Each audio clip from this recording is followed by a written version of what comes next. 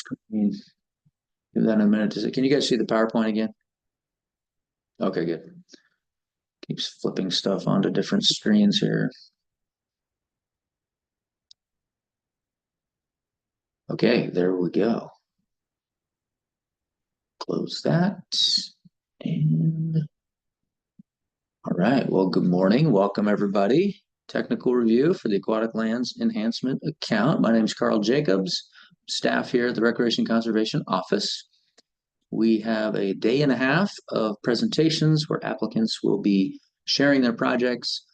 We have a panel of volunteers, our advisory committee here to help give feedback and advice. And our first presenter is here with Snohomish County. Emily, welcome. So I'm going to launch your PowerPoint. Can you see that okay? I can. Excellent. I'm going to turn off my video just during the presentation and pass you remote control. There you are. Click on the screen, see if you can. Yeah, it looks like that's working. Okay. It didn't advance for me. There it goes. There it goes. All right. Sometimes just a little 1 second delay. Looks like the delay isn't too bad, so I think we'll be good.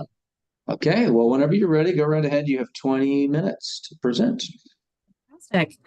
Thank you, everyone. Good morning. My name is Emily Griffith, and I am a senior planner with Snohomish County Parks, and I will be presenting the Flowing Lake Dock and Waterfront Accessibility Project.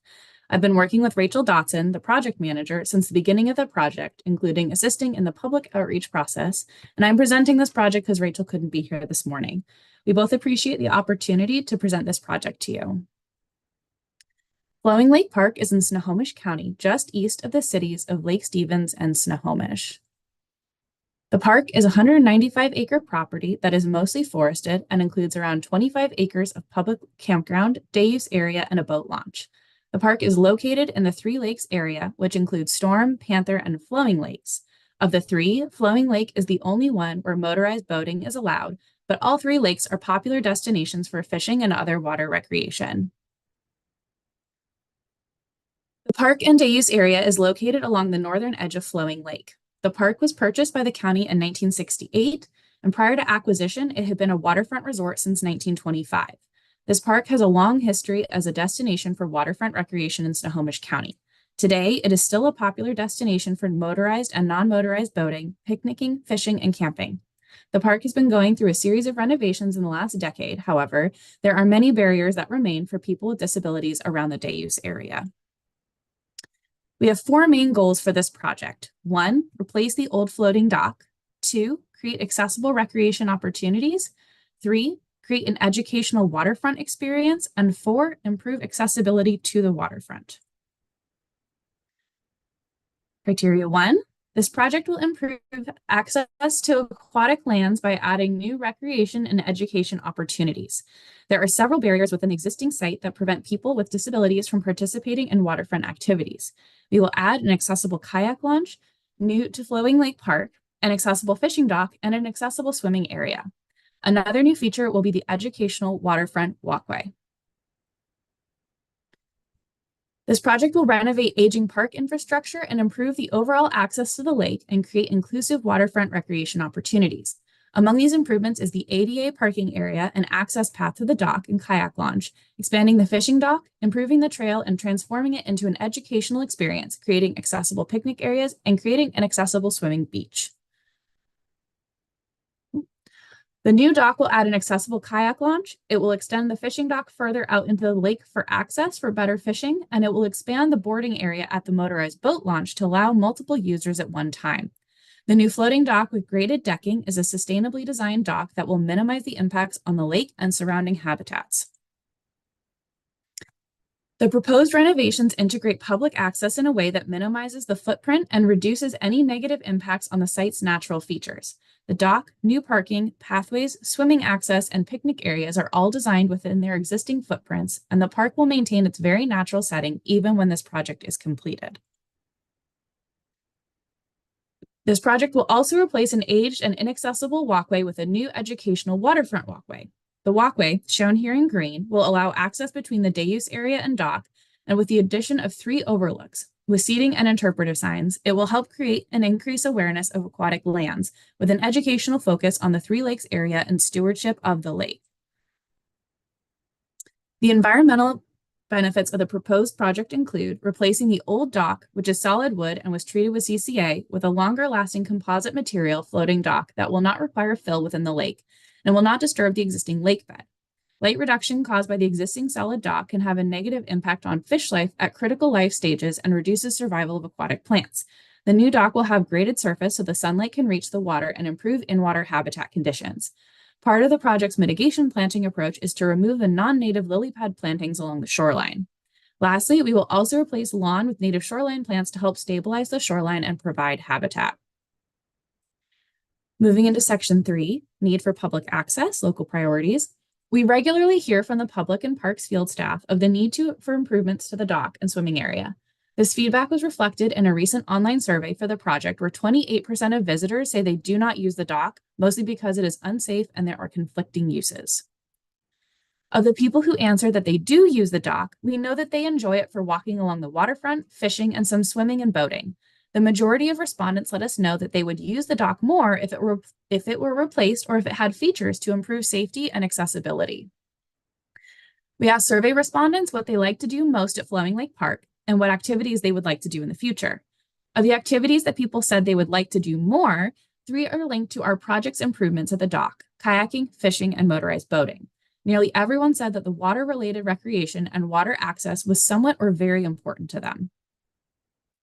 Shown here are similar recreation opportunities in Snohomish County's park system. There are only a few waterfront parks available in our system that have swimming, kayaking, and fishing, or walking along the waterfront. We've identified these types of improvements and specifically making them accessible to all visitors as being very important at Flowing Lake. This map shows nearby accessible recreation opportunities in Snohomish County parks. We have accessible camping at Flowing Lake, but not accessible fishing, swimming, or kayaking. We hear from park users and field staff all, sorry. That one. There we go. Apologies. We hear from park users and field staff all the time about the demand for more parking, reducing the conflicting uses of the park, need for ADA facilities, and other improvements. Due to the age and condition of the dock, the need for a new dock has been known for some time. We expect visitors to grow, including off-season demand, because the days are getting hotter and on hot days, this site reaches max capacity. The county is growing in population and demand continues to grow, and we anticipate keeping the recreation offerings much the same as the existing park. We will just make them accessible to all. This project includes several priorities identified in our Parks and Recreation Vision Plan, the parks element of our comprehensive plan, regional open space plan, and our parks mission and vision. These include things like improving sustainable habitat along the shoreline. The accessible kayak launch will be an innovative addition to the park system and can become a regional draw. Focuses on accessibility improvements to help create an inclusive recreation system, help educate about stewardship of our parks and lakes as natural resources, and focus on improving existing parks and meeting identified needs within the current inventory. The existing parking lot, section 5, project scope, public access. The existing parking lot near the dock includes one ADA parking space, which does not meet current ADA design guidelines, and more ADA spaces are needed. We anticipate that the need for accessible parking will increase with the addition of accessible recreation opportunities. With that, we are proposing 3 new and 1 renovated accessible parking spaces. This will help support the new accessible recreation opportunities. Shown here is the route from the parking lot to the dock and waterfront walkway. There is no accessible route, no ramps to allow access to the dock, and the existing route forces people to access the dock along a vehicle drop-off zone, which is a safety risk.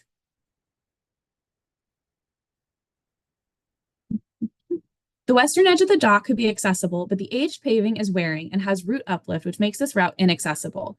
We heard from several people during the public outreach requesting accessibility improvements to the dock.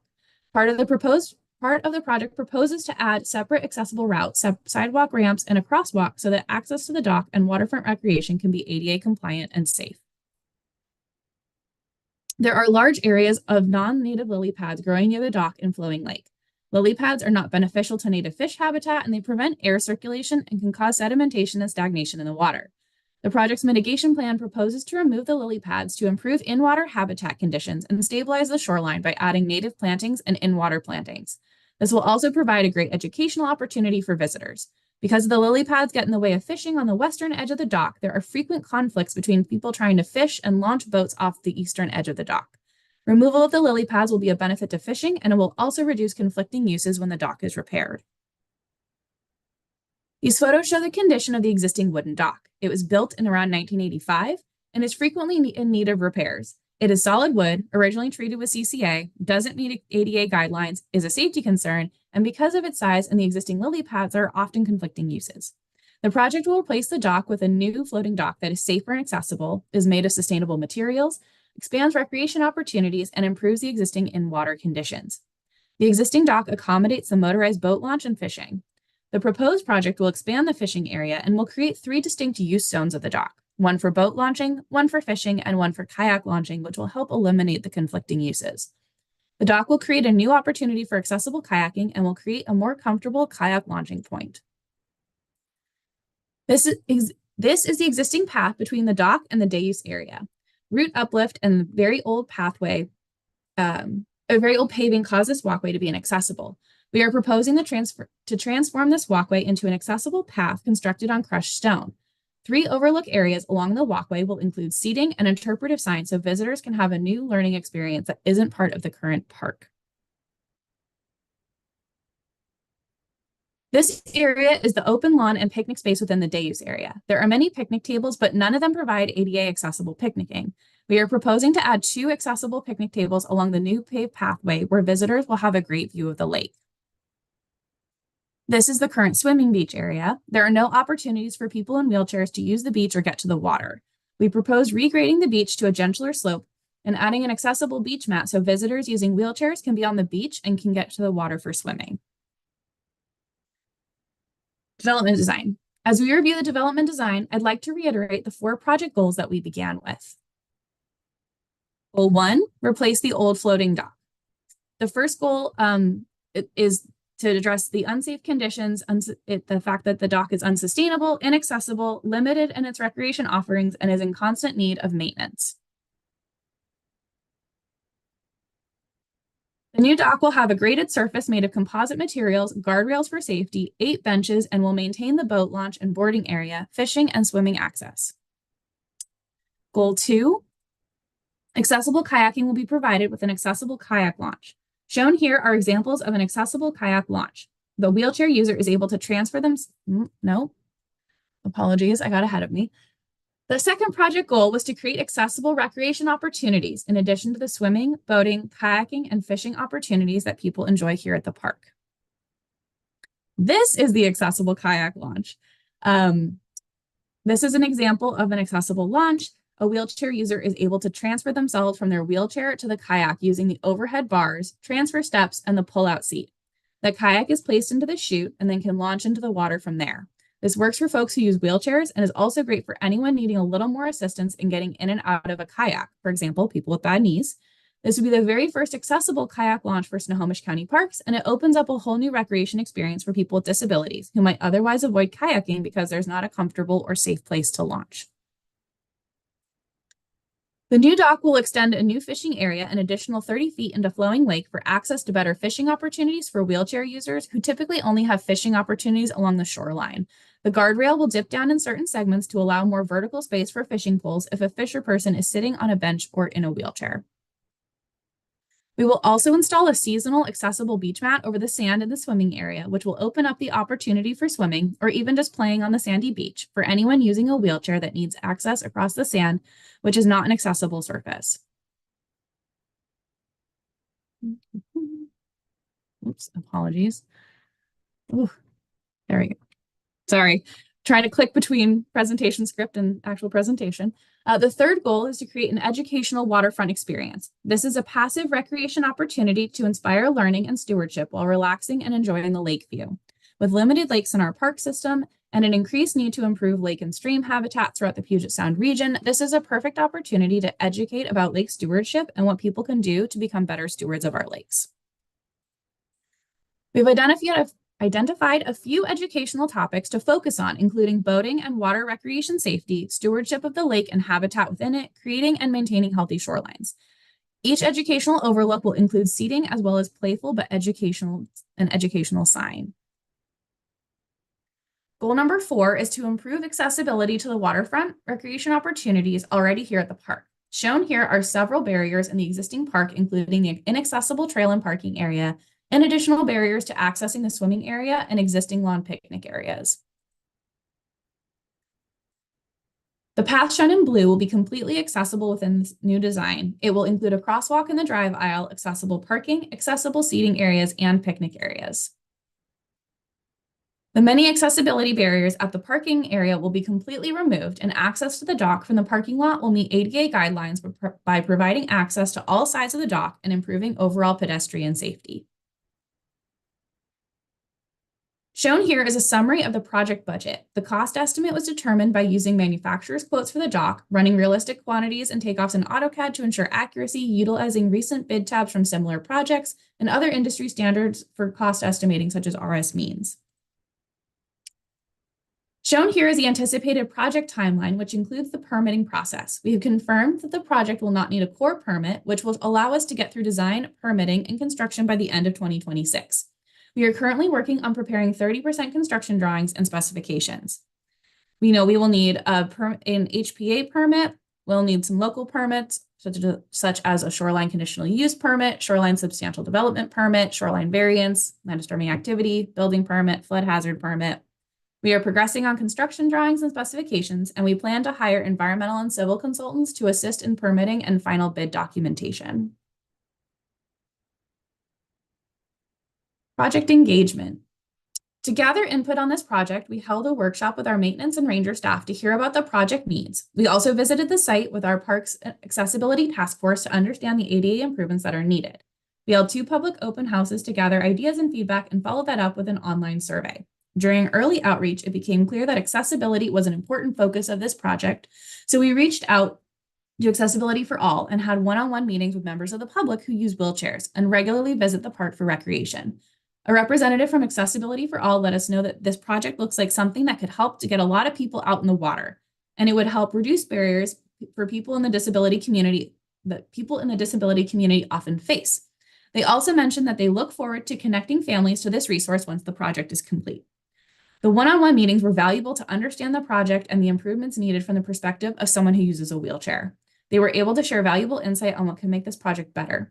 For example, one person who fishes off the dock often let me know that he would really prefer to have a dock extension so he could fish further out into the lake because there are better fishing opportunities in the deeper water. And since he does not fish from a boat, he'd like to have better opportunities than just the shoreline. We heard in the online survey that the top 3 improvements for the project are slip-resistant dock surfacing, benches on the dock, and the accessible launch. 70% of respondents said that interpretive and educational features were important, and all of these improvements have been incorporated into the design. In the early stages of the public outreach process, this project was simply a dock replacement. We received a lot of comments about the site, especially accessibility and additional uses at the site that we've been able to incorporate into the project. In the one-on-one meetings, we heard about some potential issues and concerns related to the accessibility features, one being whether the accessible kayak launch would need to be staffed regularly. And we researched this issue and found that they don't require staff, but we should have a good approach to rolling out this feature once it is built to educate users and advertise it as a new feature in our park.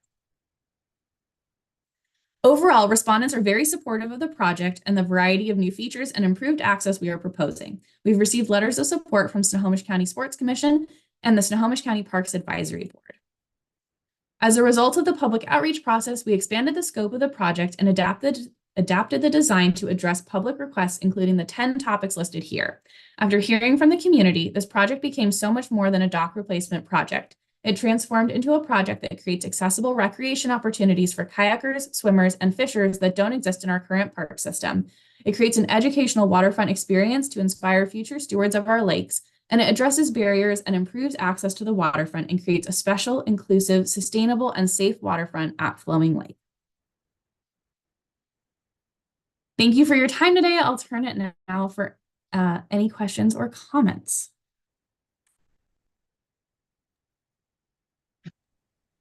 Great. Thank you so much, Emily. Dave, go ahead. Hey, Emily, I really enjoyed the presentation. It was really good. Sounds like a wonderful project. The Thank you. disability end of it sounds fantastic. Appreciate it. Yeah. Um, so the only thing I was left with thinking about was the size of the area we've got for you got kayak launch one side, boat Hmm. launch on the other side, and a fishing pier, kind of all within that same structure. Hmm. And I was wondering about the discussion about um, having everything together there.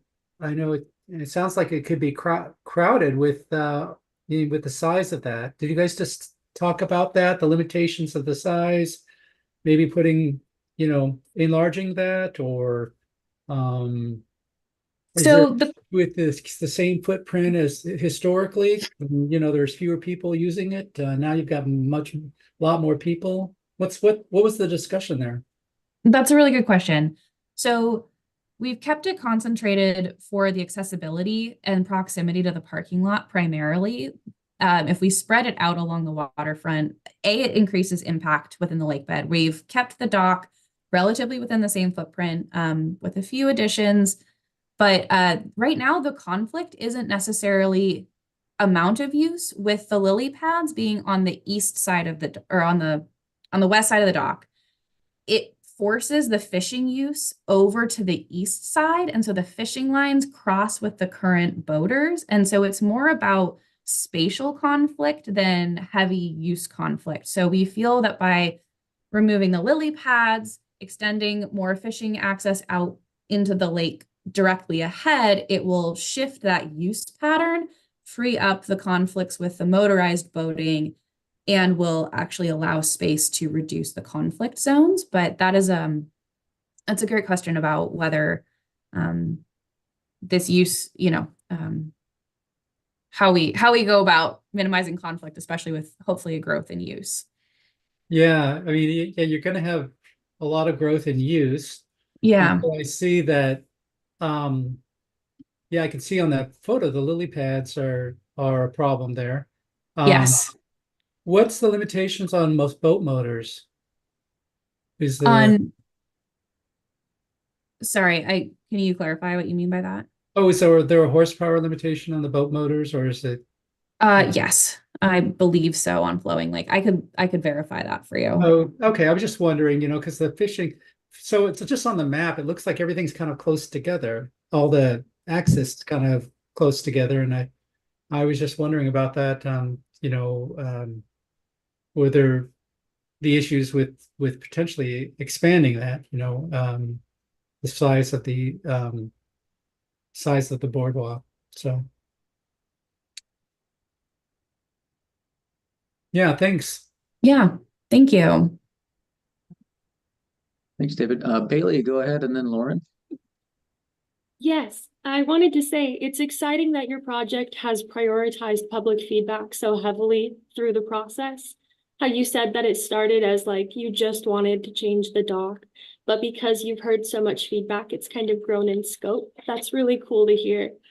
Um, I had a little bit of feedback about your presentation. From the very beginning, your presentation really stresses how accessible you want this project to be, which is great. Um, the first time that there is specific, kind of you specifically say what will be more accessible or how it will be more accessible is in the graphic on slide 10. And then the first time that your speech actually mentioned what specifically will be made more accessible was on slide 21. And so my feedback was just if you could add a little bit more specificity, not just this project will be accessible, but this project will be accessible. Here's 3 ways how, just in a list real quick. It would kind of help shape that through line of accessibility through all of it, because I spent part of the beginning wondering like what exact changes would be made as you went through those graphics. Thank you. I Yeah. appreciate that. Thanks, Bailey. Lauren, go ahead, and then Dylan. All right. Excellent presentation. I agree with Bailey. The slide you're currently on, my first thought on here was you had mentioned like a ADA kayak put in, and I didn't know what that looked like. So I was like, oh, this white blank space right here would have been great for a photo, but a list would work great too. So I love that idea.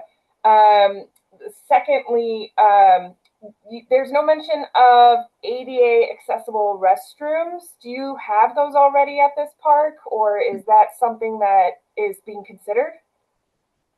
We have restroom facilities closer to the swimming part of the day use area. I'm trying to look for a good slide to show.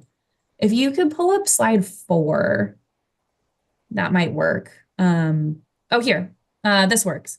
So it's behind the trees. You can see the path comes across kind of in the middle of the screen, and there's a stand of trees. If you go back there, there is an accessible restroom facility just tucked into the trees closer to the swimming facilities and the parking area with the playground and the swimming access.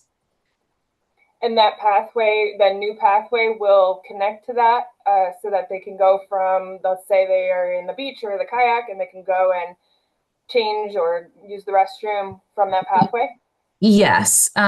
Slide 6 to forward. Oh, I know the quality isn't great.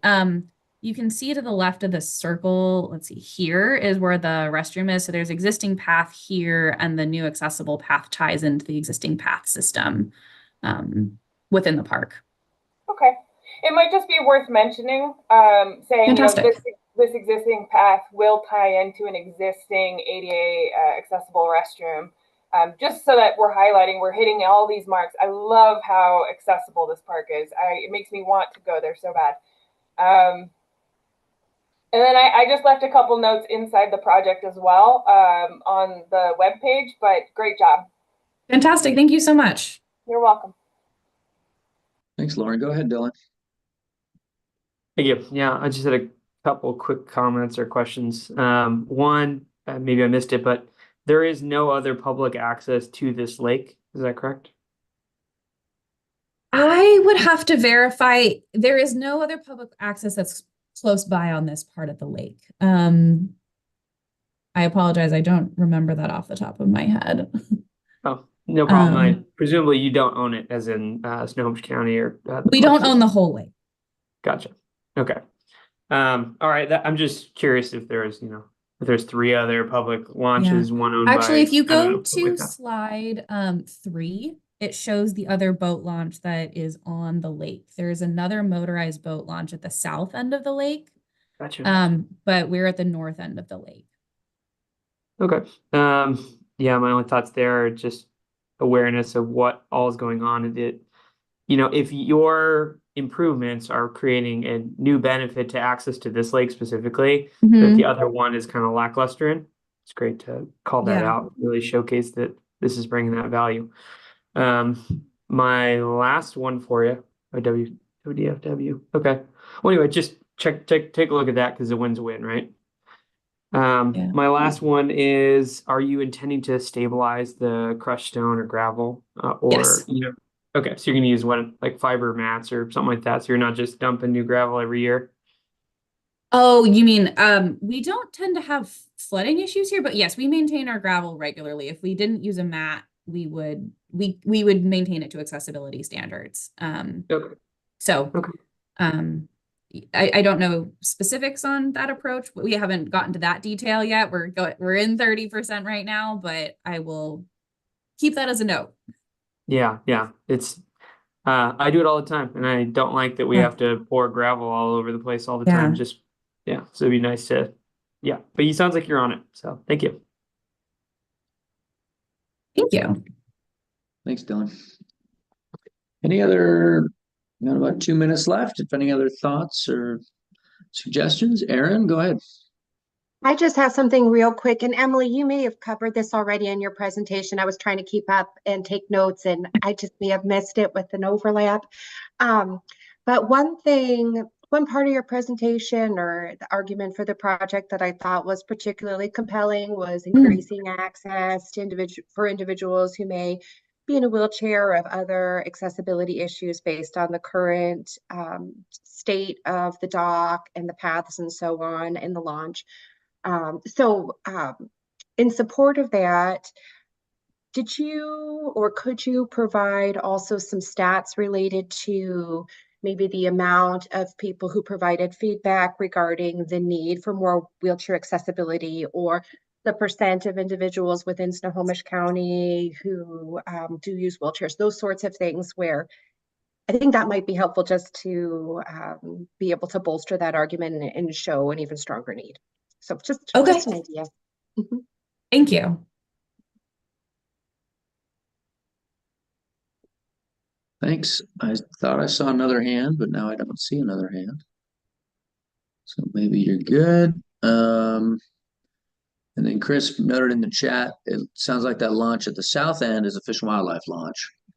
So there's a motorized launch there at the south end.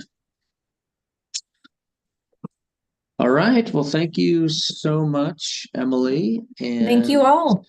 Everyone else. Yeah, appreciate it. We'll see you back here in August. And in the meantime, grant managers will get the applications back to you. And there will, I think someone mentioned, there will also be written comments as well, in addition to what you just heard. So fantastic. Thank you all so much. Appreciate your time. All right. Bye-bye. Bye, Emily. Thank you. All right. Next up, Frog's Home Acquisition Project in the Yakima Nation. Ashley, you're presenting this one? Hi, I'm not. No, Paul from Proterra will be. Oh, okay. And okay, there's Paul. There's Paul, yeah, and Noah Oliver is here as well. Okay, great. Welcome to all of you. Let me pull this up. All right, you can see that okay? Yep. Can everybody hear me? We can, right. Yeah. Thanks, Paul. I'm gonna turn off my video just during presentation, give you remote control. If you have any issues with the remote control, I can always take it back and advance the slides, but all right, go ahead and click on the screen and see if you can take that down. There it goes. Oops. Right. Looks like it's working. Like it's working. All right. Right. 20 minutes, so go ahead whenever you're ready. Thank you. Hi, I'm Paul Kriegel with Forterra, an accredited land trust, here with Noah Oliver, a cultural geographer with the Confederated Tribes and Bands of the Yakima Nation, and with Ashley Knapp, grants consultant. I'm excited to present the Yakima Nation's project to repatriate the 176 acres of culturally significant land within the nation's treaty territory along the Yakima River main stem for riparian habitat restoration. This property is known as Aliquot Nishite, which translates to Frog's Home to the Yakima Nation. The property is in Yakima County in central Washington. It's off the main stem of the Yakima River in Raya 37, the lower Yakima River. It is south of the city of Yakima near the Yakima Nation Reservation, at the south end of the gap-to-gap reach of the Yakima River main stem, which is the 10-mile reach between Sela Gap to the north, circled in yellow, and Union Gap to the south, circled in red. The property is 176 acres over 6 parcels with side channel habitat. The diagonal yellow lines are an excluded area for future language and cultural center.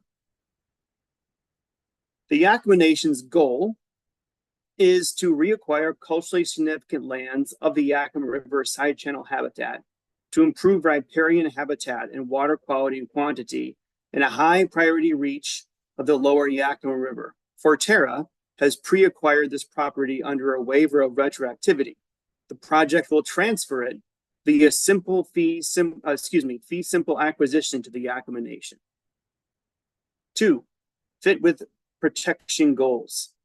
Frog's Home contains 0.47 miles of Yakima River side channel known as the Blue Slough, shown with a long yellow line, as well as 53 acres of wetlands, as defined by the National Wetlands Inventory. 153 acres are within the FEMA 100-year floodplain. Only 10 acres are upland, shown in orange. The site provides a unique mosaic well suited for impactful restoration work to improve the ecological function of the Yakima River. It contains hummocky wetland pockets, saturated surface soils, and riparian trees and shrubs along the floodplain margins in the adjoining river. The property is filled with remnant floodplains and abandoned river courses. Round river rocks are throughout, indicating the Yakima River historically flowed through this property.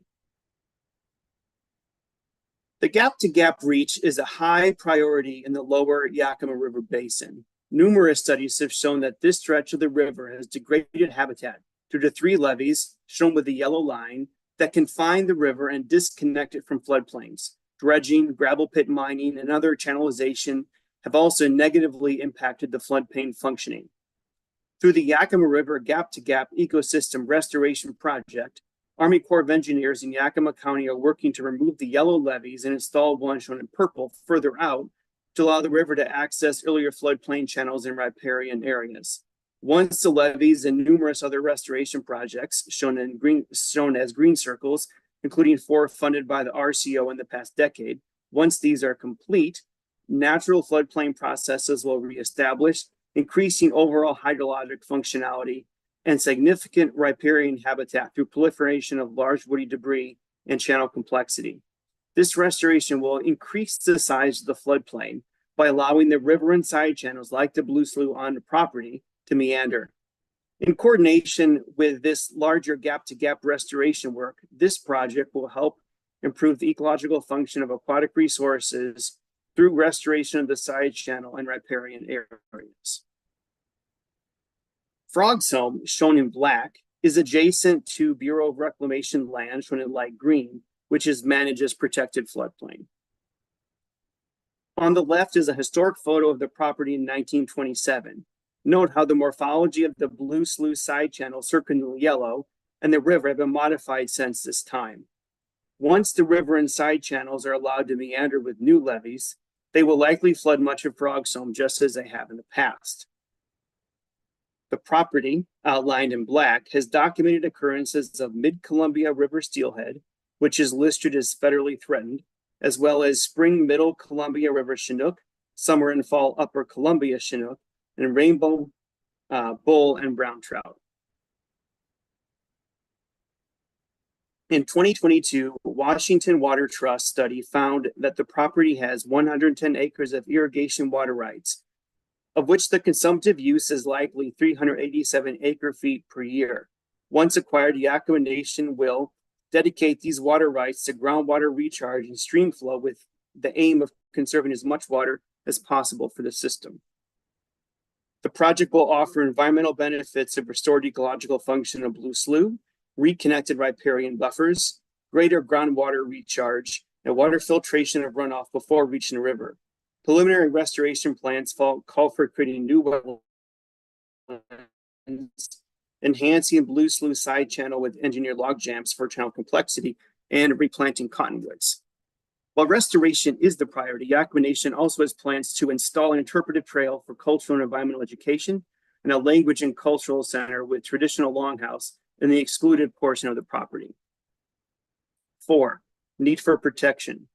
This project supports 2 actions in the Yakima Basin Steelhead Recovery Plan. It is part of the Lower Main Stem Action Number 6, restore main stem and side channel habitats in Union Gap to Sela Gap Reach. Returning Yakima Nation ownership will pave the way for restoring floodplain connectivity and function, channel structure, and complexity. This same historic photo also shows an immense cottonwood forest circled in yellow that once covered a significant portion of the floodplain of Frog's Home. Now almost all of this has been lost. Most relic cottonwood stands are snags. Cottonwood trees are keystone species to riparian zones. Their loss has affected shades, large wood input, water temperature, and availability of prey for salmon. Cottonwoods can regenerate once grazing is reduced. This acquisition will make regrowth possible, even without future restoration, because it will permanently eliminate grazing in the land with historic cottonwood stands. As a result, it also works toward basin-wide action number 12, improve recruitment of cottonwoods, especially in the main stem floodplain. This project aligns with many actions to improve water resources in the Yakima Basin Integrated Plan.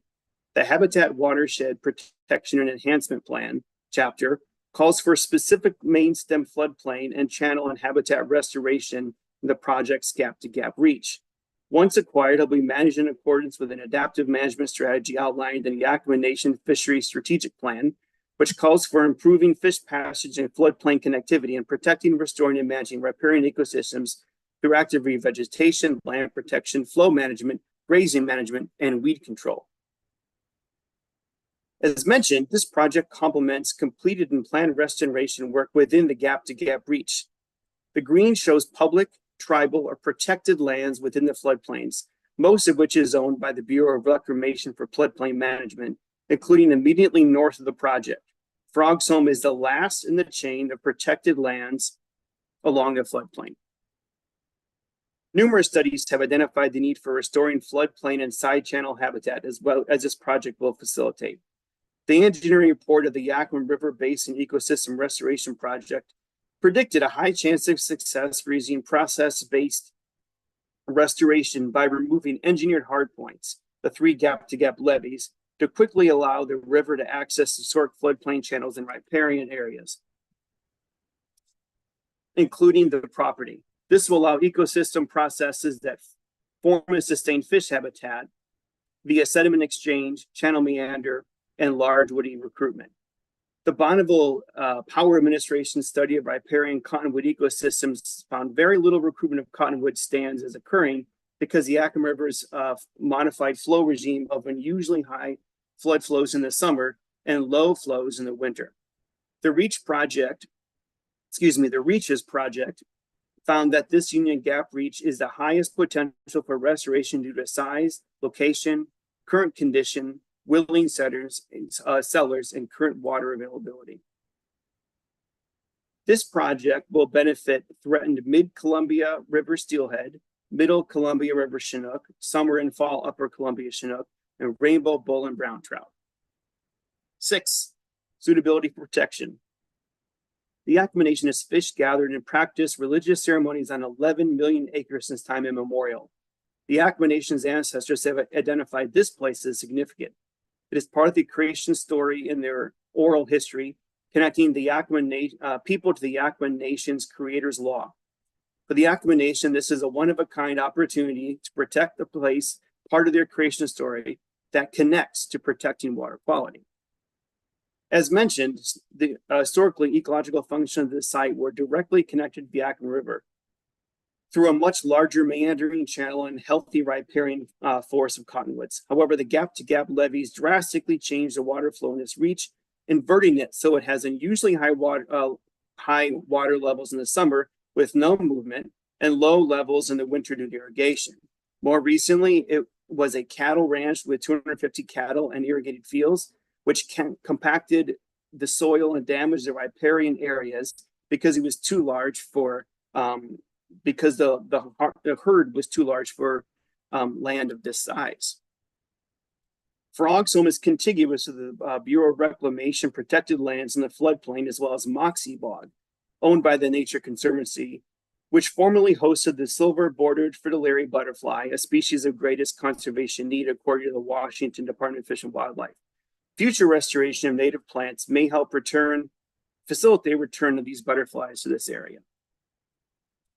The northern border of the property contains a Moxie drain, an irrigation canal drainage that flows from surrounding farms. Frog's Home is the last property the sediment-filled water touches before discharging directly into the Yakima River without any filtration, thus depositing large amounts of silt and degrading the water quality.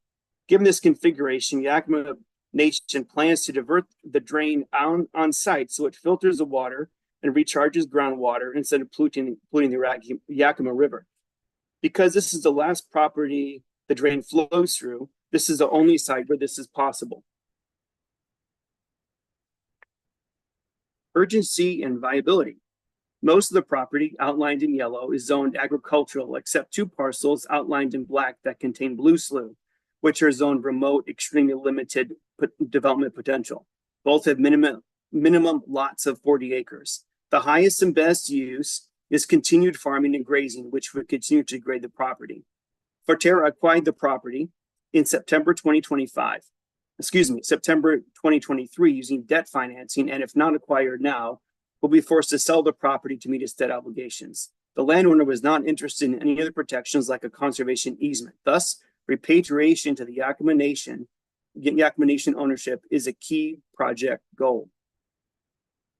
If ALEA funding is not available, someone else will purchase this land, likely for farming or residential development. Should this occur, the greatest threat is the uncertainty the property would face in the hands of different ownership with different management priorities. The landowner may fight the flooding and channel migration, thus limiting restoration within this stretch, restoration which has cost millions. Another landowner will likely return to irrigated agriculture and cattle grazing, which has already degraded the riparian areas. There is vast potential once Blue Slough is allowed to meander into the floodplains, but that requires this property. It needs a conservation-minded landowner like the Yakima Nation, who supports gap-to-gap restoration work so the rivers and side channels can move freely within the property. Property is currently closed, but repatriation will open to the public. The site will require some improvements before it will be publicly available. The Yakima Nation plans to construct an interpretive loop trail throughout the property. The trail will have 7 kiosk display panels with cultural and environmental information and meander through the property's diverse landscape from lowland shrub steppe and the Yakima River to the uplands. The Yakima Nation fisheries will help with deciding the trail so that it primarily serves restoration monitoring access as a priority remains to protect the land. Currently, noxious weeds and invasive plant species dominate most of the property. Until the funding is received, spot spraying will occur on noxious weeds that are establishing since cattle have been removed. Once funded, a 3 to 5 year invasive species weed control project will be implemented. A vendor has provided a $100,000 estimate, which includes mowing, boom spraying, and spot spraying herbicide 3 times a year. It is likely that the restoration will take at least 5 years. The Yakima Nation will manage the entire process, treating invasive plants and noxious weeds and facilitating natural hydrological processes to ensure healthy habitats are taking hold. They will develop a conservation management plan that will focus on restoring the hydrology and natural processes of this historic floodplain by reconnecting the Yakima River main stem to its side channels. Planned restoration projects include intensive weed management, facilitation of natural hydrological processes, particularly disconnecting the Moxie drain from the Yakima River so the property filters drainage water and uses it for groundwater recharge. As we wait for natural processes to develop, habitat creation will be facilitated, likely by installing engineered log jams in the Blue Slough, reduced channelization of ditches and canals, and new wetland creation. Supporting the establishment of native willow will support the reestablishment of cottonwood. The Salics are the first to arrive in newly disturbed sites and prepare conditions for cottonwood establishment. Cottonwood stands provide shade to keep water temperatures cool, leaf litter as a food source, wood debris for channel complexity, and stream bank stabilization. Restoration funding will be needed to implement weed control, integrate gap-to-gap connectivity, and disconnect Moxie drain. Federal restoration design funding is currently pending. They will routinely monitor for and remove invasive species and repair large woody debris and log jams. Monitoring will also look for habitat improvement needs to facilitate natural processes, repairs, or trespassing, and ensure that the site is resilient to future degradation. They have already been in contact with the Bureau of Reclamation to coordinate future land management practices. The Yakima Nation has placed water rights in the temporary trust and will place them in the permanent trust for use for groundwater recharge and stream flow restoration. 10, project engagement. The Yakima Nation scoped and initiated this project. In August of 2021, Yakima Nation and Forterra entered a cooperative agreement to support common interests in land conservation, environmental restoration, appropriate community development, and traditional tribal access and community awareness. Together, Yakima Nation and Forterra explore opportunities for conservation acquisitions throughout Yakima Nation ceded lands. Frogsome is a cornerstone of this partnership, demonstrating the collaborative spirit and ingenuity needed to expand conserved lands. In March of 2022, the Tribal Council Chairman sent Forterra a letter requesting that Forterra acquire Frogsome to prevent its sale in the open market with the goal of transferring it to tribal ownership. We are partnering with the Yakima Valley Community Foundation and Chief Hops for community engagement events that start in July. Further events are expected to continue throughout the year. When affirming county support, the Yakima County Commissioners noted the importance of the property in supporting gap-to-gap restoration and the property's unique hydrology. They emphasized the need for aggressive noxious weed control early on, which the Yakima Nation is already taking into consideration. The nation is spot spraying for noxious weeds now and has plans for aggressive noxious weed removal in the first 3 years. Thank you, and I'll be happy to hear your feedback. Great, thank you, Paul. Appreciate that. Dave, why don't you start? Great presentation, Paul. I'm gonna kind of probably comment on something that I really enjoyed in the presentation.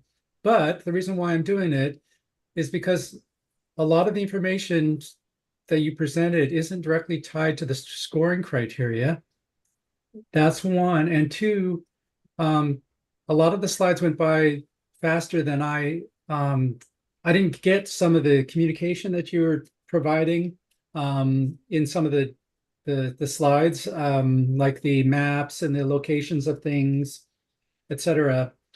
So I'm actually gonna, I don't know what other people think, but I was gonna recommend that you just remove some of the, like the monitoring is not scored and restoration is not scored in this project. It's just all about the acquisition piece. And I think I would assemble the presentation to maximize your score with the scoring criteria. I think that's my biggest comment. I also wanted to see a little bit, and I don't know, maybe you mentioned it and it didn't come through, but kind of this acquisition appears that there's adjacent lands. And so I always want to know kind of, is there what's the, and you showed the bigger picture several times with adjacent lands, but by achieving some of the goals on this property with restoration, is that going to facilitate projects on adjacent lands? And then what type of projects would be facilitated on adjacent lands? So anyway, lots of comments there just about structure and trying to get this your presentation to score the best it can do.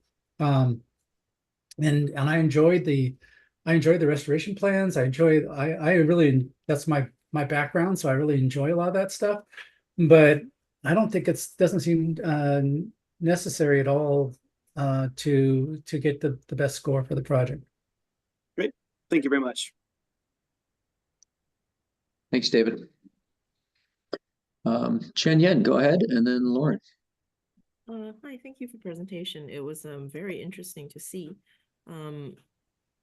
So I think David was spot on with his comments about the mentioning of the the restoration and the monitoring. That was one of my questions. I got confused towards the end. I was like, I thought this was about acquisition, not so much about that. And I went back to look at the fact that all our criteria are like numbered in a particular order, because I felt the structure of the presentation could have been more, you have a lot of information, put it that way. It's a very complex project, right? To get the information across to us, we need to be like handheld a bit, like in terms of the narrative. I felt like it was plunged right in, whole bunch of maps. I saw the area and I couldn't quite get why the Yakima Nation was the best choice. And I know, and then at first I was like, what's happening there right now? And then later you go into it, but I was left wondering a lot. I would actually like put front load a little bit with the background. This is the crucial bit of land. Just go very quickly. The reason why it's crucial is because it's right here in the confluence. Is the last one before it gets into the thing. The land is now available. It is currently used for cattle thingy. And it is the soil is compacted. Blah blah blah. If it goes on the open market, this will continue, and we are losing an opportunity to actually, and then you go into like why your client is best placed to do this, and because that is so basically you're showing why, not just that why we should help you acquire it, basically. So that would be my biggest thing. Let me see. Yeah. Yeah, and like the gap to gap, I mean, I was not familiar with that. It would help a little bit to understand exactly that, and you know, you can go into more detail, but just sort of an orientation right at the start, because not all of us are as familiar with you know, the situation. Thank you. Thank you. That was good. Thanks. Yeah, use that introduction to like set the stage and provide some of the background. Lauren, go ahead, and then Dylan. Okay. Same, very similar. I come from a recreation background, so this was super high level. And I did get kind of weighed down by all these details. So if you could do, you know, your who, what, when, where, why within the first few slides, make sure those are clear and concise so that it sets someone up like me who doesn't understand all that jargon to be able to place, you know, have a sense of place, a sense of need, priority. And then if there is any way to reference any kind of state legislation, WAC, RCW, that says this is why we need to be doing this, any kind of whether it's through the tribal lens or through environmental lens, if you can back that up with something from a directive, I think that would be helpful. But for me, I really wanted to understand, why is it so important that the tribe be the one to purchase it, and then really make sure that you're expressing that this is a now or never kind of deal. We need to have that sense of priority, that and sense of urgency to the purchase of this. So for me, that would be helpful. Great, thank you. Thank you. Thanks, Lauren. Go ahead, Dylan. Yeah, I'm not going to reiterate what everyone else said because I think they've done an excellent job. But my only add was a question about that levy that is going to be removed by Department of Reclamation. Do you have a timeline on that? And then I have a follow-up question to that. Yeah, I think I'm not sure if it's the Army Corps or the counties removing the levy. I'm not sure. I believe in the next year, but I'm not. I have to find that information in too. That's a good question. Okay. Then as a follow-up to that, my recommendation is to think about phrasing it in a way that you're emphasizing the importance of having this property and the proper ownership that, you know, you're driving towards, so that it can achieve its best use case given that quickly coming up timeline. Because once that levee goes down, I imagine it won't take that many flooding cycles to start to have meandering channels. And if you want to be prepared for that meandering channel with proper ownership, timeline's intense. So that's my only thought there. Good point. Thank you. Thanks, Dylan. Any other thoughts or feedback? I thought I saw another hand, and then it just it was, but maybe got your question answered. Mike, you got something? Go ahead. Oh yeah, thanks. Really great project. Really liked seeing how this fits within the larger gap to gap plan, and just excited to see this project be acquired and eventually restored. But just wondering if you, just as far as RCO's guidelines, if you'll be submitting the appraisal with the application. Yes. Okay. Thanks. Yeah, we'll require an appraisal to be confirmed by a review for part of our policies. Chris, go ahead. Yeah, thanks again. Nice presentation. I don't want to echo too much of what you heard before. I felt myself wanting to hear about restoration and then pulling myself back, realizing it was acquisition. So that's the struggle of wanting to hear it all, the whole plan. But you have heard that. In the engagement section, I guess I didn't get a lot of sense of how much engagement really has happened, and maybe you're running out of time at the very end, or maybe that's still ongoing. And then I also saw a little segment about that you have been engaged with BNSF, and I'm curious if like I'm not sure, is there railroad infrastructure on or near this that would be affected, or are they just a partner in the general area? I mean, obviously they go up the Yakima. What is there any infrastructure that could be affected by railroads near the property here? No, no, it's the BNSF, it's more kind of in Yakima County and specifically their relationship with the nation. Okay. Okay. Thanks. I can answer that a little bit.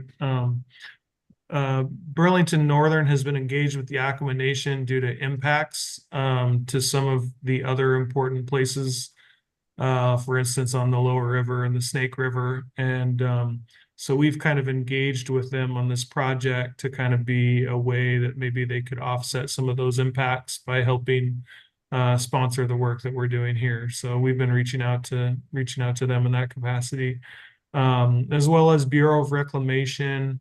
I've spoken with Richard Visser about the ability to kind of integrate this property into Gap to Gap and the work that they've done before. It was previously a property that was listed as a high habitat value through the Yakima Basin Integrated Plan and kind of its more original, broader scale vision that it began with. And so he was really excited to hear about that. And we've kind of talked to him about working with the Moxie Irrigation District and moving that canal through the property, where he was also very supportive of that work. We've also had some folks from the WDFW and the Reclamation District out on the property that have wrote us letters of support for our efforts here to acquire the property. So Great. Thanks. Yeah, I think some of that outreach is important to note I think there's like 3 different segments of project engagement. So it'd be good to highlight some of that work. Thank you. Yeah, thanks. And regarding the future plans and future development or restoration plans, it is good to hear about intended future uses. We know, why do you want to buy this? But it's striking that balance of just kind of briefly telling us without this starting to sound like a restoration project to develop. I mean, we do allow combination projects if you, but you maybe not ready to include that. So anyway, I think you heard about it, but it's kind of strike that balance of, tell us a little bit about why you want this in future plans, but you really want to focus on the criteria for the acquisition. Yeah, that's great feedback. Thank you. All right. Well, thanks so much to all 3 of you for being here. Appreciate it. You'll get your application back from your grant manager probably in a week-ish. There'll be written comments as well as what you heard today from the committee members and also staff. So great. Wonderful. Thanks, everybody. Thank you so much. All right. See you later. thank you. Right. We have arrived at a break. We are, what is it, 11:15? Just 5 minutes behind. Is 10 minutes work for folks? And then we'll be back here at 11:25 with DNR. All right. Good. Cool. Take 10. See you soon.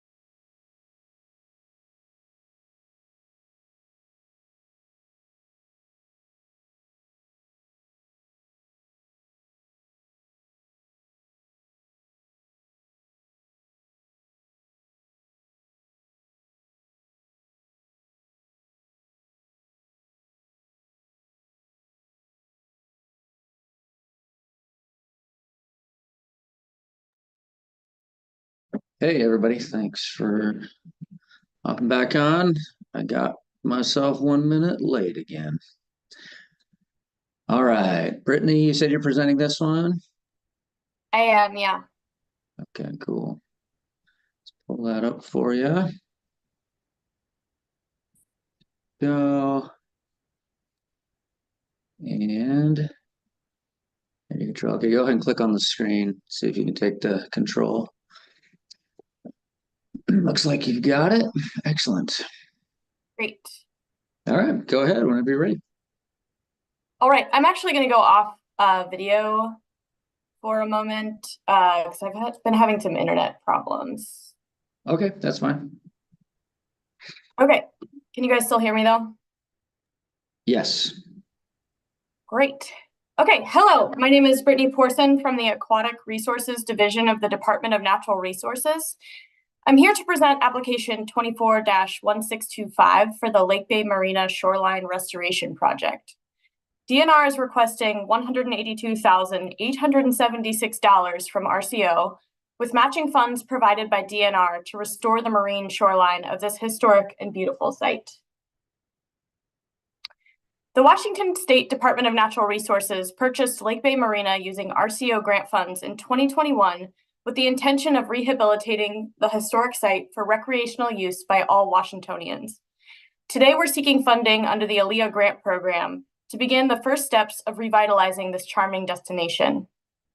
Activities that will be included in this restoration effort are to remove the failing timber bulkhead, regrade the beach, provide erosion control, and conduct additional cultural resource assessments while preparing for and completing the ground disturbing work at this site. This part of the restoration project will address the timber pilings and beach area outlined in red on the photo. We intend to remove the debris from the now defunct boat ramp, but leave that section of beach clear of plantings to provide beach access for the public. We've also applied for additional funding from the WWRP program to restore the riparian area adjacent to the creek on the south side of the property, which, in tandem with this project, would improve the shoreline along the entire property. This project has an enormous potential to fill a community and regional need by providing a gathering place for residents and visitors, an educational opportunity to tell the story of the mosquito fleet and egg co-op, and to see the natural habitat restored to include native vegetation that will support seabirds, salmonids, and other important marine species. Lake Bay Marina is located on Key Peninsula in Pierce County. The property shoreline is within Mayo Cove along the western shore of Carr Inlet in South Puget Sound. In the image on the left, circled in red, you can see where the site is located in relation to Tacoma and nearby islands. The photo on the right is an aerial view of the entire property, also circled in red. Please note for later in the presentation that Penrose Point State Park is located across the cove from this property. This part of the larger project will focus on restoring the marine shoreline adjacent to Mayo Cove. This location is not only important for environmental reasons, but also holds historical and cultural significance.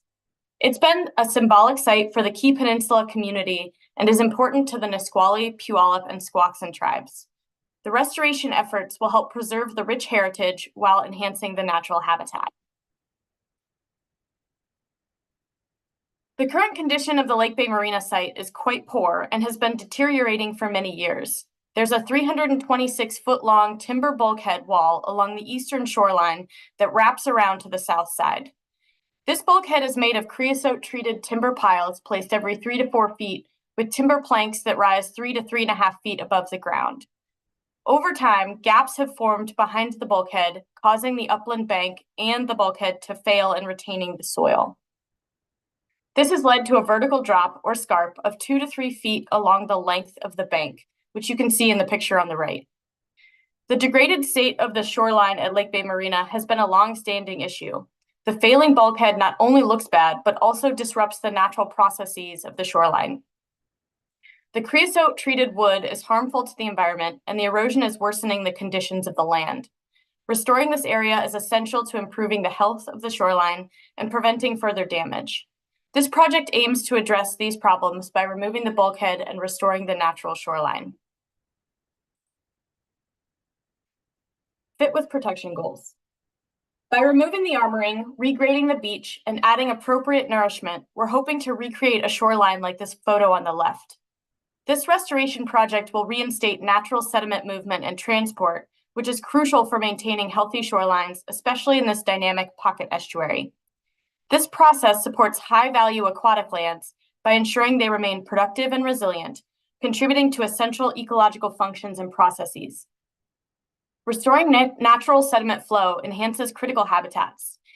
These areas will see improved water quality and habitat complexity, benefiting species that rely on these ecosystems like those in the graphic on the right. By reintroducing natural processes, we allow these areas to evolve without human interference. This self-sustaining approach ensures that high-priority ecological landscapes can thrive independently, maintaining their ecological integrity over time. By removing shoreline armoring, we restore natural sediment dynamics, promote habitat diversity, and support the ecological health of this coastal area.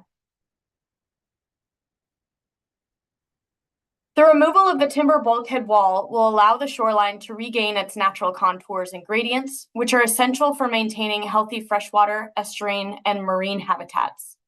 The restoration will promote sediment supply and transport, as well as local sandspit growth and stability. The aerial drawing on the right displays the drift cell that Lake Bay Marina is a part of. A feeder bluff on the north transports sediment down the shoreline and is eventually deposited on or near the Lake Bay Marina property. It has been demonstrated that the removal of armoring structures promotes better water circulation and sediment movement along the shoreline. Improved water circulation helps distribute nutrients and oxygen more effectively, benefiting both aquatic plants and animals. Meanwhile, enhanced sediment transport contributes to the formation of dynamic habitats such as sandbars and tidal flats, which are vital for many marine species, including fish, crustaceans, and mollusks. The added vegetation and log edging from this restoration project will act as a buffer between the uplands and marine environment, reducing erosion and filtering pollutants from runoff before they enter the water column. These vegetated zones also provide food and shelter for numerous species, further enriching the quality of the environment. The armoring removal will help to restore the natural resilience of the shoreline here.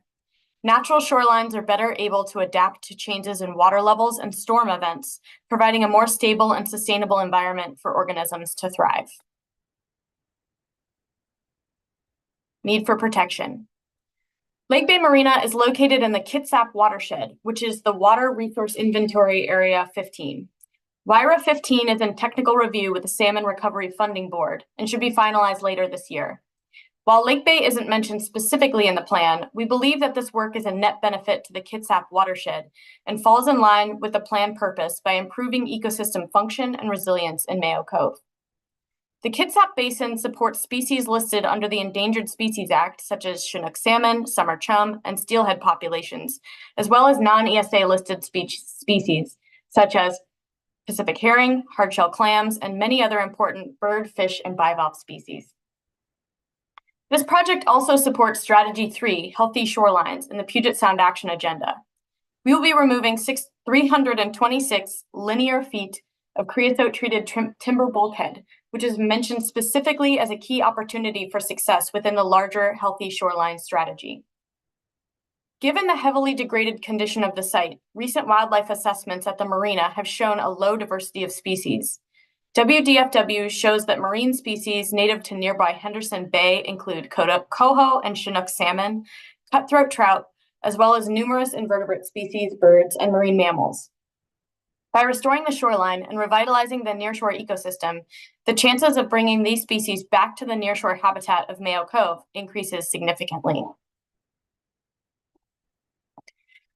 This aerial photograph from 1957 on the left shows that the shoreline armoring has been in place for at least 70 years. As I mentioned in the last slide, a key opportunity delineated in the Puget Sound Action Agenda is to identify opportunities for restoring these nearshore areas to their natural state. The Shore-Friendly program has found that the most successful way to encourage the removal of hard armoring is when neighbors do it together. The black lines on the map on the right show other hard armoring sites nearby. We are coordinating with the Pierce County Conservation District Shore-Friendly program to help neighbors piggyback on the armoring removal to make it more cost-effective for interested homeowners in the area to remove their hard armoring as well. By completing this restoration project, we can showcase the benefits of restoring natural shorelines and removing armoring to private homeowners in Mayo Cove. This can help raise awareness about the positive impact on the environment and the community.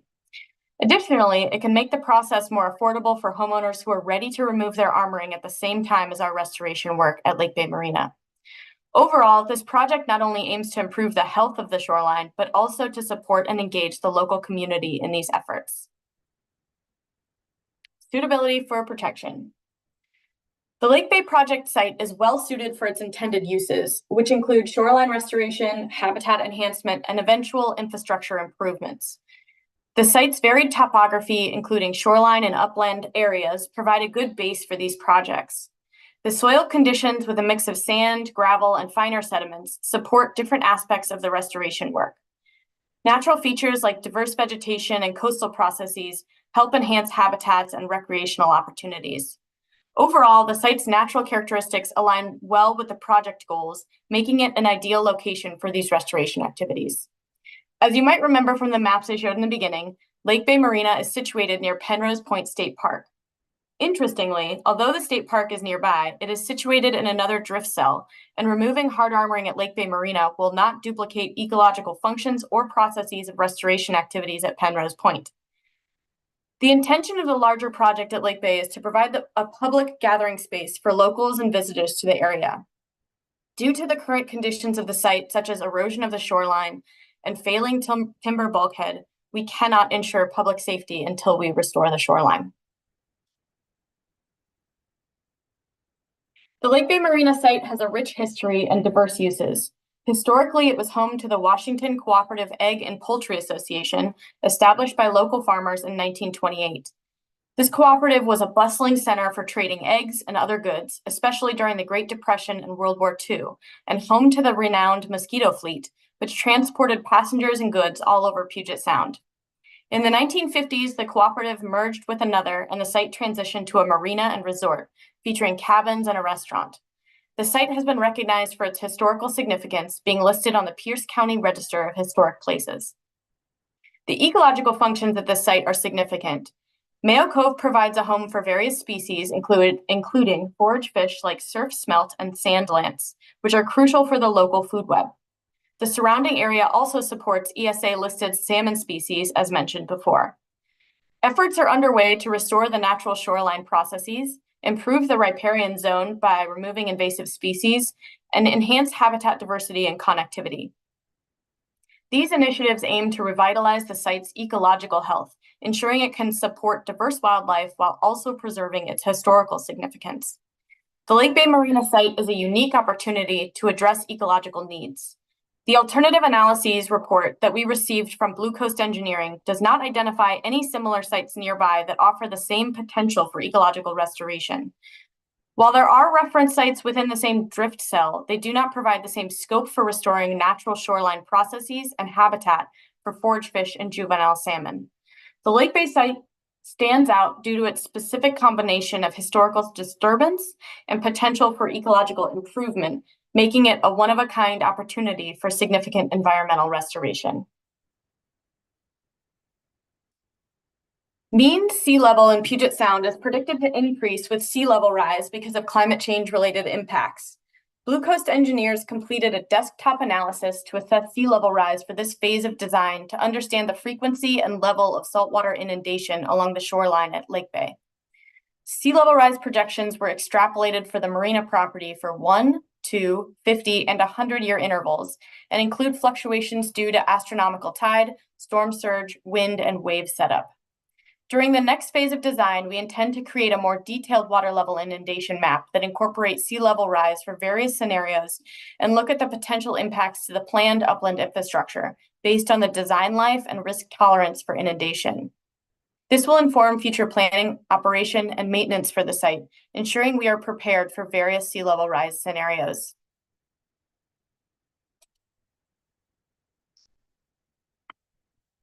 The size and configuration of the Lake Bay Marina site are sufficient to meet the specified ecological goals on their own. The site includes approximately 660 feet of shoreline with a mix of armored and unarmored sections that influence water flow and connectivity.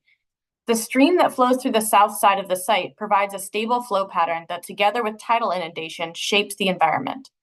Efforts to restore the shoreline will focus on improving the edge and interior habitats by removing invasive species and enhancing native vegetation. The site's layout allows for the creation of corridors that support species movement and ecological processes, crucial for achieving the restoration goals. We hope that the restoration of the shoreline can be done simultaneously with the restoration of the adjacent creek at Lake Bay Marina. Site considerations will inform a design that can stand alone and work in unison to create an ecology of sediment flow, provide habitat, and bring about the return of native species. Blue Coast Engineering provided us with a 30% preferred design drawing for the shoreline and adjacent creek restoration projects, which you can see here. The demolition plan is on the left and the restoration plan is on the right. Our subcontractors believe it will be a short turnaround to get from 30 to 100% design for restoration, which will be complete before the start of the next biennium. In addition, final details are being added to the appropriate permits, which will be submitted in the next few weeks. The existing surrounding land use of the Lake Bay shoreline is currently a mix of natural and developed areas with some shoreline armoring and infrastructure, such as a pump house, groundwater well, and septic systems. The condition of these areas varies, with some sections showing signs of erosion and the presence of debris like timber pilings and concrete barriers. The future concerns of this area include habitat degradation due to increased armoring in the drift cell that will disrupt natural sediment transport and the need to manage utilities like the well and septic systems to avoid environmental harm. Zoning and comprehensive planning will need to address the balance between restoring natural shoreline processes and maintaining necessary infrastructure. Our overarching goal is to improve ecological health, aesthetics, and recreational use while minimizing negative impacts on existing infrastructure.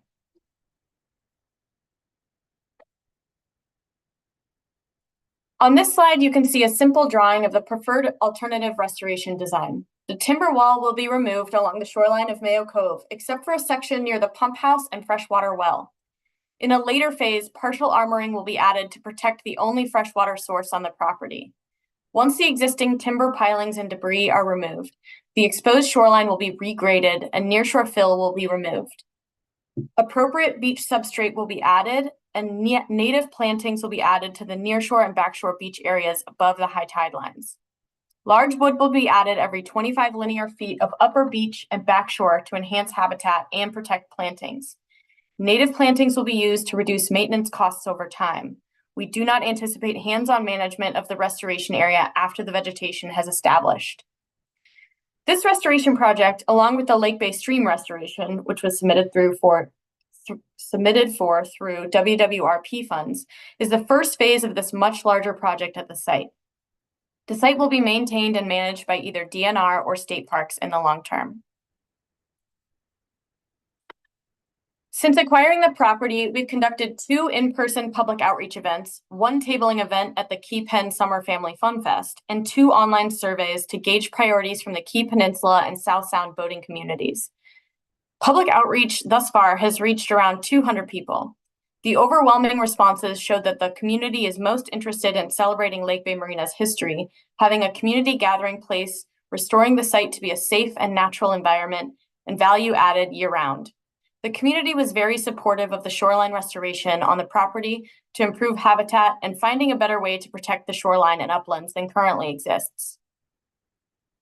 We've met with the Nisqually, next slide. We've met with the Nisqually, Squaxin, and Puyallup tribes who are all very interested in this project. The affected tribes will be on site for any ground disturbing work and additional cultural resource studies going forward. We would like to work with each tribe to help develop cultural resource signage that reflects the history of the site and incorporates tribal art and language. In addition to signage, there are additional opportunities to host traditional gatherings for those tribes once restoration is completed. This concludes my presentation. Thank you so much for your time. I'd be happy to take questions. Great, thank you, Brittany. And Heather, go ahead. Great presentation and project. I visited this marina a couple years ago. I didn't know DNR had purchased it, so super cool that you guys are restoring this. maybe I missed it, but I was curious throughout the presentation of where the public access was going to be concentrated. Is this going to be on the shoreline where you're doing the restoration, or is it supposed to be more eventually out at the marina building, or what's the overall plan for that? Yeah, thanks, Carl. I think you have control now. So Yep. on this side, you can see there's a few pilings that will be removed, like on the upper left side of this picture, and then there's just a gap before the next set of pilings start. And so that was an old boat ramp that we're going to remove the debris from and just keep that clear of plantings and then allow for beach access there. We imagine it's only going to be a few hand launch boats and maybe some swimmers.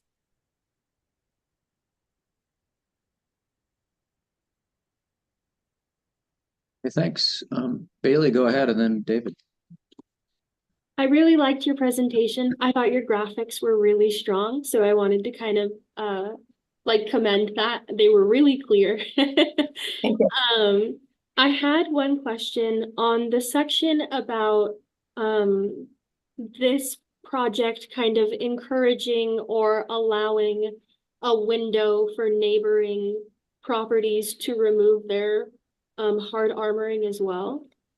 Has any community engagement been done? Has any outreach been done to the homeowners that might want to remove at the same time? Like, have they been contacted at all or made aware, or is it just kind of the assumption that it would be easiest to do it then for them? I was actually contacted by the Pierce County Conservation District Shore Friendly Program saying that there was already a homeowner in the area planning to remove their armoring and was hoping that we could kind of align the schedules so that we could pay for the mobilization and demobilization to basically offset the cost for this homeowner who would need to pay for the rest of it themselves. So that's the engagement that I know about so far, but I will connect with the Conservation District again to make sure that we're doing outreach to all of the other homeowners with armoring in the area if they're interested. Gotcha. Thank you. Mm-hmm. David, go ahead, and then Chris. I enjoyed the presentation. I'm a little confused by some of the logistics things, but they're not they weren't related to restoration. I think in the introduction it would have been nice to just perhaps flip the location of the project first, because then it just seemed to flow better if you just start with the location and then flip it. But then you really gave a nice overview of the project, and appreciate that. The comment I have is on the native vegetation. So I agree that this is really an important area for ecological restoration. The upland native vegetation communities, these are fairly unique to the various marine areas. Yet we just have one statement: the native vegetation will be there, and I would love to see. And this affects the cost of the project as well, because to bring back the ecological community that was representative of this site, it might cost more, and there might have to be some follow-up maintenance and weeding. So really wanted to see what, like, the diversity of native plants, what species are being planted, what's the community that is going to be established here. And I'd just like to see that the project thought through that aspect, thoroughly, and has a good plan for the ecological restoration. Yeah, thanks, David. I'll definitely get that before the final presentation. Great. Thank you very much. Thanks, Chris. Go ahead. Great, thank you. Like Heather was saying, the last time I was involved with Lake Bay Marina was not a fun experience, so I'm so glad it's much better. I think maybe the one question that I had that hasn't been addressed was I think it was around the dock pier connections with the upland. I mean, trying to add, whether you want to call them wing walls of protection or it's just difficult to incorporate hard armoring to protect where the dock joins the uplands, and maybe working with Blue Coast to see about. I mean, I'm imagining that it's going to be difficult to like make too big of modifications to the pier because of its probably historic status or something, but possibly extending the pier further inland to so you can actually just avoid using hard armoring. So your pier would actually just make a connection further. I don't know what that direction is off the top of my head. Further inland, reducing the need for hard armor, and you just have a soft armored shoreline or a unarmored shoreline kind of under the pier. Might be worth a look. It's just hard to incorporate hard armoring adjacent to no armoring because it just has like a scour and wraparound effect often. But otherwise, I think it looked good. Dollar value seems really good, and just overall, other project work in the area has with Penrose completed already and looks good. Yeah, thanks, Chris. I do want to say that the pier design is a separate phase of this project, and we have already talked about connecting the pier higher up into the uplands for multiple reasons. What we need to protect here, though, is right adjacent. If you can see on this picture, the blue roof, that's the pump house and the only freshwater well on the property, and there's no other way that we could dig a well. So we're trying to protect that in case we want to do flushing toilets in the future for public access reasons. So that's kind of our reasoning for keeping some of the armoring there, but we will be working very closely with Blue Coast to make sure that design makes sense. Okay, yeah, that's right. I do remember hearing that now. Yeah, okay, sounds good. Thanks, Chris. Mike, go ahead. Yeah, great project, Brittany. Yeah, I think what you were just talking about were the things I kind of wanted to see the restoration in context with the vision for the site.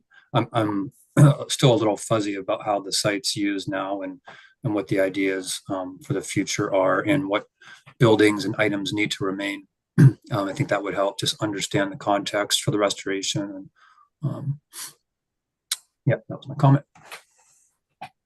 Yeah, I can quickly go into it if we have time, but I don't want to. Yeah, go ahead. We did. Sure. So eventually there will be there off this long pier, you can't see in this picture, is the historic marina building. There will be some boating infrastructure off the pier eventually. Right now we've taken out the derelict docks that used to be there. But the uplands is more for recreational use, gathering space. We're going to have probably some picnic benches, some parking. But those, again, are like future phases of this design. And we're not yet at 30% for those. So, as things can change. Yeah, and I think it was just my comments and question of judging sort of the restoration with regards to what needs to be protected, talking about the dock and the pump house and so forth. So yeah, appreciate that. That kind of background helps evaluate, I think.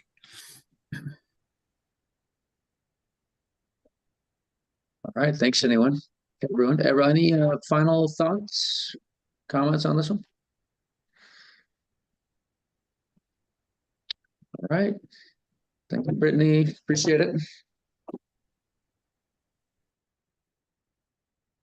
All right, we are moving up to the San Juans, Dolphin Bay Beach acquisition. Hello, Erin. Looks like you're presenting this one. Hi, yeah. You? Can you see your presentation there? I can. All right, great. I'm going to pass you a remote control so you can advance your own slides. If it doesn't work well, I can just take it back and do it for you, but usually it works all right. So I'm going to turn my video off just during the presentation, and there you are. Go ahead and click on the screen to see if you can take that. Yep, looks like you've got it. Okay. Right, go right ahead. You have 20 minutes. Okay, thank you. Well, my name's Erin Halcomb. I'm with the San Juan County Conservation Land Bank. For those that aren't familiar, our program operates on funding acquired through a real estate excise tax. And we've been voter approved since 1990.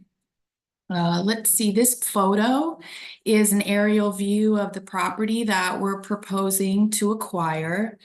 It's project number 241803. And I feel really privileged to be able to bring this project forward. It's a worthy property and it's an increasingly rare opportunity here in the islands. So our service area, I've included two different photos here. The one on the left is kind of Western Washington, and the county is highlighted. Included this because we are a tourist destination. On the right-hand side, the star denotes where the property is on East Sound, Orcas Island. East Sound Village on Orcas is about 4,100 people, and San Juan County is around 18,000. So year-round intended users would be our local community, but we're definitely host a tourism boom in these sunny months. So the project summary, this is an aerial view of the property. It's looking across East Sound to Mount Constitution. This is Moran State Park and our county's largest conservation area. I wanted to mention that all but 3 of the photos, which I'll point out, are of the property.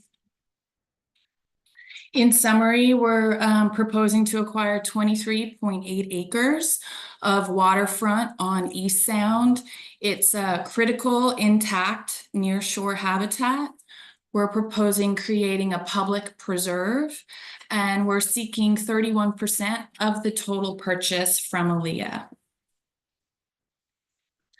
In terms of our first criteria, I'll focus on the protection goals. There's several key habitat features on this property. Starting off, this is an aerial view of our intact shoreline. You can see a pocket beach on the left-hand side. That's 260 feet pocket beach, 1,300 feet of shoreline. And this view, I really like how you can see the mature vegetation all along that nearshore zone. Other key habitats, there's a intermittent stream on the property and approximately 6 acres of riparian. And then we have about 17 acres of diverse upland forest. So in this photo on the left, there's a snag, mature Doug fir on the right, other species, hemlock, yew, maple, crabapple, and also diverse structure. So we do have some coarse down wood and different size classes. Also wanted to say that this isn't an isolated property. It's in proximity to what we call the Diamond Hill Conservation Area. So that is circled. If you're looking at that western lobe of Orcas, there's some purple, red, and blue. This property is in proximity to that. The terrestrial conservation is primarily private conservation easements on private lands. The land bank also owns a 40-acre parcel, and DFW has a 140-acre property. Neither of those offer shoreline. From the aquatic connectivity, we're on East Sound, which is a really important fish use area for our county. Has a high presence probability of Chinook. It offers forage fish spawning, herring, and sand lance. In terms of public access, the this pictures also from the property are offering beach combing, or will offer, if we're successful, beach combing, wading, wildlife viewing, and kayak landings. Also a hiking trail, which will offer bird watching, interpretive trails, and education. In terms of the project need, why do we need to save land? Well, wanted to point out that within our water resource inventory area, number 2, actually acquiring intact nearshore is the top priority. This property was specifically identified in a 2017 plan. It's highlighted right there. Because of its undeveloped shoreline. Also, the Nature Conservancy has identified this that habitat conservation area as being resilient. So within our water resource inventory area, acquisition trumps restoration because our marine shorelines are really critical habitat for young salmon and for forage fish. This slide highlights some of the known forage fish spawn sites within East Sound already. So the yellow is Pacific sand lance. The green at the head of the bay there is Pacific herring. The county, we have 5 herring sites, spawn sites. And then what's really interesting, I think, is right offshore, the property that we're proposing to purchase was delineated a pre-spawn holding area for herring. The other important things is Pocket Beach has the highest juvenile Chinook presence rates. And overall, this is, our contribution to recovering Puget Sound salmonids. So the need for public access, ironically, with all the shoreline we have, public access is quite limited and it's been addressed in these 3 local plans as a priority. Furthermore, shoreline on Orcas is also quite limited. So those blue arrows denote areas where public access exists. And while that may seem like there's plenty, they're quite small. And out of that 77 miles of shoreline, just a little over a mile is public. There again, we've highlighted the potential parcel that we'd like to protect. In terms of site suitability, again, the high quality habitat, there's another photo of that Pocket Beach. It's pristine near shore. These photos really show it off. And this upland, in terms of development, will never kind of get these rich assemblages back. And again, East Sound is a priority area within our county for spawning and rearing forage fish. It's also known to protect habitat for Chinook, both wild and hatchery. And so I've spoken a few times specifically about Chinook. There's other salmonid use in East Sound, but Chinook is our primary food source for the critically endangered southern resident killer whale. One of their struggles has been lack of food. So this even extends kind of the food web that is important for our area. In terms of suitability for public access, you can see there's the kind of a meadow glade and some forest. We're proposing a hiking trail through there down to the shoreline. Imagine interpretive signs, education, opportunities. This slide actually furthers in the suitability. They were proposing a parking lot off of a county road. It's called Dolphin Bay Road, and then a beach landing down at the shoreline.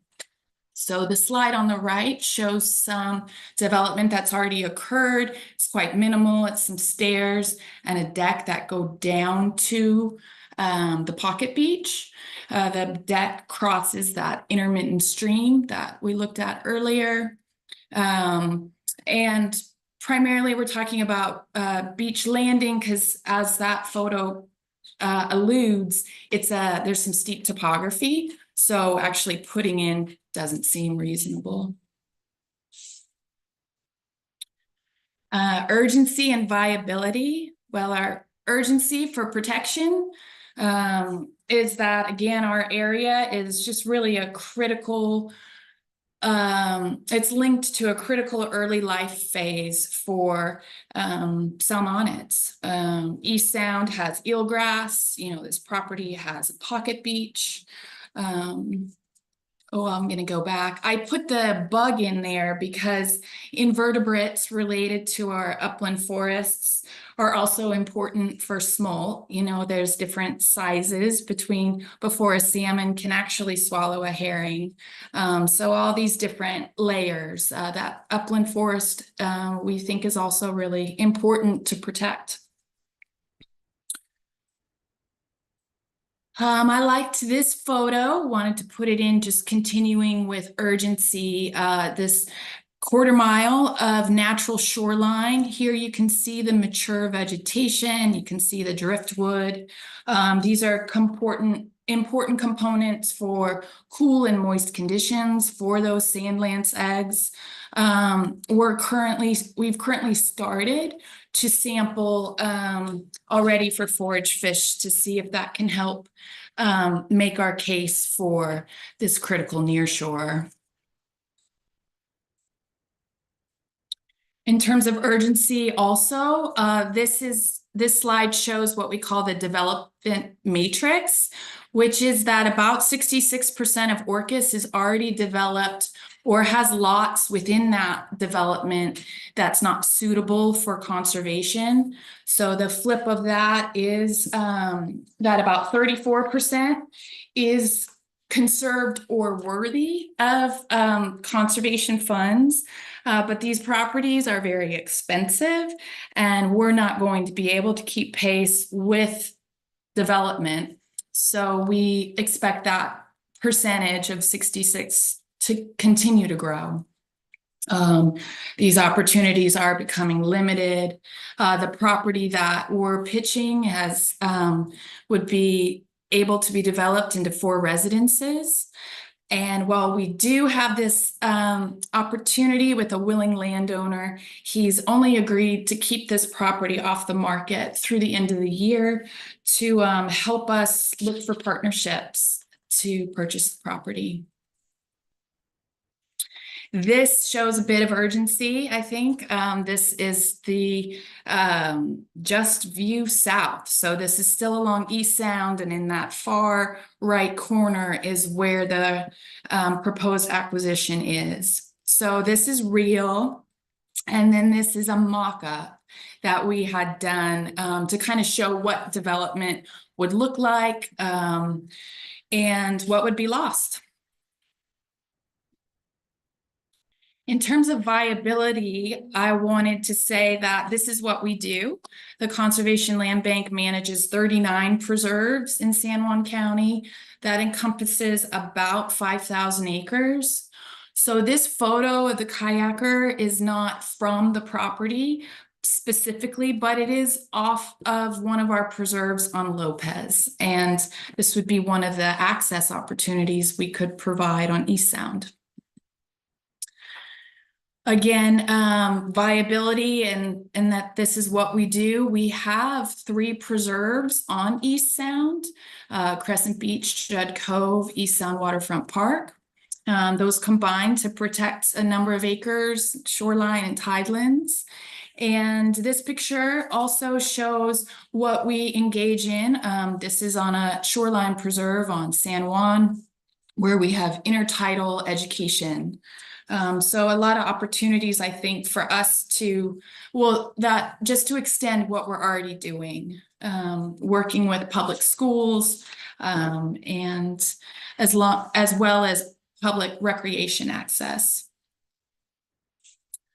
Related to community involvement and support, wanted to say a few things, which is this March through April, we were fortunate to have the Trust for Public Lands contracted with a research consulting firm, FM3, to do what they called a San Juan County Stewardship Survey. And that included 400 interviews. They were said to have a 95% confidence rating. And what came back was just high percentages for this type of project, right? So support for protection of natural areas, wildlife, water quality. High percentages of people in our community favor protection of iconic places as well as public access. This isn't a surprise to us. There was another survey done in 2017 that also showed a high value for our natural resources with the community that lives here. And we see this on our properties. We host Great Island cleanups, Earth Day events, just beyond our own education programs. We have local community members that plan their birthday parties around planting native wildflowers in the near shore. So it's very much what our community supports. Specifically, we've had some letters of support from 3 different entities here. They highlight the food web for the southern resident killer whales. Director of Stewardship at the Preservation Trust highlighted how this property enhances the existing area. Again, those conservation easements on private lands are held by the Preservation Trust. And also that 90% of our waterfront in the entire county is private. And these healthy marine shorelines are linked to our economy and our way of life. So I just want to close there. Here's another aerial of a great property that we have the fortune to try to safeguard for future generations. I'm happy to answer any questions. Thank you. Great. Thank you, Erin. Appreciate that. Heather, why don't you start? Thanks, Erin. That was a great presentation. Looks like a good opportunity. Just one thing to point out, it looked like your criteria numbers were off in most of the slides. I kind of found myself going back and forth looking at those in both the main titles and then sort of the footnote titles. But also hoping you can kind of elaborate on the urgency threat question. You said that you've got a willing landowner until the end of the year, but you won't have funding until next year. Does that mean that you would get a waiver of retroactivity, or how do you deal with that offset in timing if you're successful with the grants versus when the landowner would like to sell? Right. Well, I think he is flexible in that when it becomes that serious, when we know where we're ranked with both our grants in September, we'll just keep advancing through that phase. So he's saying, he's going to give us a year because we largely need the year to know how successful we are. But that extension into something like July shouldn't be an issue. Does that answer? It does. Thank you. Yeah, I guess I would just be clear about that with the threat that if you don't get these grants, that yes, you would then list it at that point. Yeah. Thank you. Thank you. Thanks, Heather. Other questions or comments on this one? Chen Yen, go ahead, and then Dave. thank you, Erin, for that wonderful presentation. It's really exciting, and I'm for it, but there are a few things that I wondered about because I looked at the grant sheet, the sheet in Prism, and you said the listed requirements were habitat restoration, but also public access. The habitat restoration piece is obviously very strong. And the public access piece, because of the steepness of the property, and I know you showed a little bit about the trail and the steps and everything. But then I saw one of the letters of recommendations that you put up was saying that one thing that would be great is kayak access. I just flashed past quite quickly. I'm just wondering, when you're pitching this to us, it feels very strongly, and I'm on the habitat restoration side of things.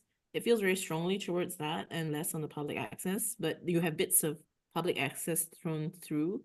But it isn't clear how exactly you envisage that would be and what the plan is exactly for public access. I'm sorry, I've had trouble with your sound, but in some I've heard that it's strong with habitat, but not as strong with the public access. And a question around the kayaking, is that correct? Okay, yeah, so there's other places to put in kayaks at East Sound, and we're envisioning this as a beach landing site where folks could land their kayaks and then go for a hiking experience. And they would be limited to just landing and going there. They won't be able to camp there or anything. No, yeah, our mandate requires low impact. So we're not allowed to provide camping No, that's based fine. on I'm just curious. Yeah, no, thank you. What the access, like what the extent of the access is. Yeah, okay. That is it for now. All right, thank you. Dave, go ahead. I think with the last point about that the kayaking would just be beach access is, beach landing would be a good one to make sure to point out in your final presentation. Also, the fact that a lot of people, kayaking, they go through the San Juans and they land in a number of different places as an itinerary. So it could get quite a bit of use. The comment I wanted to make was mostly about showing the boundary of the property in the photos that depict the property. So like there you go, there's one. If you have the boundary of if the whole thing is the property, you don't need a boundary. But if you have an opportunity to provide the boundary on the acquisition, wherever you have photos like this, that would be really useful for us and an improvement. But that's it. It's a minor thing. Thanks. Good presentation. Yeah, thank you. Yeah, great feedback. Thanks, David. Mike, go ahead. Yeah, thanks, Aaron. Such a great looking property, and I think you really made a good case for it. And I like how you referenced the RIA plan and the threat, I think, was good. And you brought up I think the idea or the discovery that this is like a holding spot, I think you said, for herring. And I was just wondering about that and if that could play into your plan for access to avoid any sort of sensitive nature there. Thank you for that. I'll ask. Yeah, thanks, Mike. Yeah, Aaron, you have a little bit of time to work with. You're about 2.5 minutes under. So if there is additional information, you've got a little time to provide that. Okay. In the future or now? Oh no, it's for the for the final presentation of the evaluation. You you have a full 20 minutes and you were just a little short with this one. So you just got a little bit of time to work with. Chris, go ahead, and then Chen Yin. Well, I actually, I was just going to try to be helpful on the herring question because maybe I can help Aaron. Excellent. Doesn't have to go look for it.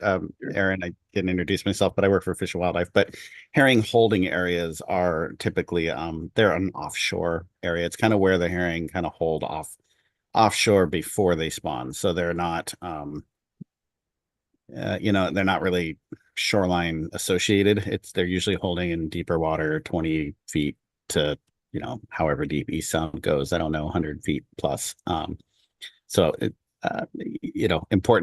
still important nearshore habitat, but it's not like landing a kayak, for example, is not going to have an impact on a herring holding area. But maybe a follow-up on that, and it's actually not on that. It's not on herring at all. It's on, I guess I'm just a little curious on why, and I don't want to open a can of worms, but why do critical area ordinances not kind of protect some of this already? In your kind of mock-up sketch, it looks like a significant amount of the riparian is gone, for example, and why not leave a treed buffer between ordinary high up? Because I think that this project goes from ordinary high, I mean, several hundred feet inland, right? It's not just along the ordinary high water line. And that's a great comment, and one we're discussing how to best address. But statistically, it's a very high percentage of docks and some other I guess transgressions against the critical the protections in place. We don't have necessarily a high compliance rate, and so I've just been still trying to strategically think through how to say that, I guess. But great point. Thank you. Yeah, thanks. Chen Yin, go ahead. Yeah, so like Chris's comments, which are in part a response to Mike's comments about how you would try to balance and make sure that any public access would not encroach upon the the salmonoids, the eelgrass, the forage fish, all that. I felt a lot of tension there between the two pieces. You're trying to do both in your pitch, and I wasn't sure how. I actually found it hard to envisage how that would all actually work in practice. I mean, I see you gave some examples of other places, but obviously, they're not going to be kids doing tide pool things on this property. I wouldn't mind seeing a little bit more of how you would actually grapple with the conflicting interests, mainly because I see I guess there could be a conflict, and I just want to know how you intend to do that. And maybe you could you mentioned you had a low impact use mandate. Maybe a little bit more on that would be useful, because I wouldn't mind hearing what you mean by low impact. That's good, thanks. Yeah, just Aaron, maybe just more information that would give evidence that you really can do both, meet both goals of protection and public access. Thank you. Very. Yeah. Other thoughts or questions about this one?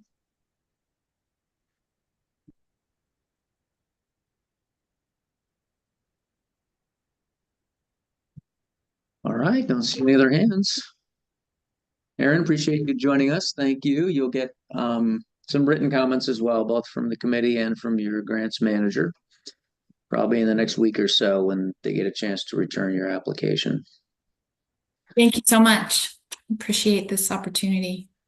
Yeah, absolutely. Thanks for applying.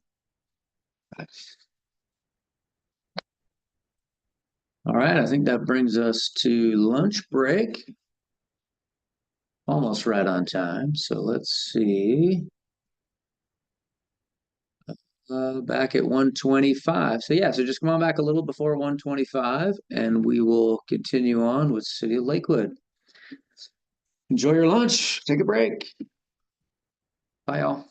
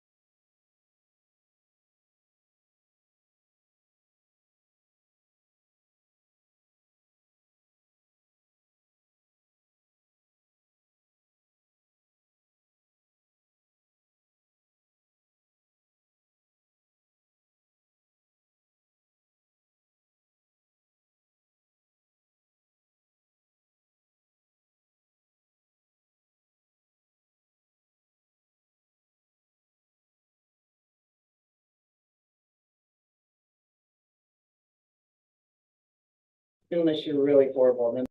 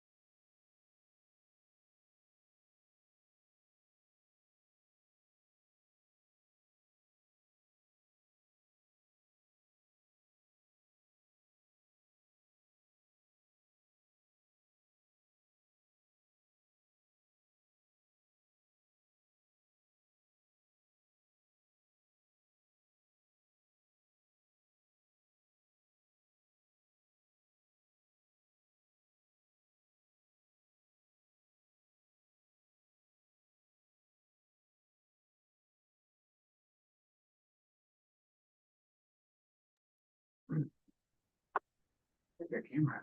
Huh?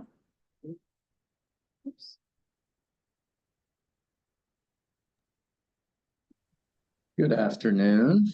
Hello. How are you? I'm good. How are you? Good. You don't look like Mary. Is that Mary in the background? Mary is right to my left here. She's blurry. Hi There's her there. arm. Good to see you, even if it was a little blurry. All right. And you are? I'm Stacy Redding. Stacy. Are you presenting?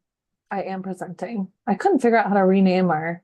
Normally I re-click on this little carrot on the video and can rename it, but Yeah, the three little dots, I think, let you do it. If you'd like, but that's fine. you said the three dots. Do you see three dots?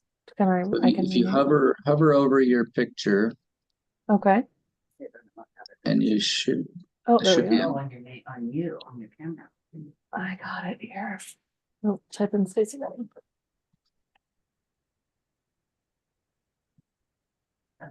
Perfect.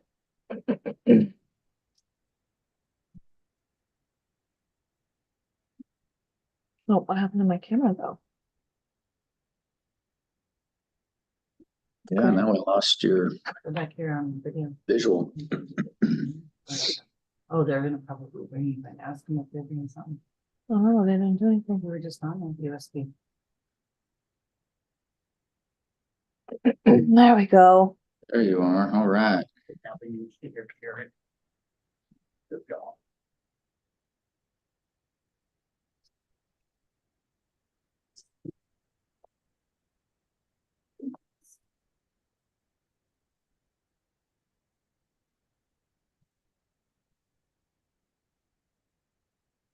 I suppose there's a delay. Is there a delay when we're for the screen view of the PowerPoint slides? Often there's a slight delay. If it when you like click to advance, just wait a second and it'll catch up. If it's really significant, then I could so I'll pass you controls, but if it's really bad, I can take controls back and advance them for you. So Can you hear me clearly? I'm going to take my headphones so Mary can kind of follow along because she's progressing the slides and I'm doing the presentation. okay, cool. Yeah, I can hear you just fine. Okay, perfect.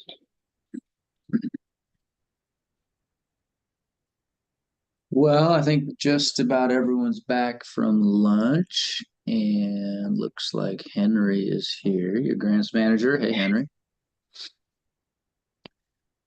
Dylan is back. So here, pull this up. So we'll be ready to go.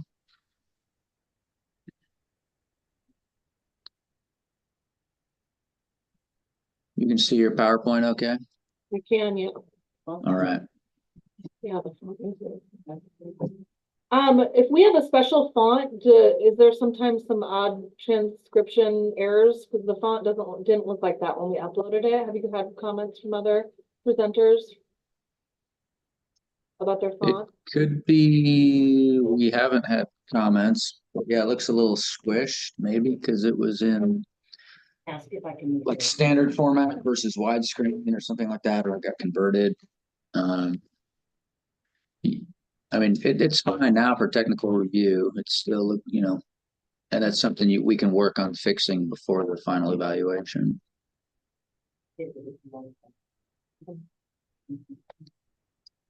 All right, well, I think everyone is here. So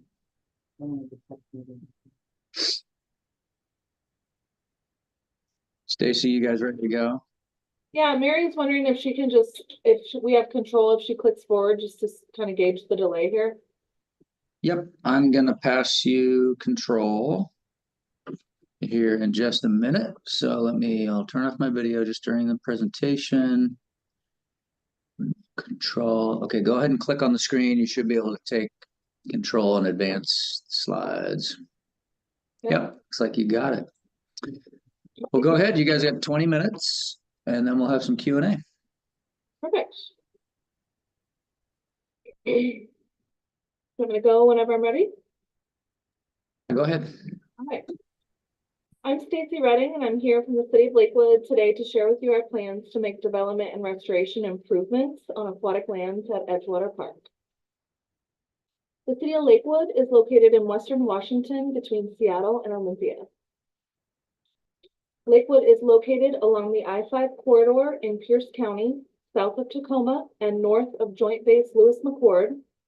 Edgewater Park, noted by the red star on this graphic, is located centrally in the community along the northeast shore of Lake Steilacoom between Interstate 5 and Puget Sound.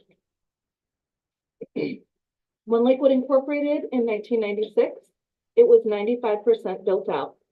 Even so, the city has worked hard to update, expand, and improve our park system in order to serve our growing population.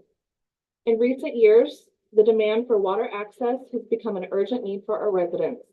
Community outreach surveys also consistently score public parks as one of the most valuable resources. Lake Steilacoom is the second largest lake in Lakewood at just over 300 acres in size.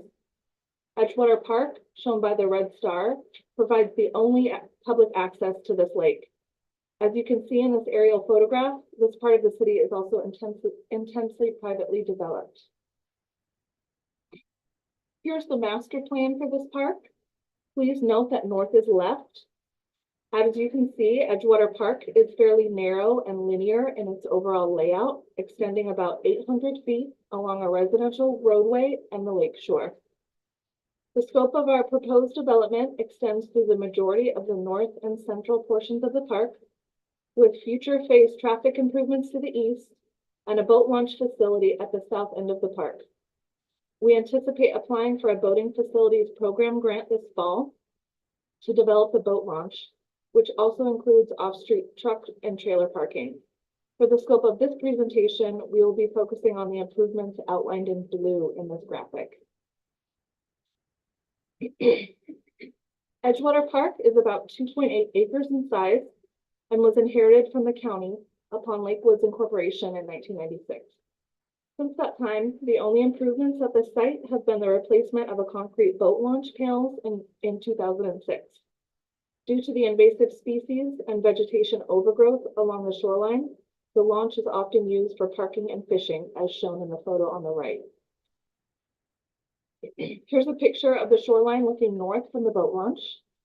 As you can see, the site is undeveloped with some scattered mature trees and significant invasive species growing along the shoreline, including Himalayan blackberry and yellow flag iris.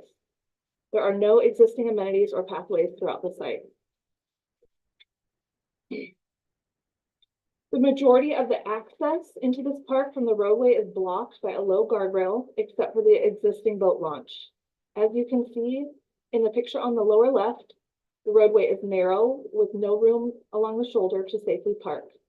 The lack of parking and pedestrian access creates unsafe conditions for vehicles, pedestrians, and emergency access during peak use periods.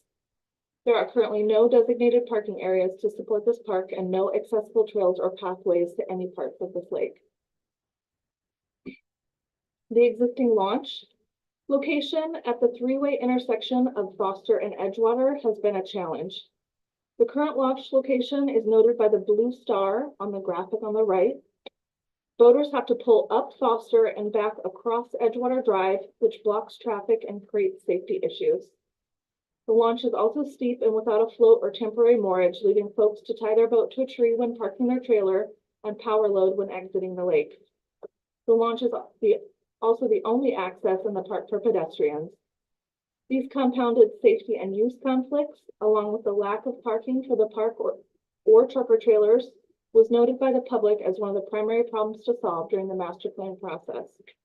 We plan to remove the launch at this intersection, but reference this existing location throughout this presentation.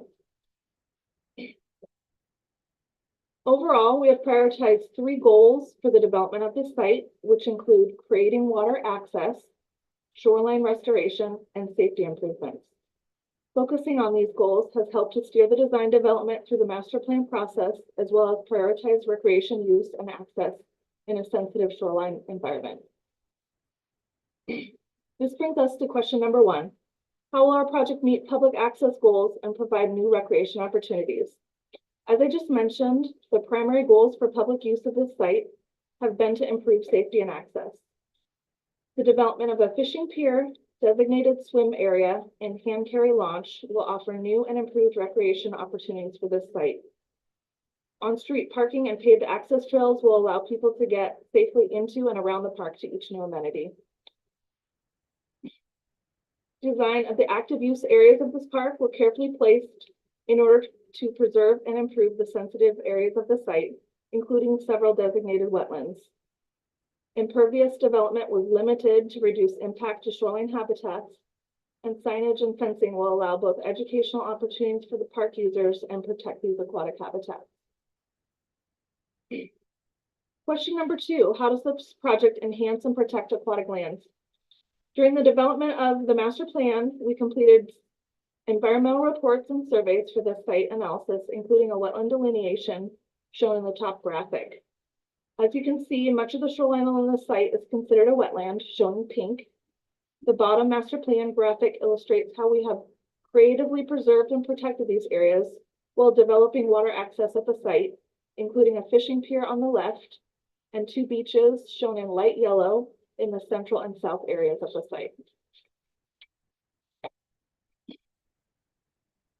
The wetland and shoreline habitat areas will be developed through the removal of invasive species and the installation of native plants and trees. These improvements will improve the ecological function of the site through providing increased shade along the shoreline and habitat for native wildlife. The designated wetland areas will be fenced to protect the sensitive habitat areas from human activity. Development of the active recreation portions of the site, such as the fishing pier and hand carry launch, will offer educational opportunities, including interpretive signage and wildlife observation. Question number 3, define the project need in your service area. With a city named Lakewood, you would think we are a city full of freshwater lakes, water access sites, and trees. In fact, we do have 7 lakes within the city and almost 2 square miles of total water area, but with only 4 developed public access sites. With a population of over 64,000 people, this is a huge and ever-increasing demand on each of these sites. Edgewater Park is the only public access to Lake Silicon. Harry Todd Park, noted by the bottom red star on the south shoreline of American Lake, has the only designated fishing area within our community and is located in a very geographically isolated area, which is a challenge to access from other parts of our community.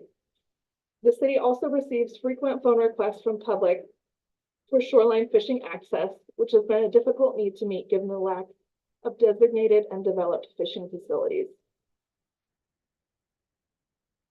Public water access and quality recreation is among the top priorities for our city council. These objectives are identified as primary goals in all of our comprehensive plans, including our 6-year CIP plan, our city comprehensive plan, and the Lakewood Shoreline Master Plan.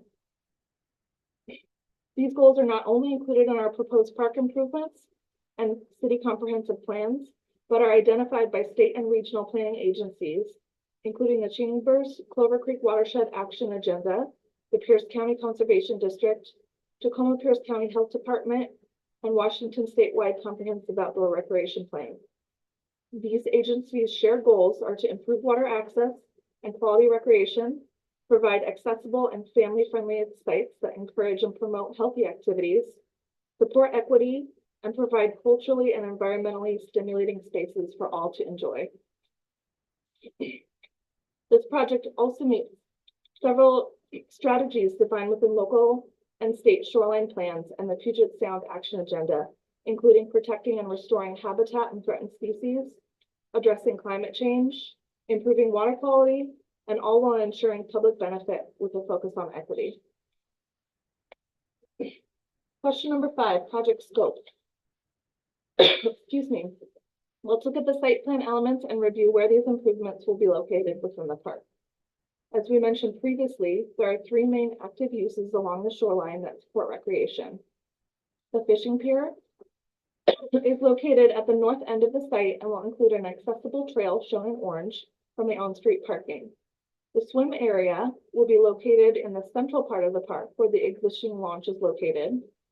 And thirdly, the non-motorized launch will be located at the south central area of the site, just west of a small plaza and additional on-street parking. All of these amenities have been located a safe distance from one another, as well as sited around existing wetland habitats along the shoreline we previously discussed. Here's another view of the site showing the Google Earth image of the existing significant tree canopy located throughout the park. We have maintained all but one of the existing trees in the proposed development, including adding an accessible trail throughout the site and adding on-street parking to access the park safely. Here's a closer view of the central swim beach, where the existing boat launch is currently sited. There is an accessible trail from the ADA parking area on the right down to a central sand and gravel beach area that includes a small plaza, seat wall, and site furnishing. Natural elements such as rocks, logs, and as well as native plants and trees will be installed along the shoreline areas that are not supporting active recreation.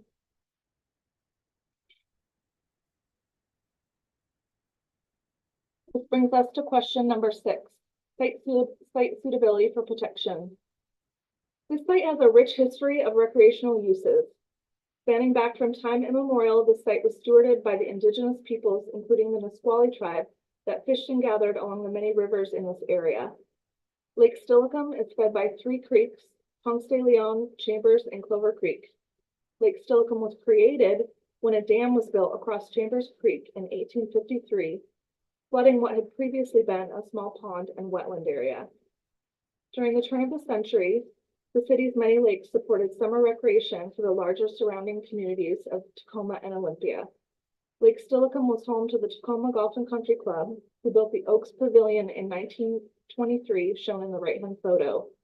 The pavilion offered boating, bathing, and picnic grounds and was located in the same cove as Edgewater Park. In 1938, the building was converted to the Lakewood Ice Arena and eventually burned down in 1982. This park lies within the Chambers Clover watershed shown in this graphic, which is one of the most intensely populated basins in Western Washington. Over the last 150 years, the land surrounding Lake Steilacoom has been subdivided and developed, and apart from Edgewater Park, is now almost exclusively privately owned. Given the development density of this area, this park improvement project offers a valuable opportunity to restore shoreline that supports 2 salmon-bearing creeks within this watershed and has clear potential for both environmental and public benefit. Restoration will include removing the invasives and monoculture of non-native grasses and installing plants that support habitat diversity and improve water quality. We've now summarized the goals for this development and restoration project, as well as reviewed the existing conditions and site history. Let's review this project scope and site plan, starting with the water access improvements.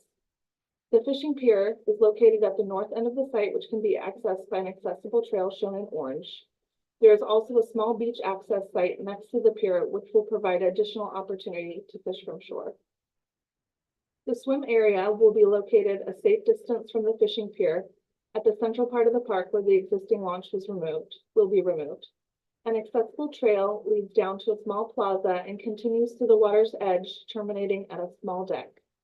The beach substrate will support shoreline habitat, including gravel and sand replacement, as well as rocks and logs, which will serve multiple purposes, including seeding, habitat, and erosion control.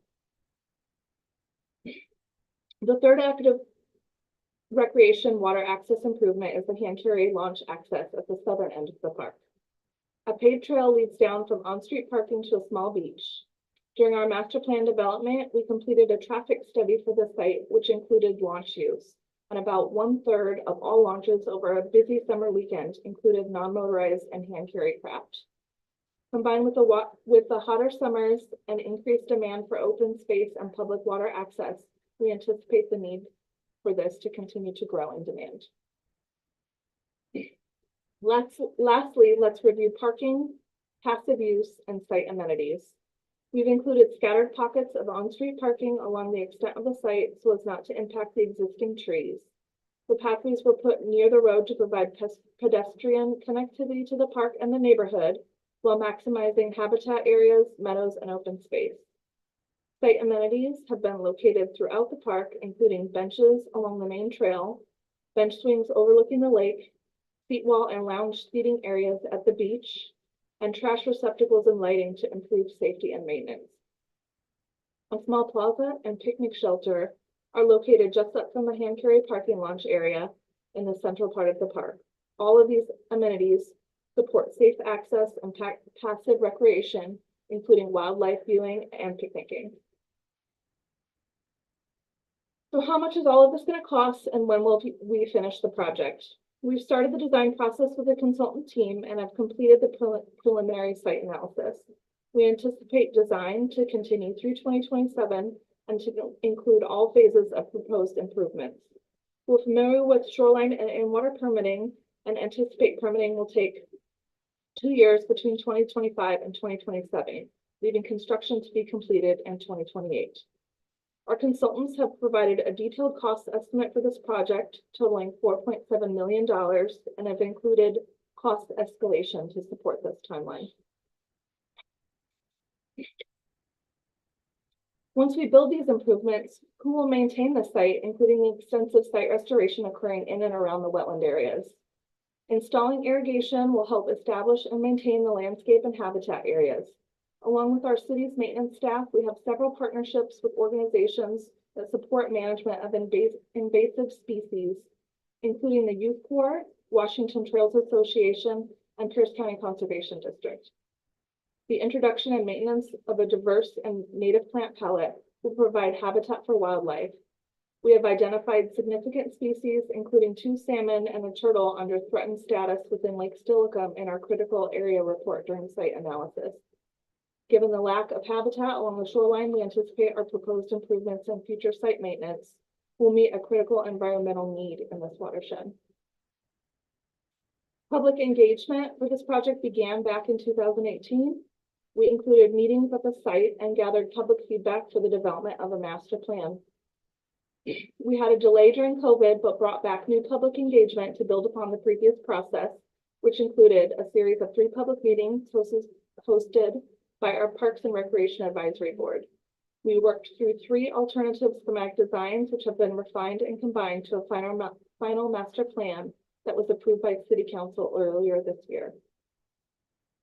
We're very excited for the potential benefit of these improvements will provide for our community and the environment. Thank you all for your time today and consideration of this project.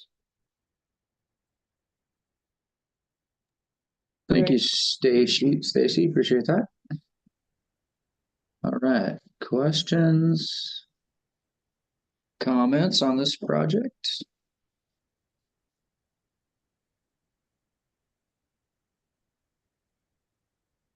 David, go ahead.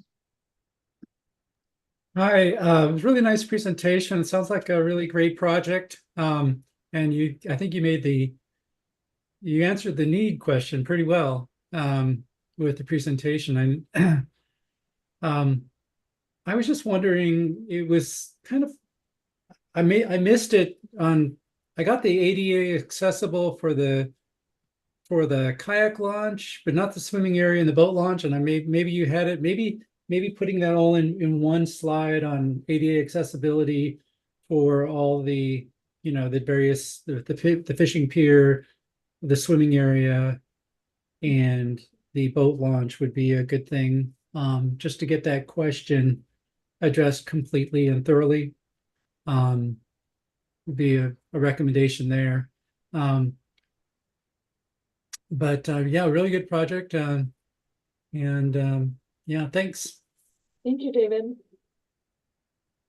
Thanks, Dave. Bailey, go ahead, and then Lauren. I had a quick question about a detail. There's a couple times in the presentation you mentioned vulnerable species. You mentioned the 2 salmon and the 1 turtle that are endangered. Just a quick comment. I think a little more information on those species would be valuable to help understand this project. And then if you can, information on whether the fishing development will affect those species. I'm just a little confused by the idea of fishing in a lake with endangered fish, and perhaps I'm not understanding a nuance to it, but an explanation of what kind of balance will be struck there and how it will be struck would be valuable. Okay. Thanks, Bailey. Go ahead, Lauren. Excellent presentation. I love the design. I think you guys did a lot with the space that you had to work with. I was wondering if, maybe I missed it, but did you find that this park was discussed in any of the city's master plans or the county identified in any plans at all, where you could maybe dive in a little bit more to the engagement of the community or how it's been talked about along different community groups or within different entities for the surrounding area? I think that we have three criteria or 3 bullet points for project engagement, and it seemed like that last part just kind of breezed through a little bit. So if there's any photos of where maybe you guys did meetings or maybe screenshots of referencing plans that you can say like, hey, we've already done this, or any kind of surveys where we say, the community needs this outreach, it would be really good to see it in those last 3 bullet points, just to kind of emphasize, the need for it and how people are interacting with it. Okay. That's good. Thank you, Lauren. That's one of the new evaluation criteria. So yeah, do make sure you take a close look at that. Other thoughts on this one? Mike, go ahead. Yeah. Yeah, thanks, Stacy. I think it's this is there's a lot going on in this design, and I think things are fitting pretty nicely. I'm kind of wondering, and maybe this part of it gets to maybe the community outreach, and it sounds like the motorized boat launch is already established, but could there be any consideration given to having the motorized boat launch somewhere else? I mean, I realize you don't have property available at this time, but and I see a lot of your costs for your overall project are for that parking and the storm drainage associated with it. And just wondering if this, there could be potential for relocating that use somewhere else. Okay, thank you.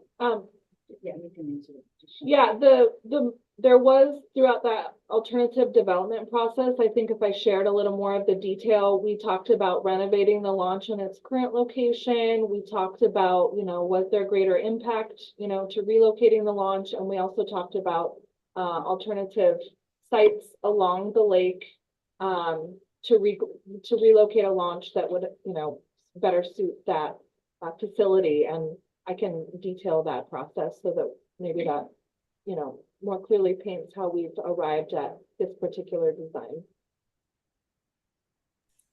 Okay, good. Yeah, I think that would help as far as some of the site suitability criteria and the design costs. Okay. Thanks.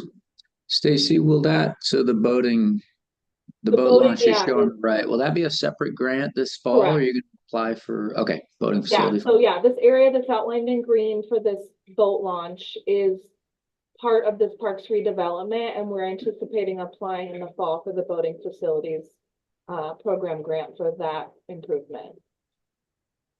Okay, so only what's in blue is in this grant, and then it looks like you're matching with what, water access maybe? Correct. For this scope? Okay. Yeah. Okay. Good. And then maybe clarify, so Mike mentioned the parking. So the parking you have in this grant is only for, it's not the boat launch, it's just the blue piece, a lot like the street side, the new parking on the street. Okay.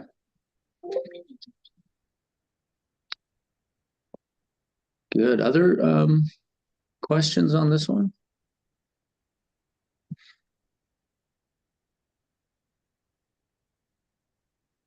All right. Well, thanks, Stacy. You were about 2 minutes under, so you do have a little time to work with.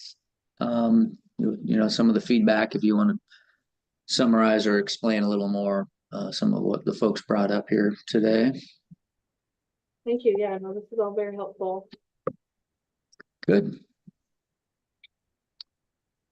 All righty. Well, I don't see any other hand. Wait, Lauren, no, you're just clapping. Is it clapping?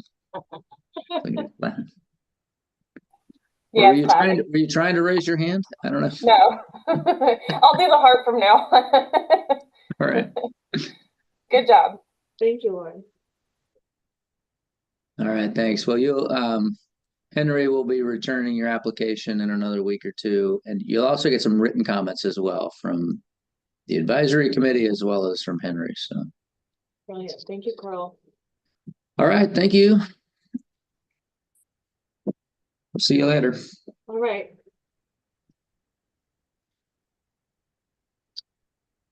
Okay. Next up, we got PenMet. Is someone here from PenMet? I don't see. I had Barry on my list as a presenter, but maybe there's someone else here. Not yet? Anyone here from PenMet? Henry, have you heard from anybody? They should be here. They might just be running a minute or two late. Barry and Sue are gonna be kind of flip-flopping on who's presenting. They've got quite a few water access ALEA projects. Okay, gotcha. Sounds good. Yeah. Do you need me to give them a call? They have the next two. No, I mean, maybe they're just cutting it close. We're 2 minutes ahead of schedule, but maybe they'll pop in right at the last minute. That sounds good. I'll send them an email. Yeah, you could shoot them a note to see if.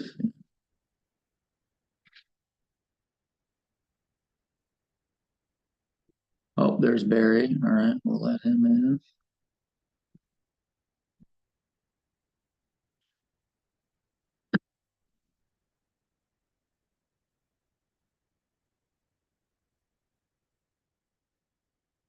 Hey, Barry, welcome.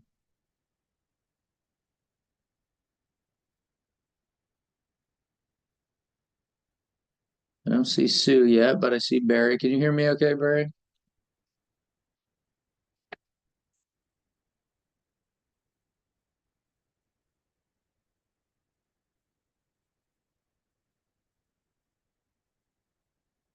Maybe not.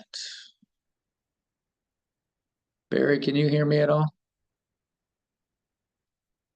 It looks like you're connected. Oh, there we go. Yes, I can hear you. Thank you. Excellent. Welcome. Now, is Sue also joining, or is she coming for the next presentation? She'll be for the next one. Okay. Sounds great. Well, let me pull up your PowerPoint. Demolay property.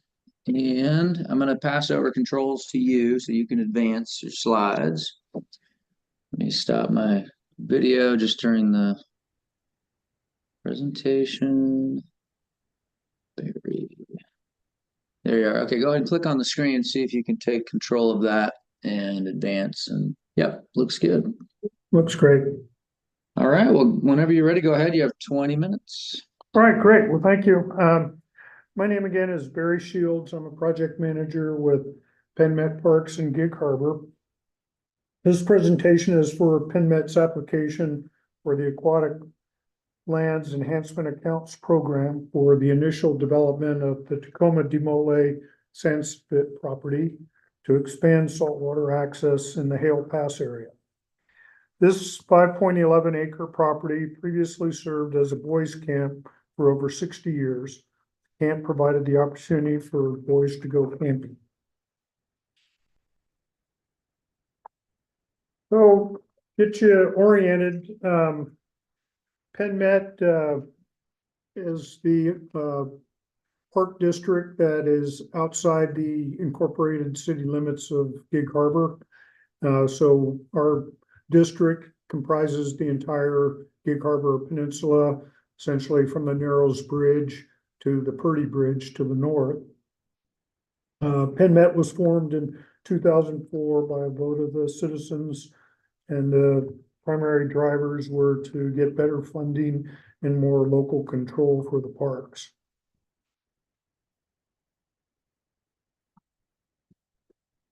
So to get closer to the property and the project, you could see, again, our district is the yellow, kind of the darker yellow color to the right.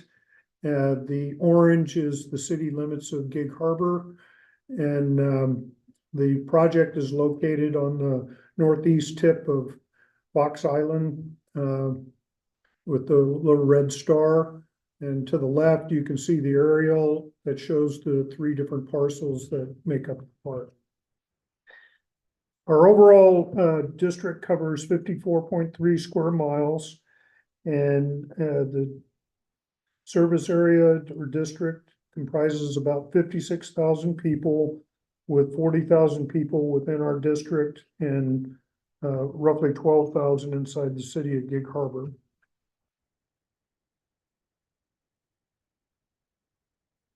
So, as mentioned, the park has been in some form of recreational use for almost 60 years, but it hasn't ever really been developed. It kind of just evolved over time. And this project that we have is to do that initial development.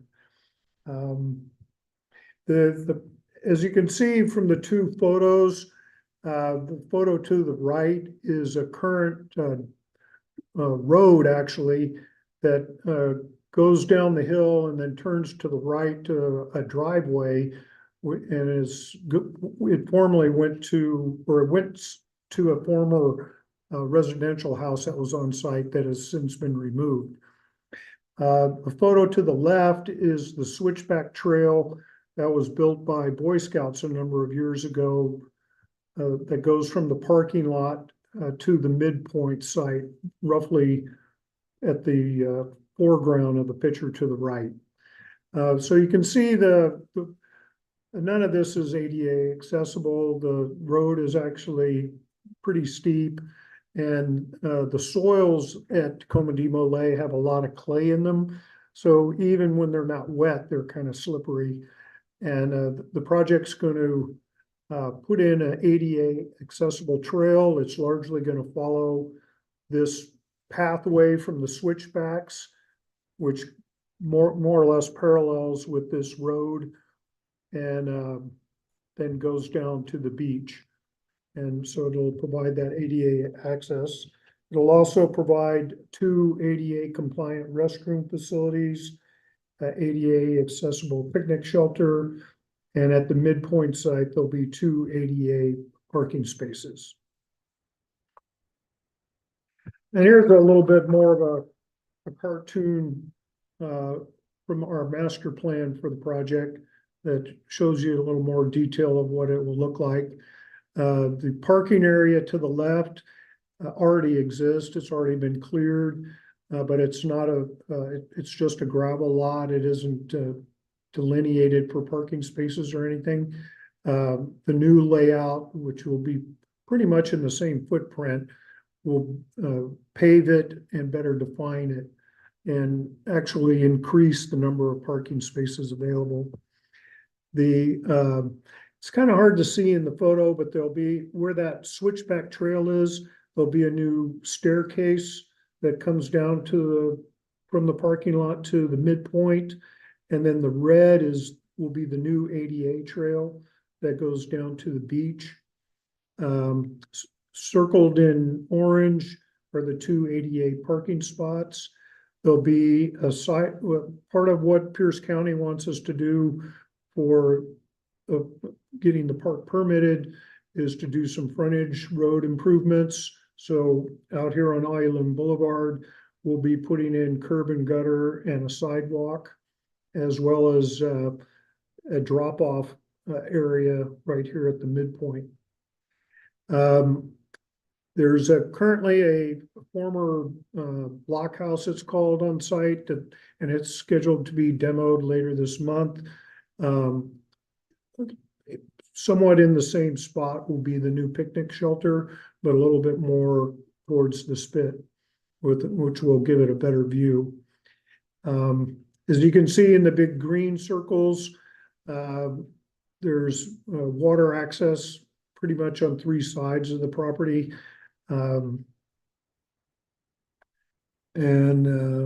Let's see, and the main, and you'll see also up at the far top of the screen, part of the project will be formalizing a camping area for the Cascadia Water Trails, which already utilizes the site.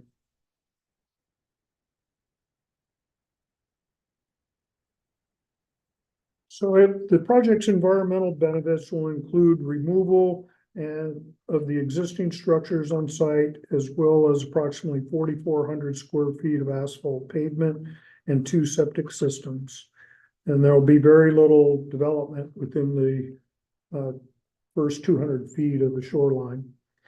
The site will be revegetated with native vegetation and will include the removal of invasive species. One of the challenges we soon realized once we started the design process is the topography of this site. There's a 63-foot drop between the parking lot and the beach. And we went back and forth with several iterations of trying to work with that. And at the end of the day, we're going to work with the topography as it is pretty much and minimize the amount of fill that has to be brought in. So in the question number 3 on the need for public access and local priorities, this slide shows all the water access facilities within a 15-mile radius. And that 15-mile radius is a little deceiving. It's as the crow flies, but because of the topography and the way the roads work, the distances are actually much greater. But all the dots you see in blue are within our park district. The red is outside the district, and then the orange is accessible, but only via going across the Narrows Bridge and encountering a pole, or in the green, it's over at Vashon Island where you'd have to take a ferry.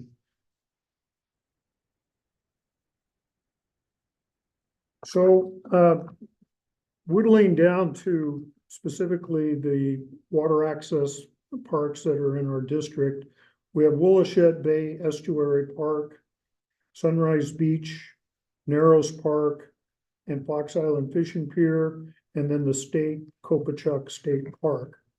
None of those facilities have ADA accessibility all the way to the beach. Narrows and Fox Island Fishing Pier do have ADA trails that get you close to the beach, but not to the beach. And also, none of these facilities have boat launch capabilities. We're not putting in boat launch facilities per se, but we will have the campground area for the water trails. There are some other boat launches, water access facilities within Gig Harbor. There's the Gig Harbor boat launch. It has a dock, but there isn't any street parking, or has limited street parking, I'm sorry. And then the Fox Island boat launch also is very undeveloped, and the ramp is in very bad shape. And then there's also several street end type ramps throughout the district. And I'm kind of using boat access and water access synonymously.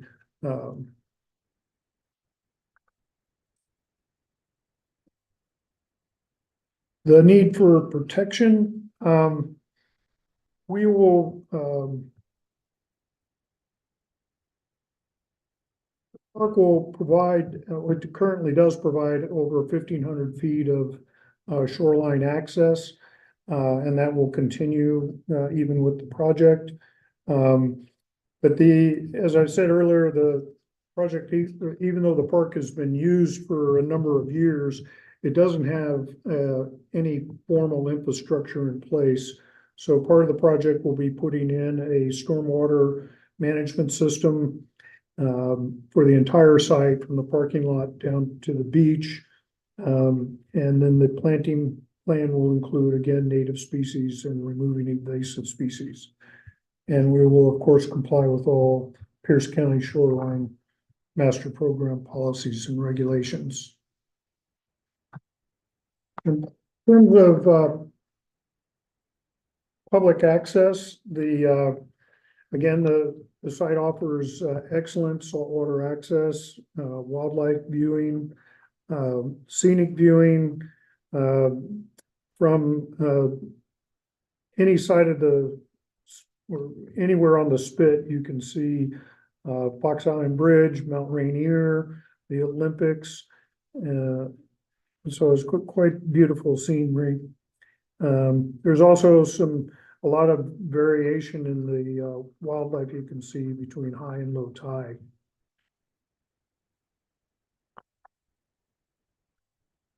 Suitability for protection. The sand spit is also, it goes by a few other names. There's Bella Bella Beach, there's Nerns Point, Demole, Sandspit, etc. But the Nerns Point itself is a very unique property within Puget Sound, and it has undergone a lot of different studies by both the state and local agencies, as well as Harbor Wild Watch.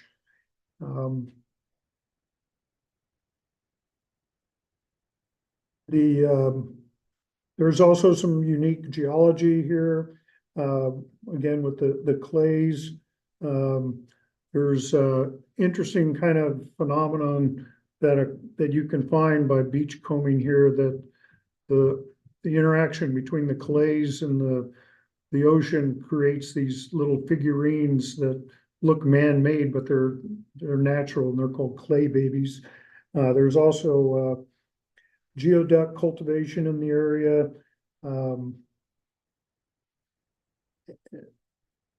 And mentioned earlier, it's also part of the Cascade Marine Trail system. It's it's going to become part of the park, but we're in the process of acquiring the two neighboring southern properties, and that's going to add another 3.57 acres to the park and about 300 feet or more shoreline, which will all be made available to the public.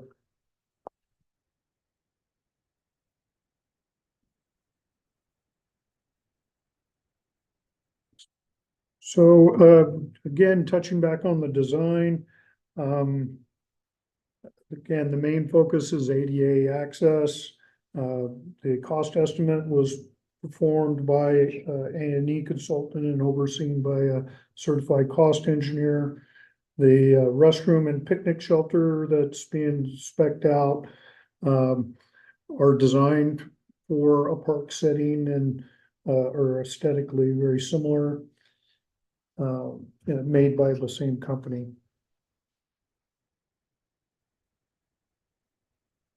And in terms of project engagement, as part of the master plan development, we held 2 public meetings. They were held in person and online. Both of the meetings had over 60 people present in the room and 20 or more online. And we also formed a stakeholder group, which I'll get to in the next slide. And with them, we had 4 different meetings, and they really helped guide the programming needs of the park. We've received support for the project from our State House of Representative person, and as well as Kitsap County Parent Coalition, City of Gig Harbor, Pierce County, Peninsula School District, and Washington Water Trails. This table shows the stakeholder group, the organization that was represented and the representative. So quite a range of different stakeholders. Going back to the Boy Scouts who have done a lot of projects at the site, Harbor Wild Watch, several Fox Island residences, Pierce County Conservation District, who we're partnering with on a restoration project on site, as well as the representative from the Sheriff Department, the Puyallup Tribe, the former owners, the Tacoma Demole, and the Washington Water Trails Association. That concludes my presentation, so I'm open to any questions you might have. Great, thank you, Barry. Questions for PenMet on this project?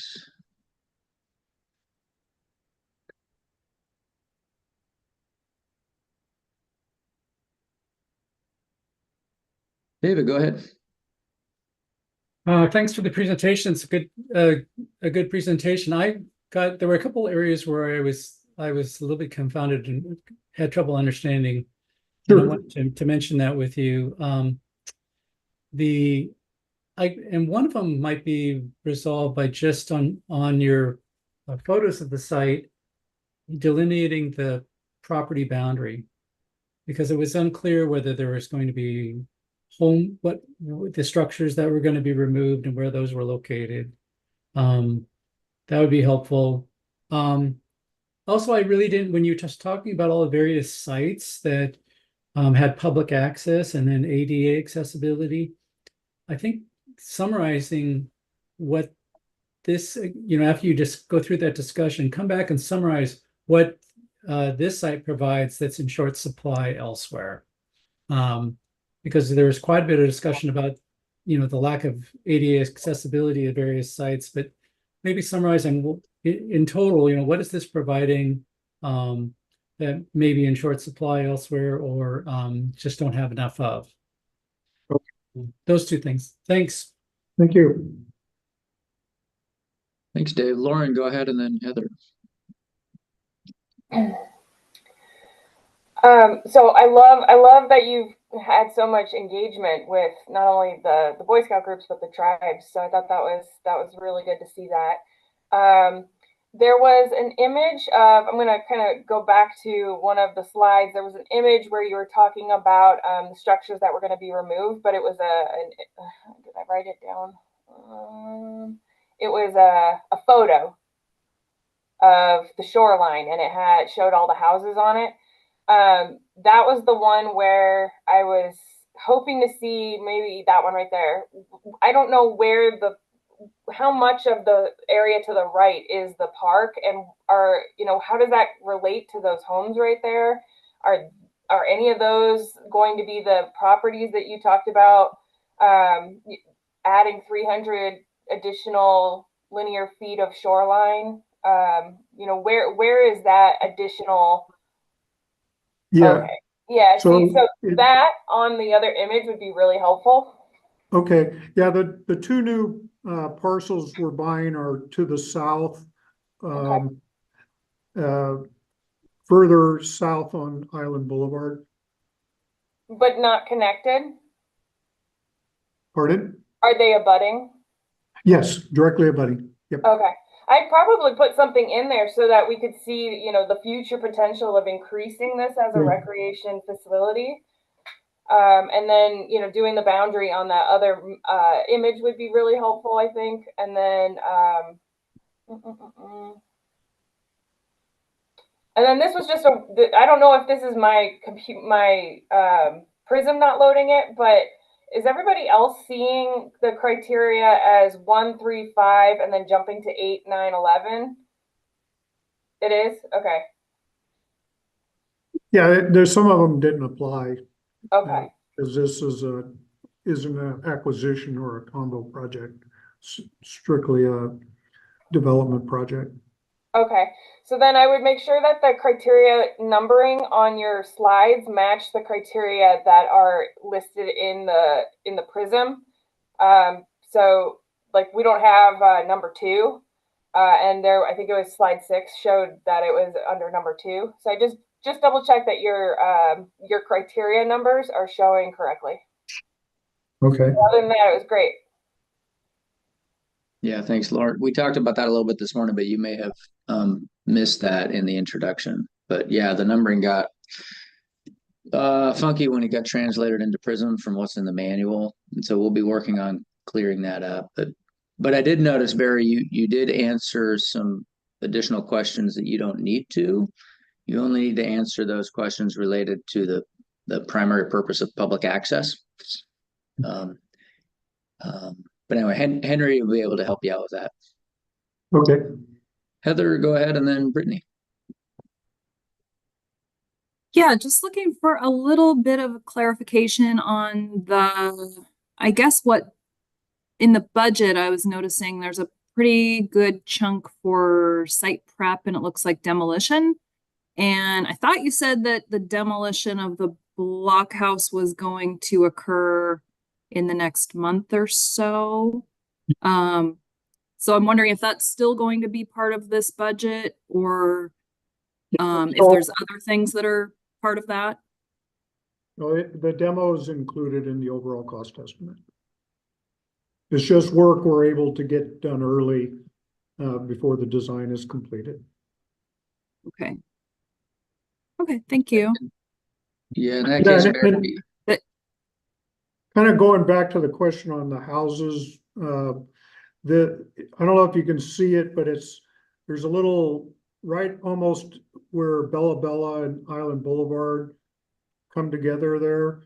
You can see a clearing and a white looking structure under the green there. That's the blockhouse that's going to be demolished in about 10 days. But not all those other properties are private homes.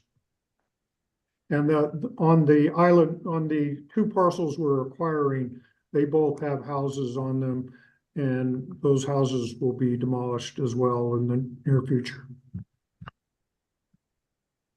Barry, if you do the demolition now in advance of the grant, it would not be an eligible cost. So you would need to remove that from your cost estimate and your proposal. Okay. But you're significantly overmatched, so I don't think that's going to be an issue. You can still ask for the full grant amount, but it's one of our eligibility rules is you have to wait till you have a grant before you can do any ground disturbing activities. You could do stuff like design, A&E, permitting, cultural resource assessment, but just not any ground disturbing. Brittany, go ahead, and then Chris. Hi, Barry. This seems really exciting. Thank you for talking about this project. In some of the pictures, it showed a lot of like kayakers or, hand-powered boats kind of going in the area. But then you also said that it was like a sketchy trail getting down to the sand spit and like a 64-foot drop from the parking area down there. So I'm just curious, like, how do people currently use the sand spit? And then like, how do you expect that to change when you do this development? Yeah, so along the Island Boulevard and Bella Bella side of the park, it's fenced, and so people can't get in there with hand or any sort of kayak or canoe. They could, but it'd be very difficult, and it'd be a job to get down to the water with it. So the only watercraft accessibility is from the ocean side now. Having the midpoint drop off, and there'll be a gate there that is accessible, will be open when the park's open. The ADA trail is going to be 6 feet wide, and it'll be wide enough and ADA compliant so that if you had a kayak on a little cart, you could wheel it down to the beach if you needed to. And then they'll continue to have water access, of course. There is no ADA access now. People tend to park in two different locations, either at the existing parking lot or at the midpoint.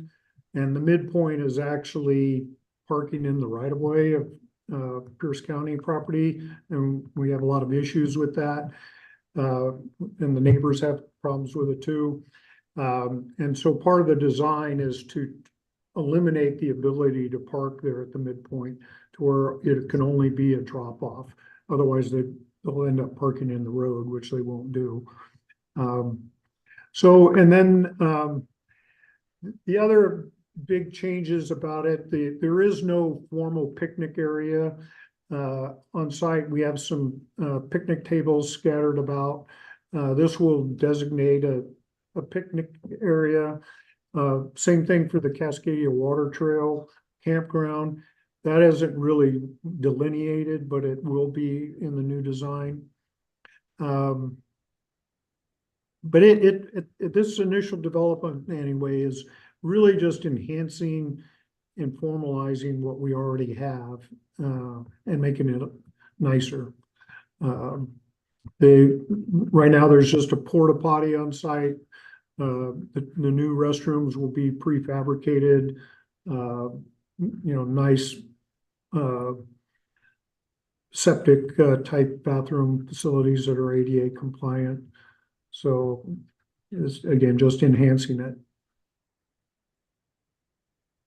Thanks. Chris, go ahead, and then Dylan.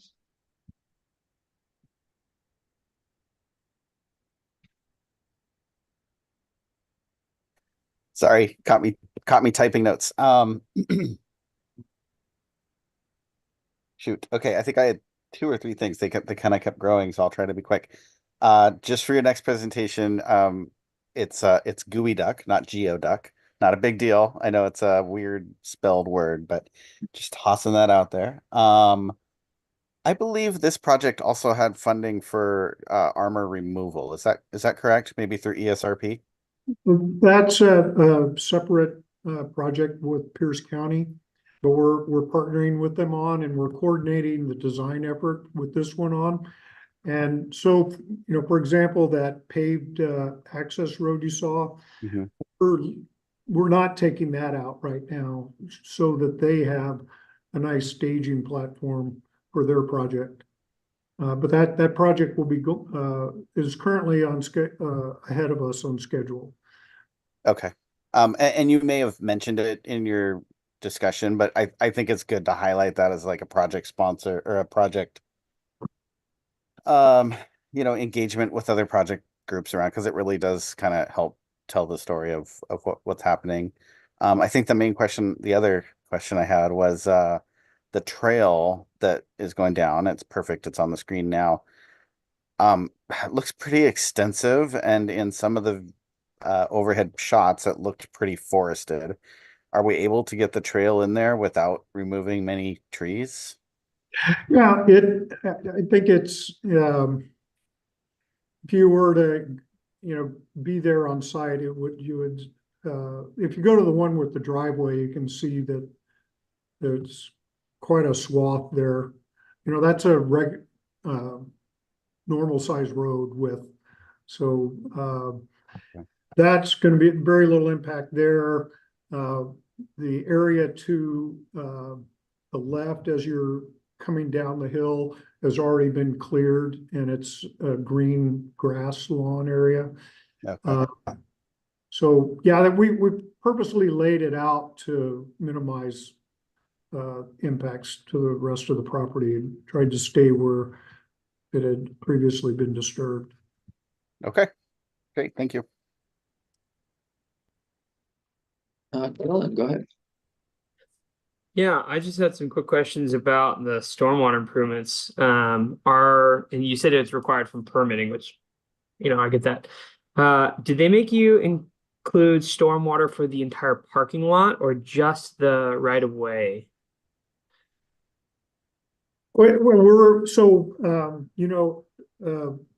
Pierce County has a really nice option for uh, uh, permitting to have what they call a customer meeting. And we had a customer meeting with them about 3 weeks ago.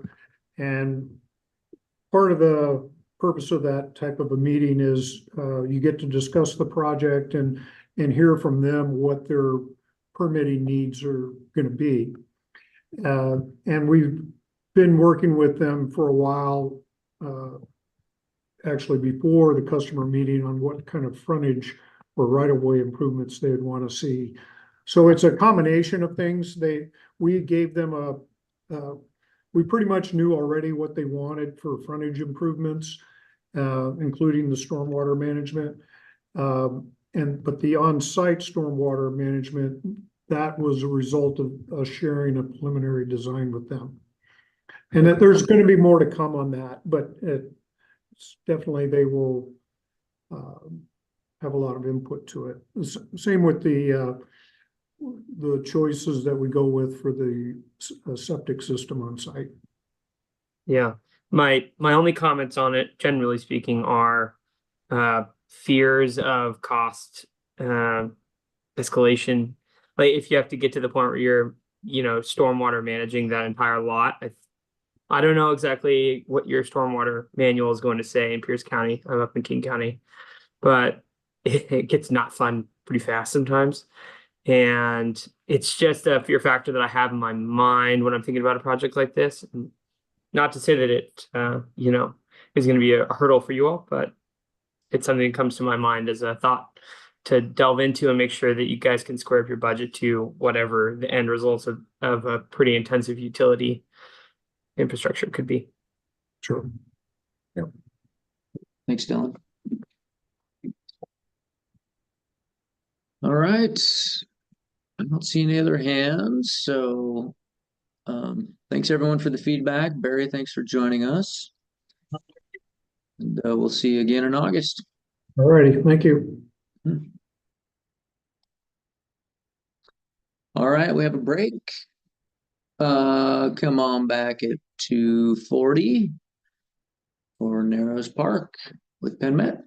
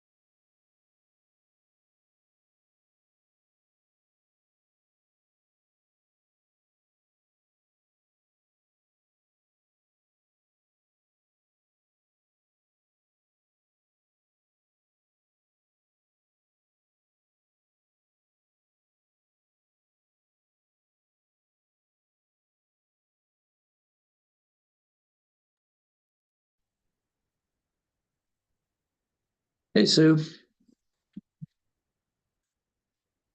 Let me know if you can hear me okay. I can hear you. Okay, great. You're also 1 minute early. I know your rule is to be 1 minute late, so I think you kind of missed the mark there. Sorry, Carl. I had not clicked on OK, so here I am and I can hear you. Okay, good. Good. All right, and you can see well, here, let me pull up your PowerPoint. Narrows Park. All right, you can see that okay? Yes.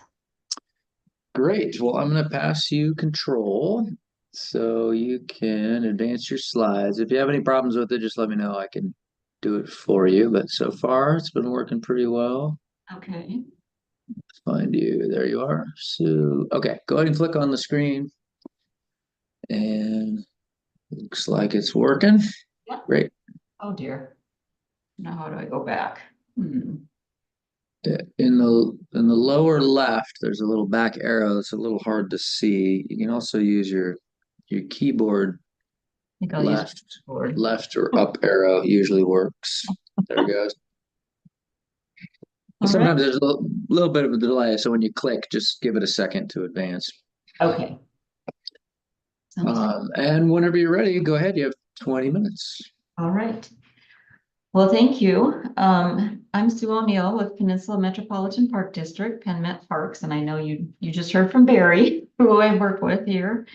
We manage over 600 acres of parkland property in unincorporated Pierce County near Gig Harbor. Narrows Park is currently a PenMet park with 36 acres of mature forest, a waterfront park area, and 1,315 feet of saltwater beach. The road, park, and viewing areas were developed in 2005 by WashDOT as part of mitigation for the Second Narrows Bridge project. And it's been some time since that work was completed, and additional improvements are needed now. We have the project in our capital improvement plan for 2025.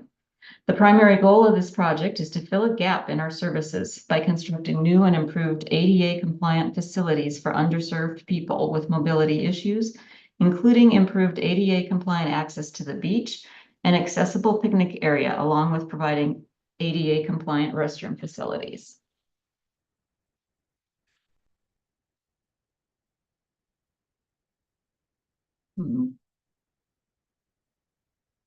Sorry, there we go.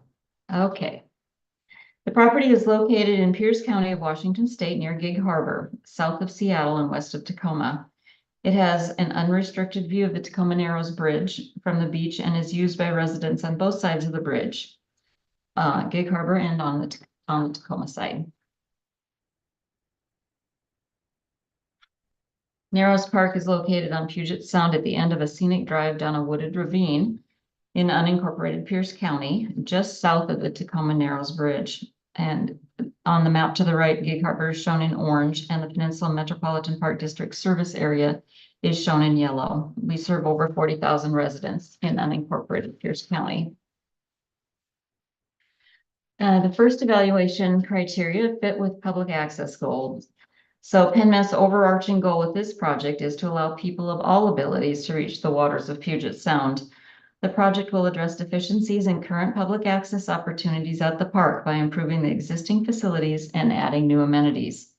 The project will redesign and install a new ADA compliant pathway to the gazebo viewpoint and access improvements to the beach below. It will also install an ADA compliant restroom and ADA access to the picnic area. Narrows Park is also part of the Cascadia Marine Trail System, one of 3 PennMet waterfront parks that are part of that trail, I guess, for use with non-motorized watercraft by Washington Water Trails Association. So project improvements will be designed to be compatible with the physical features of the park site and will not impact the beach and aquatic areas of the park. Environmental benefits of the project include continued protection of this natural area for public use and continued maintenance by PennMet Parks. The project will include removal of invasive species in the project area and reestablishment with native plants.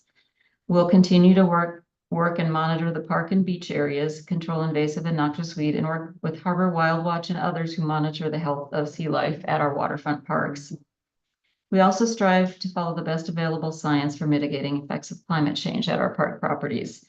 Interpretive and educational signage will be included in the project to increase the park users' awareness of aquatic lands and measures to protect it. This is just a quick little diagram that shows 15-mile radius of water access facilities, and sites within our district are shown in blue and those outside are shown in red. This project is identified in our PROS plan. Saltwater access was the #2 community priority identified in the PROS plan. And this project meets the PROS plan goals to deliver high-quality parks and recreation facilities and provide equitable access to recreation facilities. This park property is near Gig Harbor with a population of over 12,000 and 3.6 miles from the city of Tacoma, just over the Narrows Bridge with a population of over 200,000. And those are 2020 census numbers. Opportunities for park users with mobility issues to enjoy saltwater access is very limited, and this project is specifically planned to help meet this unmet need. Another goal of our PROS plan is to cultivate exceptional programs for all residents. PennMet Parks continues to develop a diverse program portfolio, including a variety of outdoor programs for all ages and needs. Improvements at Narrows Park will help fulfill the need for making outdoor environmental education available to users of all ages and abilities. Our programs include the Harbor Wild Watch Sailor Sea Scientist Camp, where campers visit different PennMet waterfront parks each day, including Narrows Park, while learning to care for these unique habitats. We believe providing education about the local environment inspires our community to protect it. We also offer Junior Explorers and Eco Explorers camps and programs for adults and active seniors, including summer beach walks at Narrows. Happy Feet and Traveling Trails is a specialized recreation inclusive program for eager walkers of all abilities.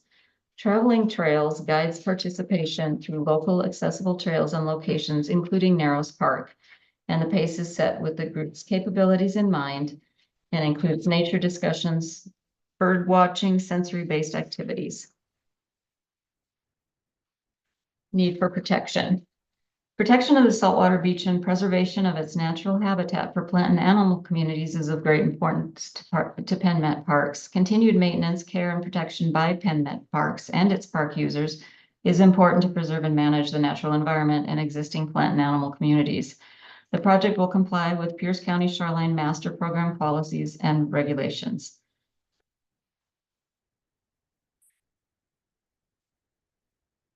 So Narrows Park provides recreational fishing, wildlife viewing, shoreline access, picnicking, and walking and hiking. And as I already discussed, this project is focused on ADA improvements and upgrades to shoreline access. The project will redesign and install a new ADA compliant pathway to the gazebo viewpoint and access improvements to the beach below. The project will also construct an ADA pathway to the picnic area, install a concrete pad under the picnic tables where missing. The design includes an ADA compliant restroom facilities and an ADA compliant path to the restroom facilities, interpretive and educational signage.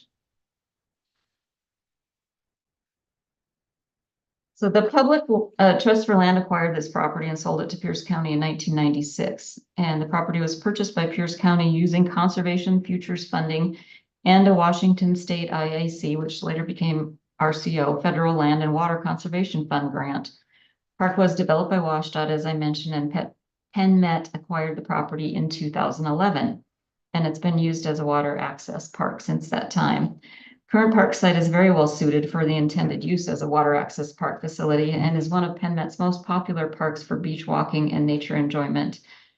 Although there are other water access sites in the area, public water access areas are limited, and Narrows Park provides easy access to an expansive natural beach with an unobstructed view of the Narrows Bridge.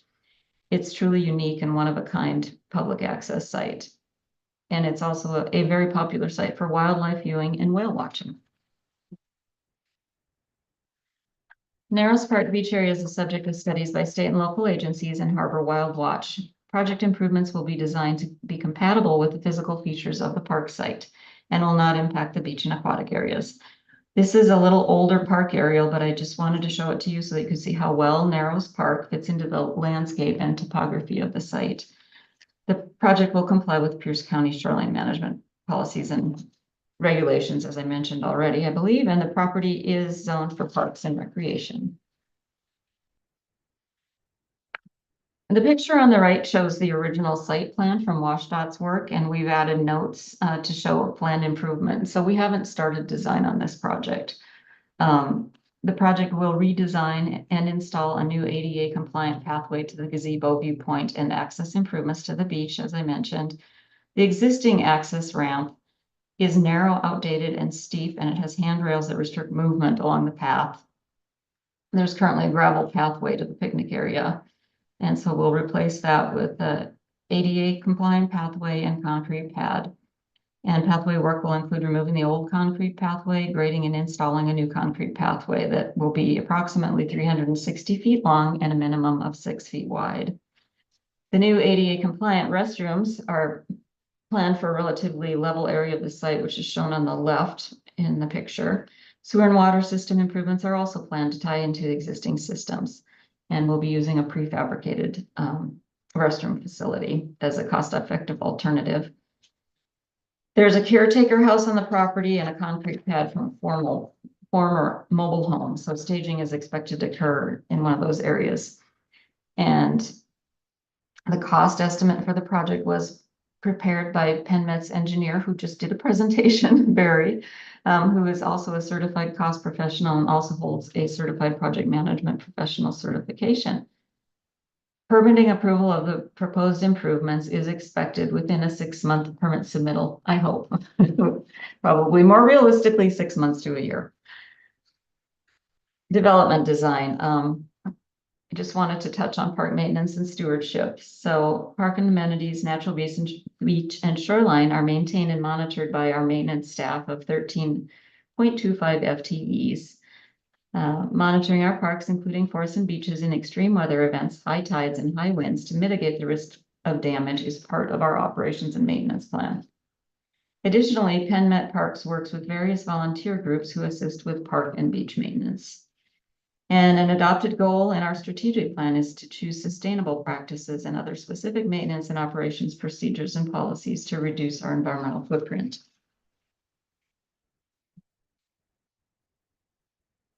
So this past year, PennMet conducted extensive outreach to listen and learn about our community's priorities. And feedback is reflected in our strategic plan and our comprehensive 6-year PROS plan. Both plans were finalized, as I mentioned, last year. Multiple outreach methods were used to generate community input, including presentations to the board, user focus groups, stakeholder interviews, public open house, and a community-wide statistically valid survey. Ongoing engagement throughout the planning process was also available through a customized ADA accessible and multilingual website. A survey was used to get feedback from users and non-users of parks and recreation and trails in the district, as I mentioned. It was based on a rambling sampling survey, consisted of a statistically valid invite, which was based on a random sampling of 4,000 residents of PennMet Parks, together with an open link survey. And the underlying survey data was weighted by age and ethnicity within the district to help ensure appropriate representation of residents across the district and different demographics. Using U.S. Census Bureau data, the population age and race distributions in the total sample were adjusted to match the actual population profile of the district more closely, and we received a total of 942 responses. And among our invite respondents, water access was ranked as the second most important amenity for our park users. We've also received many letters of support. This project has been vetted with community members and groups, local government, state legislature, accessibility advocacy organizations, and others. There's strong support, including the Kitsap County Parent Coalition, Peninsula School District, Washington Water Trails, City of Gig Harbor, Pierce County, Representative Michelle Caldeer, and the Group Action for Peninsula People. This project will provide access for people of all abilities to enjoy stunning views of the Sound, the Tacoma Narrows Bridge, and the beach and its abundant sea life. Thank you for your time, and we appreciate your review and support of our grant application. Great, thank you, Sue. Mhm. All right, questions for this property?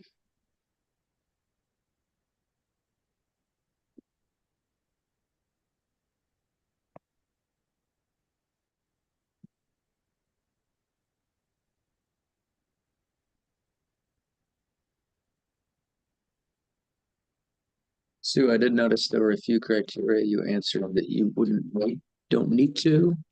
Okay. That relate, Thank you. Yeah, relate to protection enhancement. Okay. Henry will be able to help clarify that, but you only need to answer the ones related to, since this is a public access primary purpose, Uh-huh. you only need to respond to those. Okay, wonderful. Let's see if we can turn my camera on and be a little more personable. There we go. Sorry, it's at a funny angle on my computer. No worries. Most of them are. Mine, for some reason, is like super zoomed in, so I like have to lean way back, otherwise.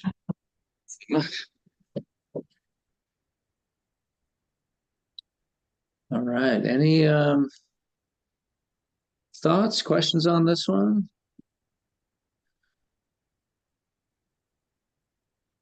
Mike, go ahead. Yeah, I'll chime in. Thanks for the presentation, Sue. I think it looks like a very good, straightforward project. I think, having ADA access, it's a little funky the way that walkway has that railing like that. And I think in need of some access improvements, and I guess looks like the new restroom too. And so I didn't have any particular comments or questions per se. All was pretty straightforward, except wondering if there might be an opportunity to do a little bit of shoreline restoration or some planting there. You still want to keep that beach access, and Sure. but wondering if there was an opportunity for maybe some shade and some planting. Good, thanks, Mike. Would be. Thank you.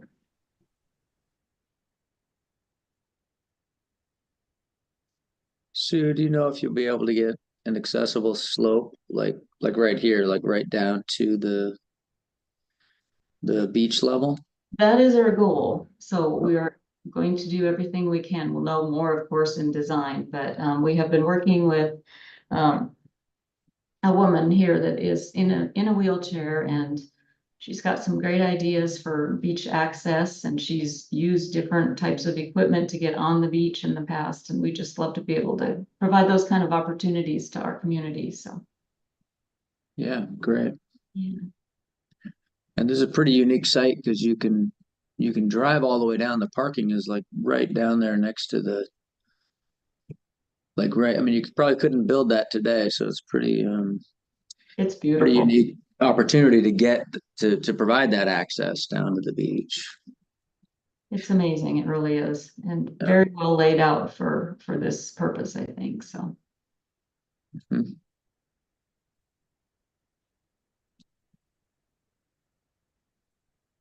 All right, I don't see. Wait, Brittany, you got something? Yeah, just because you highlighted the proximity of the parking area to the shoreline there, do you currently have a way to like capture runoff from that parking lot, or could that be part of this I'm not sure if that is captured from the parking lot or not, but we will definitely look into it. Thank you. Great comment. Yeah. Hopefully not a direct pipe out to the. Yeah, I don't know, depending on how old it is, but hopefully, yeah. But there might be an opportunity there for some parking improvements and stormwater filtration. Whatever that might be.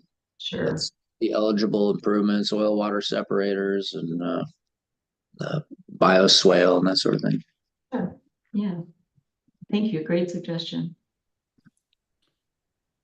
Actually, can you go back to the site plan? I was just sure. Yeah, thank you, Carl. was just trying to orient. Probably in design. Hold on, where was? It's in design. There we go. Where, let's see, I'm sorry. Where is the new restrooms back closer to the road, isn't it? Is that right? Right here. Extend pathway to. Right. Okay, so it's a way. I just. Pathway, yeah. This it here. Okay. Kind of here. This is what it actually looks like over here in the lawn area. Gotcha. Yeah, I was just wondering. Yeah, if you were keeping that away from the water, which looks like you are. Yeah, it's really close to the parking lot. So yeah. Will that be a vault? There's or is there? I don't know if I mentioned there's an sewer down there? Existing sewer there, so our plan is to tie in. And there's existing water too, so we're fortunate. Yeah.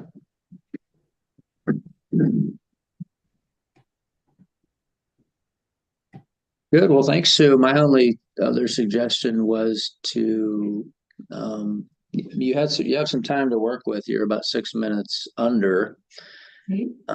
I'd throw in some more photos of the existing park. Just as you're talking and describing things, rather than just sitting on one slide, you can be flipping through some photos. Really, take us to the site, show us what's there, and that'll help us visualize what needs improvement and why you're proposing some of those. Thank you. I'll do that. And on a sunny day. Some nice new pictures. Yeah. All right. Well, thank you, Sue. Appreciate it. We'll see you again in August. Yeah. And I'll be back in the morning, so I'm not sure if it's the same group, but maybe. Thank you, everyone. Tomorrow morning. Yeah, you have one more project. That's right. For Fox Island. Yes. The fishing pier. It's going to feel very repetitive, so I apologize in advance, but thank you for your time. Okay, no worries. We'll see you tomorrow morning. All right. Bye.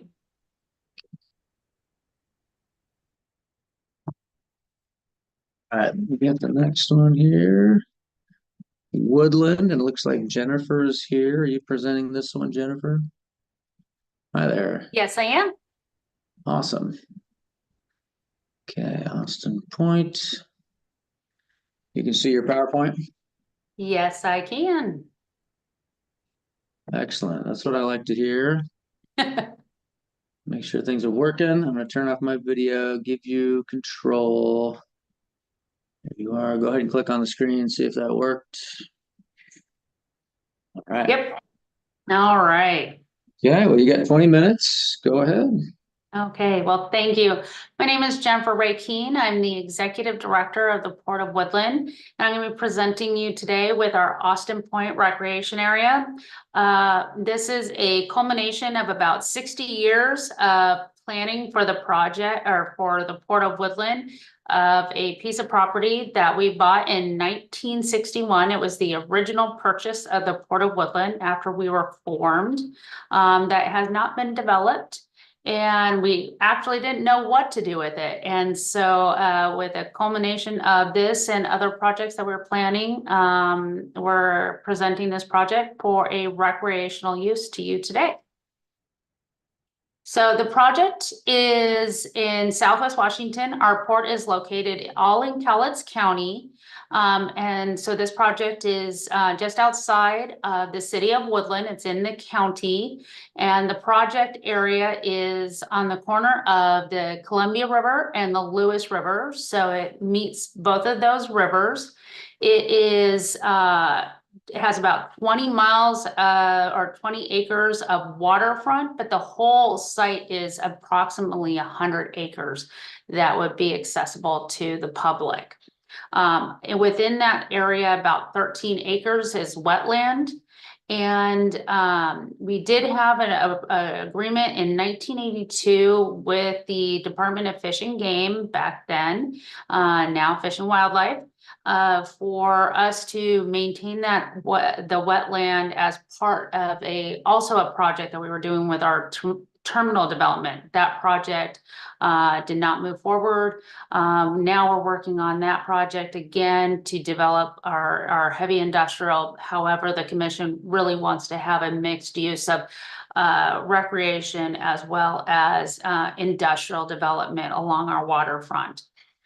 So these are being developed at the same time as a public benefit as well as an economic benefit to our constituents and to the state. So over these 60 years, however, the site has been pretty much overrun. A lot of, as we say down here, mud rocking and damaged by the public of illegal access. And it's been overgrown by invasive species, mostly blackberries and cottonwoods, and has really crowded the natural and native species down there. So it really made it unusable. So we really wanted to make sure that we could open this area back up and have a range of public access opportunities for the public. So overall, what we did is we held, and we'll talk a little bit more about this through our public engagement, but we got a bunch of ideas from the public of what they wanted from the public on for the public access, what they're not getting at other sites, and what they wanted to their port to invest in. And so all of these areas or these items of concepts were addressed in our plans, including the gated access. They wanted to ensure that it was a safe place for their families to recreate and not having places where people, homeless issues, drugs, things like that, that we were going to have that. And we do have that issue in properties near there, and they did not want to continue to see that on there. They wanted to have paved parking. They wanted pull-throughs. They wanted fish cleaning stations. In my previous presentation, I forgot to mention we were going to have a watering tank. It does have its own water tank that we will be supplying because there is not infrastructure out to this site. We will have restrooms. There'll be trails. We'll have improved shoreline fishing access. So a lot of our fishermen are disabled, and they wanted to have access to the shoreline. So we will improve that. We have a lot of, because we are a rural county and surrounded by a lot of rural counties, we have a lot of equestrian uses around here. And we've had the request for some equestrian trails. So we have built in some equestrian cross trail uses. We've preserved our wetland. We wanted to also have a lot of signage about all the area, including the Columbia River, the Cowlitz Tribal Nation, the geologic history through here, the hydrology, the history of the Columbia River, and the flora and fauna throughout. Part of the work that the port is going to do, and actually the work that we're going to start now, is removing the invasive species and start getting all of that out so that we can start the healing of that land. We want to improve the safety and access for all visitors and improve access for our fire and emergency personnel. That was a critical piece. We do have Coast Guard beacons on this site. It is the Warrior Rock. That's what it's named at this site. And so we wanted to make sure that they could access, and we've had issues in the past. So regarding question 1, the fit for public access, this really fits into 4 goals for the port. It is providing parking, paths, walking services, and accessing shoreline for all visitors. Though, of course, we are honest about it, is sand. Sometimes sand is a little bit harder to access, even on hard packs. So there is some limitation there. It does have improved access for launching boats, kayaks, and canoes and other craft from shoreline, depending if it's on the Columbia or the Lewis River. It allows a mixture of recreational uses from equestrian, boating, non-motorized boaters, walkers, birders, swimmers, and all-around fisher persons, as well as preserving the wetland. And it also provides no-cost opportunities to recreate on the rivers.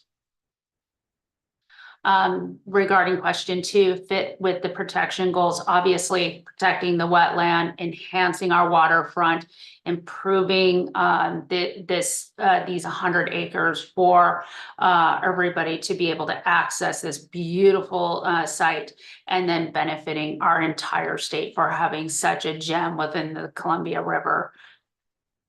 So within question 3, need for public access, local priorities. So within what the port had done, we held 2 open houses for regarding our terminal project that we're doing at Austin Point. And a lot of the public talked about public access. And so this came about as we started turning and talking about the public access areas and waterfront and what people wanted. We had on our first part of the open houses, we had 1,700 responses to questions about our waterfront.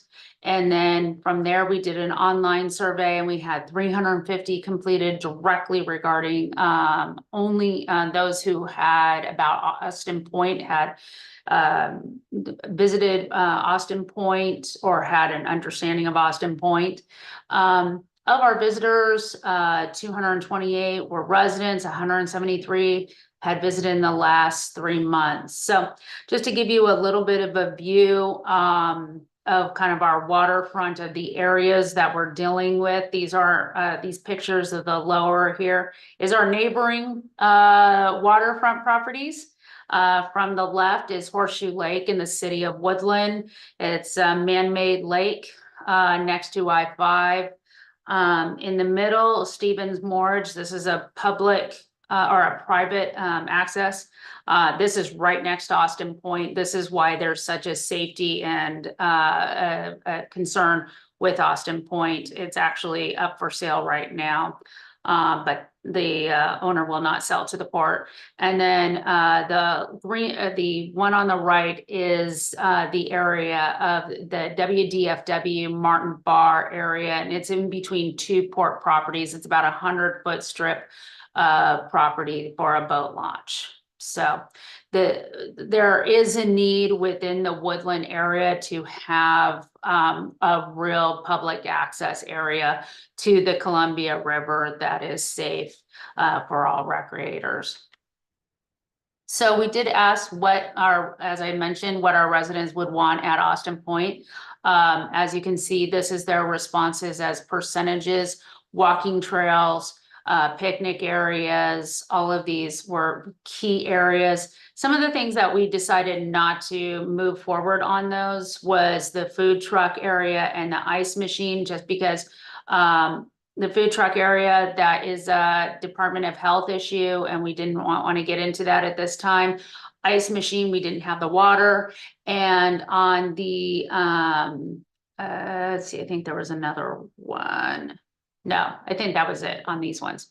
But we were able to get all of the other items addressed within Austin Point. Regarding question 4, need for protection. So the map on the right, all the areas in red are what we call the mud wrecking trails. So we actually hired Ecological Land Services to survey all of the trails, the illegal trails that were throughout the sensitive areas of Austin Point. Originally, we didn't think there was that many trails. We were hoping that there would only be a few trails and we could develop the walking trails through them so we would not have to disturb more land. We did try to lay out the trails that we did put into this plan with some of the most disturbed trails that were created and the ruts that were created by those trails, so that we didn't do further disruption to the property. But as you can see, historically, we have for years, for decades, addressed these issues. You can see my predecessor, the executive director, Nelson Holmberg. This is one of the ruts. That rut is now somewhere about 20 feet deep. A couple of years ago, we did a big cleanup after we put barricades in place. We put about 200 plantings of saplings for wetland. Within an hour, a bunch of trucks came through and destroyed they moved all the barricades and destroyed all the saplings. So what we feel in talking with the community is that if we do one large project, that we'll be able to protect that with the maintenance and the securities that we have in place, and then putting the gate and the fencing system we have in place. Other protection opportunities because of the wetland rehabilitation and restoration of with the removing of the ruts and the vegetation, we'll be able to restore the hydrology connection from the river into that wetland. That will be able to restore that natural connection, which I think will also beautify the wetland even further, and for recreators to enjoy further when they walk through, bike through. And we think that'll also deter from further destruction within the 100 acres. And this is part of the work that we are actually partnering through different groups that we have, Boy Scouts, as well as we're working with Department of Correction crews. They're working with us over the summer to start working on removing a lot of the garbage and things like that. As I mentioned, with the cleanup, as well as we're moving some of the dredge spoils that we've received in to start tearing up some of these ruts in some of the areas that we are not going to be doing with some of the trails, so that we can cut down on the mosquitoes mostly in this area. So this, again, trying to prepare for this area to be prepared for a park-like setting in a natural setting. On question 5, project scope, public access. Again, 48 paved parking spots where there currently is not any parking spots. 2 restrooms, currently there is none. A fish cleaning station with a water tower, currently there is none. 16 lookouts, including shade structures along the Columbia River. Shelter or picnic tables. There'll be about 16 to 20 of those throughout. 4 miles of trails and pathways, landscaping, stormwater facility, and fencing around areas that are more sensitive areas, as well as for safety, and then interpretive signage and information. As I mentioned, the suitable for protection, this is critical in this area for protecting this very sensitive area of the wetlands, but also be able to educate the public about wetlands and to be able to use the area around it in a proper manner for recreation. Question 7 was not suitable for the project. On question 8, development design. So there was several things that the commission really wanted to focus in on, because we are so far from the city, several miles from it. We do not have city services, so everything had to be off the grid. So all the restrooms are compost vault system. The compost will be used around our landscaping. Trail systems will be, or the pathways, we are looking, our submission was in asphalt, but now we are looking at the recycled material, something like a rainbow turf or some other material such as that. We will be using a boardwalk across sensitive areas. Shade structures will be of recycled material. Fish cleaning stations, making sure everything works properly to be off the grid, and landscaping will be all natural materials. All of this will be maintained by the port with our current staff. And so one of the big things that we wanted to do, and so to highlight why this was such a incredibly important, this is a big portion of our project within our first phase of Austin Point Recreation Area. To the south, we have a future phase in a few years to the north, and with our terminal project in the middle. And so to balance out the use of public access and safety within this whole reach, and the whole area is over 250 acres. So we'll be able to have a huge area that will be public recreation access, and we'll be able to use that within our terminals and boats being able to do that with vessels. So that was something before we could move forward. We wanted to make sure that this was a viable project of recreation with vessel traffic in this area. So it was safe for everybody to use. So with that, question 10, project engagement.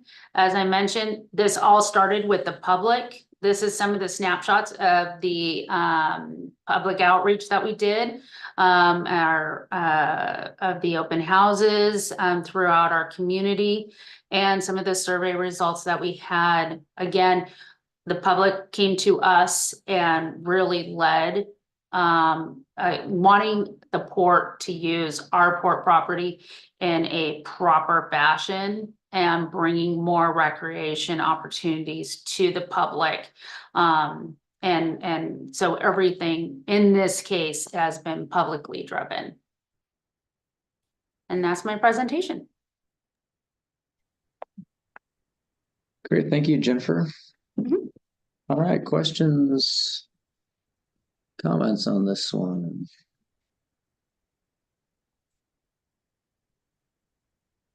David, go ahead, and then Chris. Hi, Jennifer. Thank you for that presentation. This project sounds really interesting. Couple things that would be real helpful would be like an aerial view of not only Austin Point, where we have it, but where the port development is going to be. And then you talked about another area that was going to be recreation as well. And so maybe zooming out of this photo or this map here to something where we could see kind of the point, the river, the two rivers, and where the port's going to be. And maybe in the introduction, you could add some photos or maps to the introduction just to get us a little bit better oriented. I was a little lost as far as orientation for quite a bit until we got deeper into the project. So maybe in the introduction, kind of an orientation, you know, a little orientation piece. We're here, the port's going to develop this area. This is going to be, you know, the Austin Point area is going to be public access, and there was another area that you talked about, and then also the Stevens property. I think that's the lower right in this map, but you know, maybe pointing those out to us would be really helpful. Okay. Yeah, thanks. Good, thanks, Dave. Bailey, and then Brittany.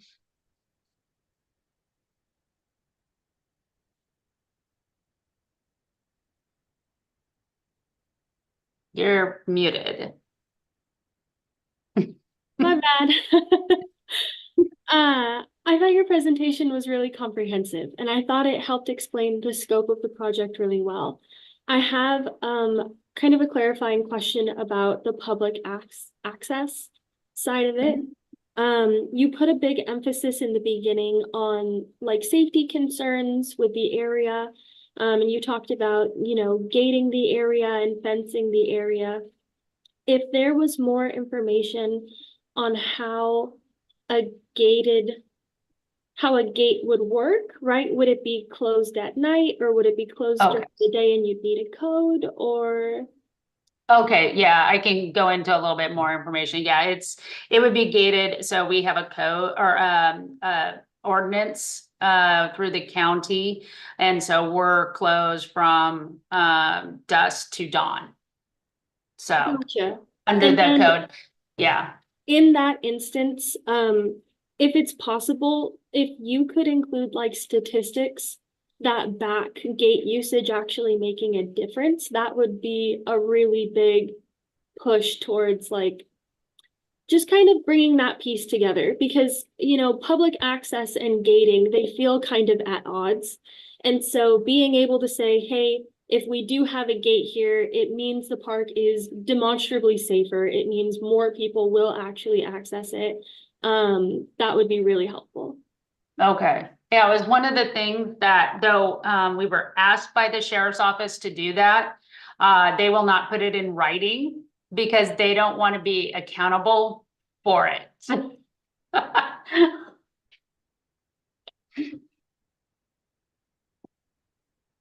Thanks, Bailey. Brittany, go ahead.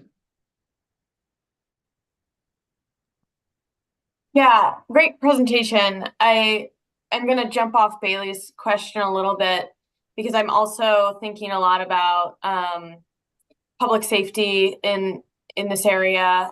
We have a lot of the same issues at a place that I manage, and we've thought about putting an on-site person at like peak times or peak, I guess, I don't really know how to say that, but like nuisance times to really ensure, especially in the very beginning when you're getting these plantings established and you're doing more like a little bit of the restoration work and you don't want things to be destroyed right in the beginning, to set the precedent of safety. I'm just wondering if you guys have thought about that because you mentioned that you're going to try to do all of this with the existing port staff. So I know that you're probably strapped for time as well. So just wondering if you thought about some of those things. Okay. I will try to figure out how to address that question.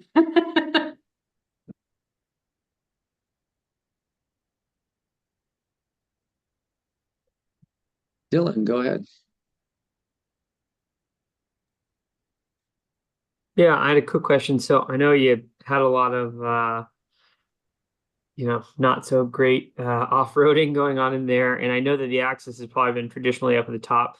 And I'm just wondering how vulnerable the park is to maybe a new owner on that other property that doesn't care as much about that access. Is it the efforts you go through and all your designs you put in here and controlling that parking lot and all that, they can't easily be bypassed by another route in, right? By Correct. that. It's a wetland, so the other side is a wetland on their property. I can't talk too much about the plans. We are working with the buyer.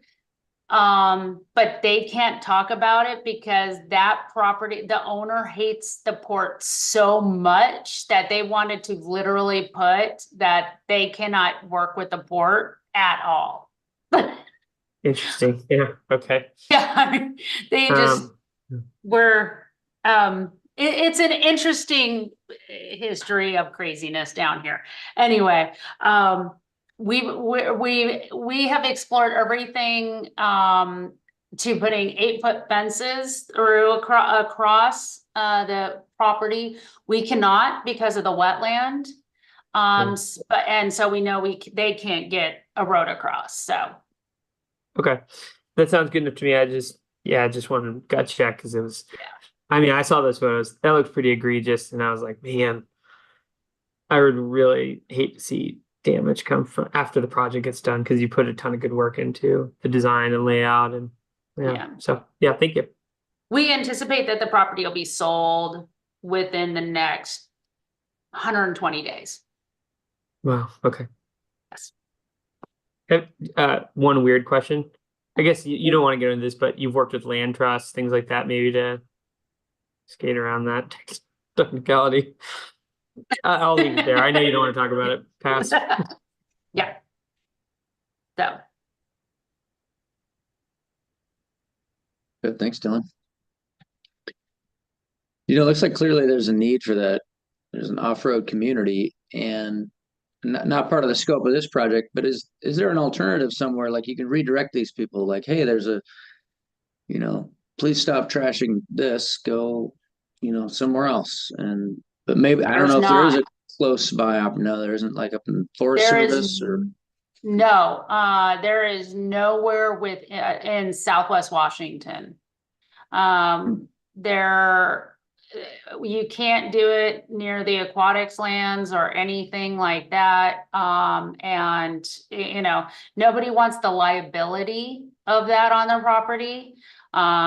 We wouldn't ever be able to do that on port property because the liability. So, you know, if somebody did it privately, that would be one thing, but I think insurance wise, nobody would ever do it. We actually, for many years, actually had to close it down because a kid, was significantly hurt out there. Wow. Yeah. And we said you couldn't do that, and they still did it and got hurt and sued the port. Yeah. Yeah, I just thought if there's somewhere somewhat nearby, you could redirect them up into, you know, like Forest Service, or there's some DNR sites that have motorized trails. But anyway, Dave, go ahead. I just, talking about this motorized access, I saw on your photos there were tracks in the sand all through. Yeah. Is that going to be able to be controlled by the gating that you're doing? Oh, that part down there? Yeah. At the point there's vehicle tracks in the sand in most of your photos. Right. And so a lot of that was, so that was before we put barricades up. We Okay. had received about 150 barricades from our friends at WashDOT. Okay. And yeah. And then they Okay. linked them for us. So that took care of that. Okay, sounds good. Just want to make sure. Thanks. Yeah.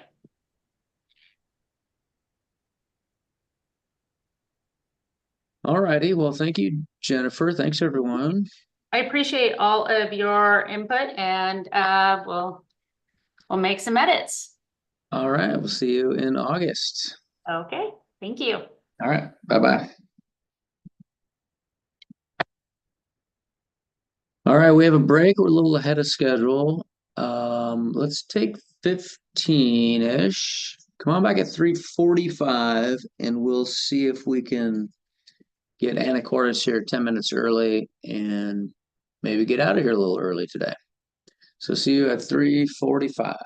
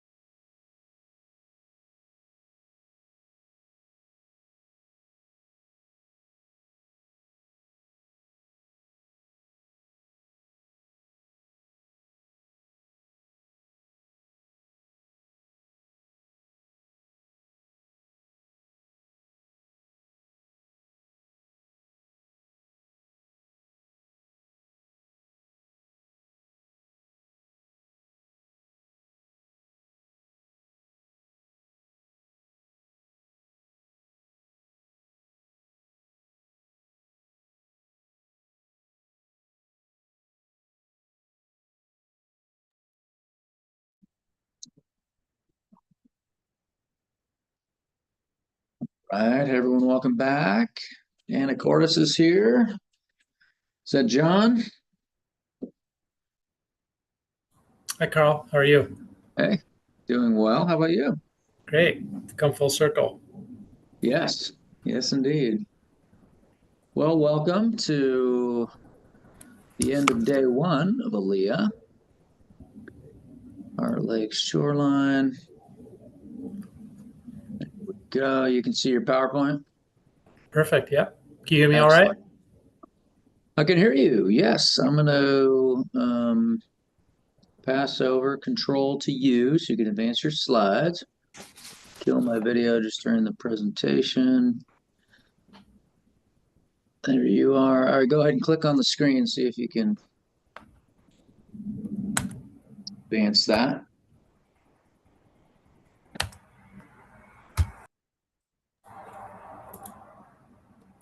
Pass around. Yeah. There it goes. Okay. Oops, we'll go back. Right. Yeah, Okay. sometimes we'll Great. delay. No worries. Got it now. Thank you, everyone. You ready to go, Carl? Yeah, go for it. Okay. Thank you, everyone, for your time today. I'm John Lunsford. I'm the Parks and Recreation Director for the City of Anacortes, and this is our proposal for the Heart Lake Shoreline Restoration Project. So this is our service area for the City of Anacortes and for the Heart Lake area. You can kind of see from Seattle north to the border, including the island counties and a bit of the peninsula. And on your left is Fidalgo Island, and at the center of that is Heart Lake. Heart Lake is part of the community forest lands. That's Anacortes Community Forest Lands, and we are about 2,950 or roughly 3,000 acres of forest lands within the city limits with 3 lakes, and Heart Lake is the center of that. On the right-hand side, you can see the area for the development as the parking lot. Heart Lake was, as Carl knows, was part of a state park system until 2001 or maybe 2 is when the transfer deed was completed by then Governor Gary Locke and our mayor to transfer the land and the lake to the city with a reversionary deed.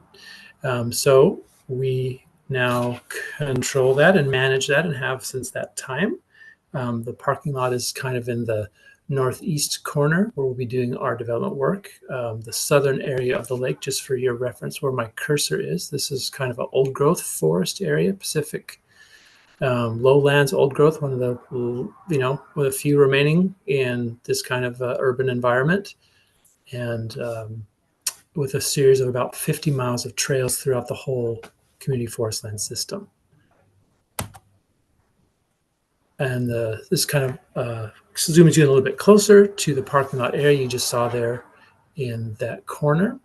And this is a drawing that we did when we updated the master plan in 2010 for this. After accepting it from the state, we did a couple community meetings where we talked about the various restrictions and how to abide by that. This area was the least restrictive. It's been a parking lot since probably the 1950s at least, and probably unfortunately the same form as it is today. So this drawing was done after a series of community meetings in 2009 and 10, where we had a group of stakeholders from the area, from environmental, recreation, conservation organizations, environmental education organizations, and came up with this schematic drawing at the time. This is similar to what we want to do with these grant funds if we are awarded them. Very similar, but there's just a couple subtle differences that I will talk about as we go forward.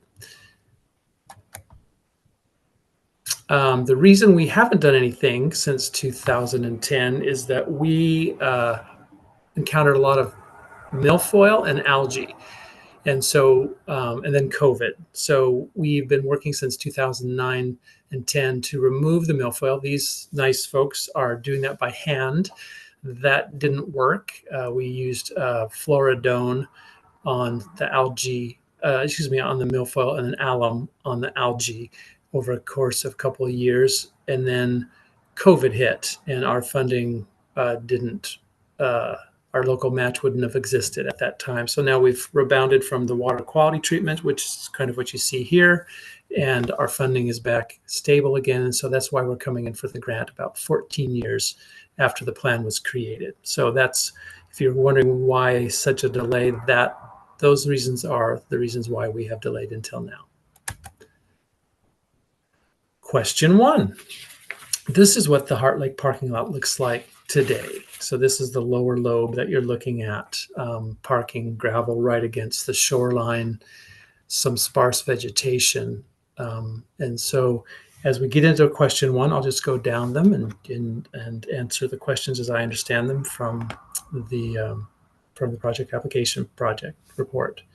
So opportunities for water access. So we have a failed boat launch there that was put in the early 60s, a concrete plank that has failed completely. And people are just driving off the shore. And as you can see in front of you, the shoreline there is where they drive in and launch their boats. It's electric motors only on the lake, or human powered. And we have quite a few visitors that come for recreation. Quite a few fly fishing groups are using it now that we've got rid of the combustion engines, because the lake is much calmer. And that's been a change for us. So we don't have right now a successful launch. We don't have a place for people with low mobility to access the lake. So we're looking at adding a dock for that, or a float for that as well. You can see this gravel, we want to convert there's about 40,000 square feet of gravel. We want to convert about 16 to 18,000 of that into native planted shoreline vegetation. So we want to have a native plants with pathways through that to access the water, separating the cars from the pedestrians to give a nice safe area for that. We will be having better access for folks for launching their kayaks. We have ideas for folks, say, with low mobility issues, to be able to have more stable place to go instead of walking into the water. They can launch from the newly installed floats. We also, as you can see, have the need to create a bioswale, because everything is draining into the lake, whether that be phosphorus that we've measured in the past, or products from the cars, and people are parking right along the shoreline. We have tried some other temporary measures to keep people off the shoreline, but that has not worked. Be they boulders or logs or whatever, those get pushed and shoved, and hasn't worked the way that we believe this new design will work. We have some opportunities for doing collaboration with our partners, the Samish Indian Nation, for educational opportunities there. So we have a collaboration, if I may step back, with our museum, the Samish Indian Nation, and Parks Department throughout the city to put in signage that reflects not only the local park needs and conservation issues, but also the Samish view on that land from their perspective. So we've had this collaboration going since about 2020. And we meet monthly and talk about signage that we want to do throughout our park and city systems. We've recently involved the Port of Anacortes in that as well. So it's a tried and true partnership that's expanded.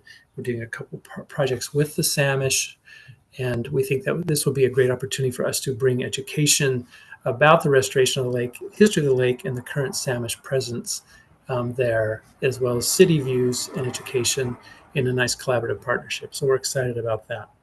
Some of the environmental benefits of this project are, as I said, dealing with the phosphorus runoff from the gravel, and the byproducts of the cars, motor oil, etc. So that is question 1. Question 2. Oops, sorry, I should have asked this for you. You can see we made a handy checkbox list for you. Question 2. This is the other side of the 40,000 square foot gravel area that we want to put the parking lot in. So I'll do it right this time, and I'll advance. There you go. So you can see that now with the backdrop of the questions. This is the largest freshwater public access point on the island. So thousands of people come to this place and park in these lots and use it for shoreline access, for fishing. They use it for boating, paddle boarding, photography, swimming in the summertime. Horse trailers come there. It's just this it's the largest parking area that we have in the community forest lands, and it's untreated. So we want to do this as part of completing our 15-year restoration project out there, dealing with the water, as we showed you earlier, with the milfoil and the algae, and now doing some treatment of that. So we want to pave the section you're looking at now with ADA parking, and this will be where the boat launch will be moved to because it's a little bit deeper water and better access. Put the dock here, and then have car and trailer parking that's accessible and will drain away from the lake so that we can treat it in a bioswale on the right-hand side of your photo. So we think that will be a benefit for access and protection, in that we are then treating the water, and then we can do the shoreline with pathways. We can do some shoreline vegetation as well. The lake itself is the headwaters for the Ace of Hearts Creek, which flows into Fidalgo Bay. It's become recently, beaver have rehabited the lake after being trapped out about 60, 70 years ago. They have two dens there. So that's a great addition to the lake for us. We want to work with the beaver, and we do through our partners at the WDFW, Washington Department of Fish and Wildlife. So that's question 2, answered from our perspective, how we address some of those concerns. On to question 3. So, need for public access. So the Heart Lake planning process I mentioned in the outset was done over a couple of years. First, we looked at we had a group of citizens taking the issues and rules from the state when we accepted the lake and property in 2001 or 2. Then we had a subsequent community group meet to look at this, creating this master plan, and go through a series of discussions community-wide that was accepted by our city council. So we had stakeholders in those groups in public meetings. It lasted over a year, and it was finally accepted by our city council. So we know that we have a need for public parking. We know we have a need for access on the island due to our limited space here, and this is a large parking area that we want to continue to use, but we need to improve in both access and environmental benefits. Yeah, sorry, those are the Navy jets. We're very close, but it'll move through. If you can bear with me, I'll just keep talking over them like we normally do. So we know we have an inventory gap in accessibility for folks with low mobility. We know we don't have a functioning boat launch. We know we don't have ADA parking and accessible parking and pathways that would take folks from that accessible parking to the shoreline. And so those things are all missing. And as I said, additionally, the safety that we have, the problem with separating the cars from the pedestrians like we want to do in the new design. It has been part of the city planning process since about 2005 with our first Heart Lake plans through the Heart Lake Master Planning Program. It's part of our city ACFL, or Anacortes Community Forest Lands Plan, which is approved by council, goes through a public process about every 4 to 6 years. It's in our capital facilities plan, and it's in our park impact fee plan. All 3 of those go through a public process and are approved by city council. On to the next. Question 4. On the left, you'll see Rob Zazette. If you know Rob, he's with Herrera Environmental. They're the ones that did the water quality work with us. And then on the right, you'll see some friends from the Skagit Land Trust who are our partners in conserving the city forest lands. Okay, so the need for protection. So meeting our shoreline master plan goals. So it meets many of our policy goals in our shoreline master plan for public access, balancing recreation and conservation, and then restoration of shoreline habitat. So we're pretty confident we meet those goals and are excited about the opportunity to do so. Enhanced protection efforts in the watershed, yes. This is a continuation of the water quality improvements that we started with Herrera Environmental and through our public process back in 2008 or 9. In those water quality studies, we found with Herrera that we did have phosphorus runoff into the lake, increasing the phosphorus load. Fortunately, there's no homes or septic or other grass or fertilizer used around the lake. So that load is thankfully low, but our desire is to keep the lake as healthy as possible and to treat it for various contaminants, as I said, because not only does it feed the lake system and the important habitat that's there, but it also flows into Fidalgo Bay. And then meeting the Puget Sound Partnership goals, we feel we meet strategy 22 outdoor rec and stewardship with improving equitable access and collaboration with our community partners, specifically the Samish. Another thing that we have been doing with the Samish Nation is we are building a park where there was once a Samish village about 120 years ago, and named it after that village. And so we're working with their Department of Natural Resources to lay out the planting plan. And that's an exciting step for us to work with Samish so closely to design what would have been there when the village was there. We will probably use a similar approach working with Samish collaboratively on this planting plan. We work with them quite closely on cultural resources. Their cultural resource officer works with us on projects throughout the park system, and we'll work with Jackie Ferry, their cultural resource officer, on this as well. So we're excited for the opportunity to collaborate with Samish again on this project. Question 5. Public access. Okay, so some of the stuff we've talked about, but I'll just kind of go in a little more detail. So we'll be replanting of the 40,000 square feet, about 16,000 square feet of the gravel will become native planting with some small swales in that to treat additional runoff and before it gets to the lake, but we'll surround it with native plants. We have cottonwood, Doug fir already growing in and around the parking lot, and willow and a variety of native plants that we think would do well there. And like I said, we'll collaborate with Samish again on designing that. The 20,000 square feet of parking lot, treating that with a bioswale will be a new improvement and an exciting change for us. It's long overdue. Replacing the boat launch will also improve access, adding the ADA parking to connect to both the launch and the trails and the low mobility access point at the dock or float that we create. We think is all a great way to address public access and do so in a thoughtful way that benefits both the residents of the lake, the residents of the island, and those seeking to visit us. Question number 6. This is one of the old growth trees at the south end of the lake. Okay, suitability for protection. Not only have we identified the need to protect this area and improve water quality in our planning processes at the parks level and the city level, as I said, it is the largest public freshwater access on the island. So that's 25,000 residents, roughly, of Fidalgo Island can access it. And then the visitors from the service area that come to the area. So that's in addition to those looking to enjoy the lake, it's those looking to enjoy the forest lands, be they equestrians, mountain bike riders, hikers, bird watchers, etc. We also have quite a bit of school buses that come to this area. And we work closely with the Friends of the Forest. They're a nonprofit organization, and it's a place for them to jump off and do their educational hikes.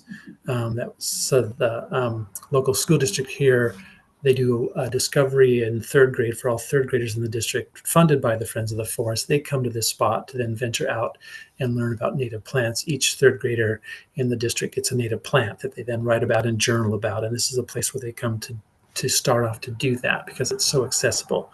So we want to improve that and make it able to handle this kind of traffic. Historical uses and functions, as I said, it's been used like this since probably the 40s, 50s for camping and boating, and the parking lot was improved or around the 1950s to the current state you see it at today. And then the uniqueness of it, I think, is demonstrated partially by this photo with the old growth around the south shoreline. And then as our measurements show, it's about 50 acres of lowland old growth, one of the largest in the Puget Sound of contiguous old growth in a lowland forest. And then, as I said, it's the headwaters of the Ace of Hearts Creek, which flows into Fidalgo Bay. Question 7, I think I skipped because it's acquisition oriented, and number 8 is development design. So we'll come back to this image that's on the back screen so you can see it more clearly than if you have questions. So The project goals designed with our needs and scope, shoreline restoration, stormwater treatment, educational opportunities, water quality and access, providing the various treatments we discussed. Our dock is designed, parking's designed for access, trails are designed for access. For us, it's a unique way to get people to where we want them to be, treat the stormwater runoff that's there, and handle their visitation in a responsible way, while working with our partnerships in town, such as the Friends of the Forest and the Samish Indian Nation, to create a place that has residents and tells a story, not just for the visitors to enjoy, but as they leave and understand the place that they're visiting and the importance to not only the people here, but the people who've been here since time immemorial. And now I'm done. If you have questions, I'd love to try to answer them. Great, thank you, John. This, Lauren, go ahead. Hi. Yeah, so for the accessible, like the public access and accessibility, did you guys consider any kind of interpretive elements, since you have all those programs that are already utilizing it? So we have been making interpretive elements with signage, and that's a partnership that we've been doing with the Samish Nation and our museum and the Friends of the Forest. So we have those groups will come together and create interpretive signage about place, ethnobotany, understanding the purpose for the site and why it's created. So we've been doing that, as I said, for about 4 years with that collaborative group. And that will be part of what we'll be doing here. So we have kiosks there now that talk about place.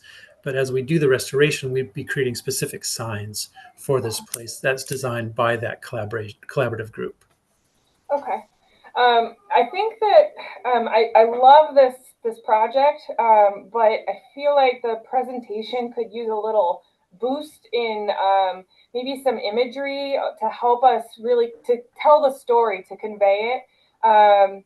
There, on several slides, I think there were some missed opportunities where you were talking about these ideas that you had, which were really great ideas, but to bring in that visual element, like if you're talking about some sort of like ADA recreational element, maybe screen grab what you're thinking about and show us what your ideas are, because we want to know, what are you guys dreaming up for this park? And so to have those pictured in some way on some of your slides, I think would be really helpful. Great. Thank you for that. Yeah. Good. Thanks, Lauren. Chris, go ahead.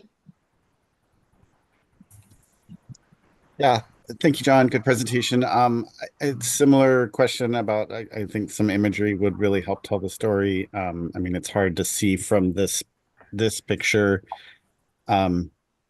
kind of exactly what's going on, and the Heart Lake 2011 plan that's in Prism is kind of hard to tell what's going on as well.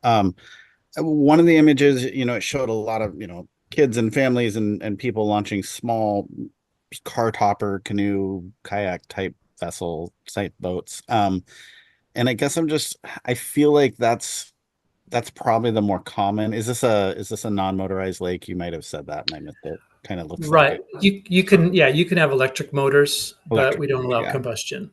So I mean, I feel like that's your audience, are these small boats, and they're maybe not used to using a boat ramp per se. I mean, I know maybe the one that's there is not working well, so that's why they're using this.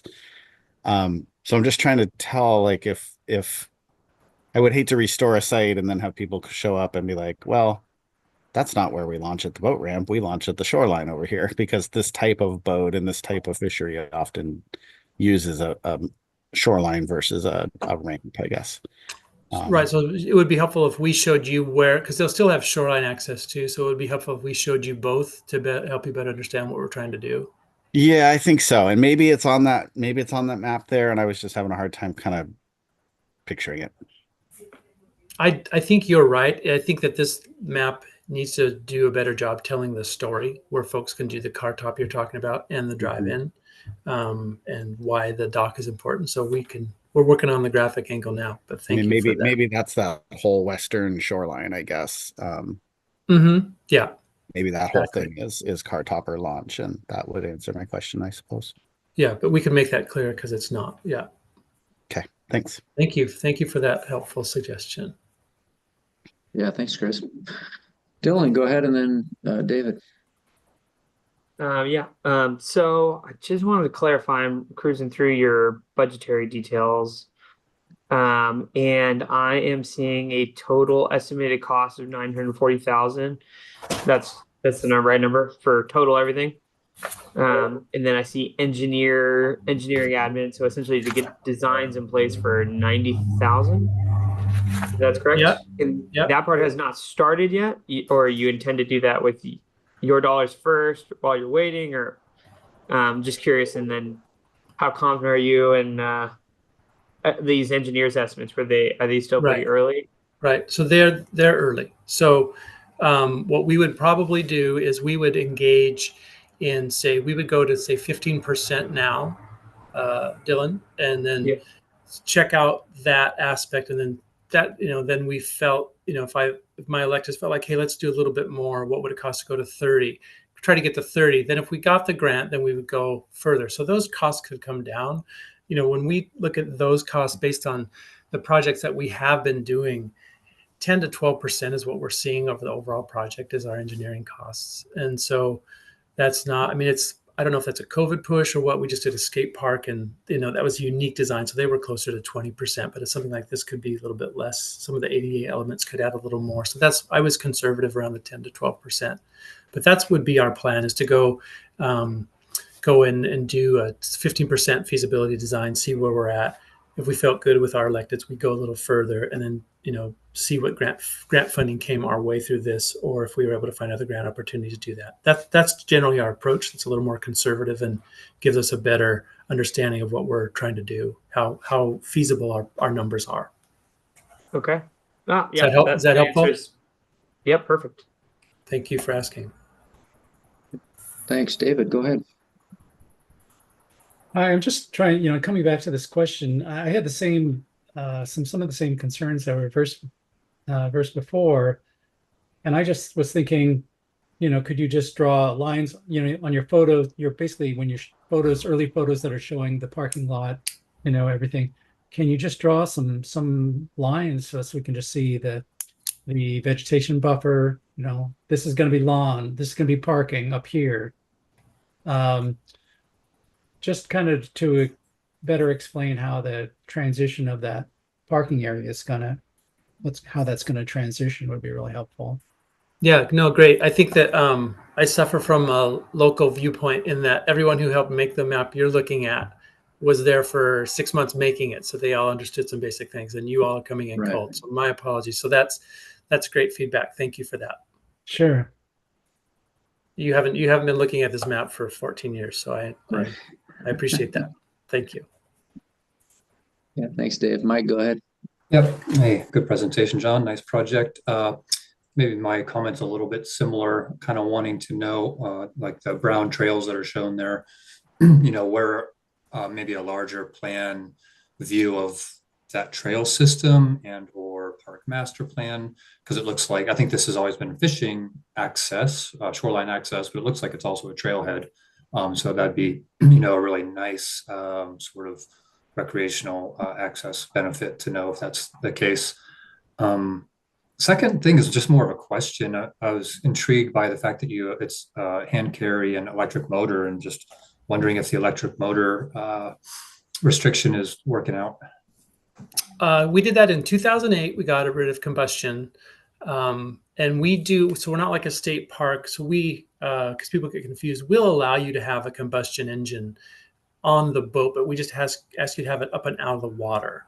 So, and because we don't see many 2-strokes anymore, so mostly they're 4-strokes, so they're pretty clean. So, but everyone has to use either a trolling motor, electric trolling motor, or a hand power to get around in the lake. And that's been working pretty well. So we just have, like I said, we've seen more fly fishing going on, and the Puget Sound anglers and Fidalgo fly fishers are very active at the lake because they really enjoy the peace and quiet now that there's no wake.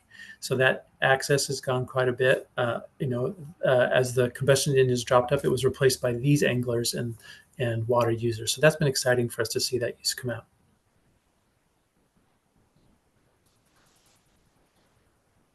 Good, thanks. John, I had kind of a similar question on your site plan here. Like I see things on the site plan that are not in the scope of work. And so just to be real clear, like what's existing, what maybe your phase one, phase two, like are you doing the picnic shelter now or maybe later, or does it already exist? You know, that sort of thing. So you just have a real clear so we can like quickly just see what's Yep. going on with this Yeah, project. no, I agree. And my apologies. This is the 14-year-old map, and some of our shoreline master planning parameters have changed. So some of these things are going to go away. When you see a new map, some of these things won't be there anymore because it's our rules have changed locally, and we've met the needs elsewhere at other places. So some of the picnic shelters will go away. But yeah, we're going to redesign this to give you a better sense. So I thank you for struggling through that old map with me. It's just to give you it's 80% of what you're going to see is on here, but it's going to change a little bit more by the time we're done. Sounds good. Well, you got a little time to tune it up between now and August. Yeah. So that's good. And you'll also be getting some written feedback, both from the committee members and your grants manager. Great. So, all right. Thanks again, John. Nice to see you.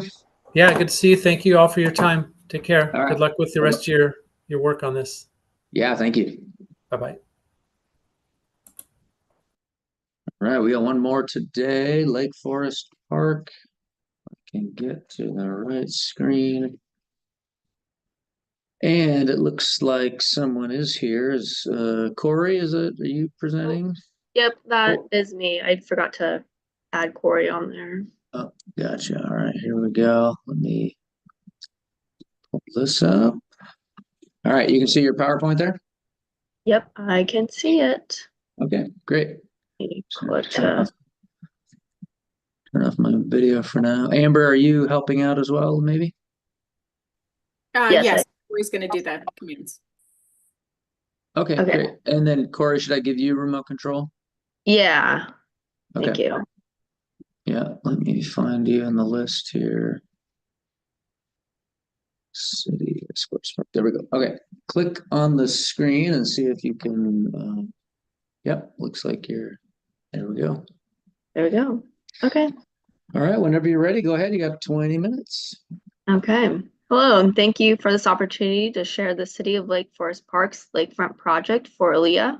My name is Corey Roach, and joining me is Amber Miliksak, our consultant's project manager.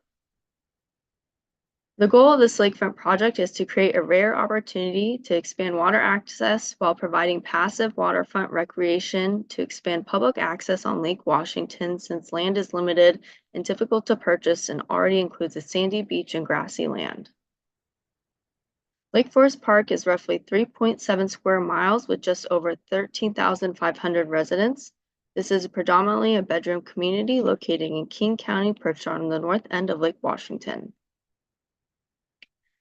The lakefront property is located near the city's town center and city hall, just off of the Burke Gimlin Trail and next door to an existing park. Line Creek Waterfront Preserve has no public access to water. This project will include waterfront access, community gathering spaces, recreation, and renovate the existing Line Creek Waterfront Preserve. The two red boxes on here are not included in the RCO project scope, but the small cabin will provide the city office space, and the large house will be renovated into a community gathering space. This project will provide new opportunities by establishing a new water access park on Lake Washington that is designed for a diverse array of water-related activities. The project will provide the first public water access point in Lake Forest Park.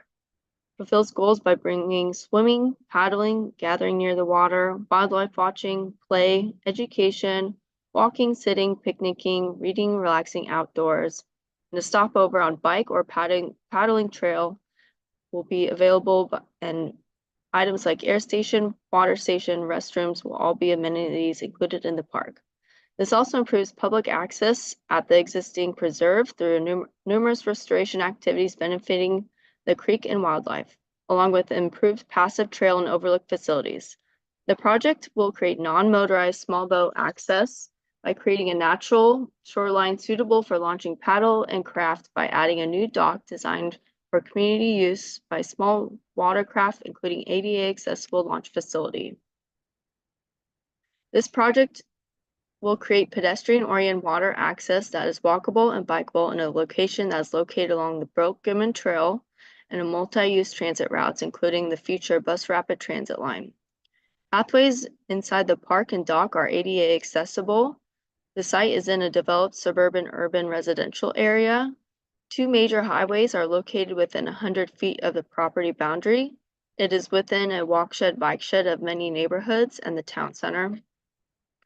Parking at the park is proposed to be operational limited, such as time limited or restricted to load and unload, with parking for the park to be at City Hall.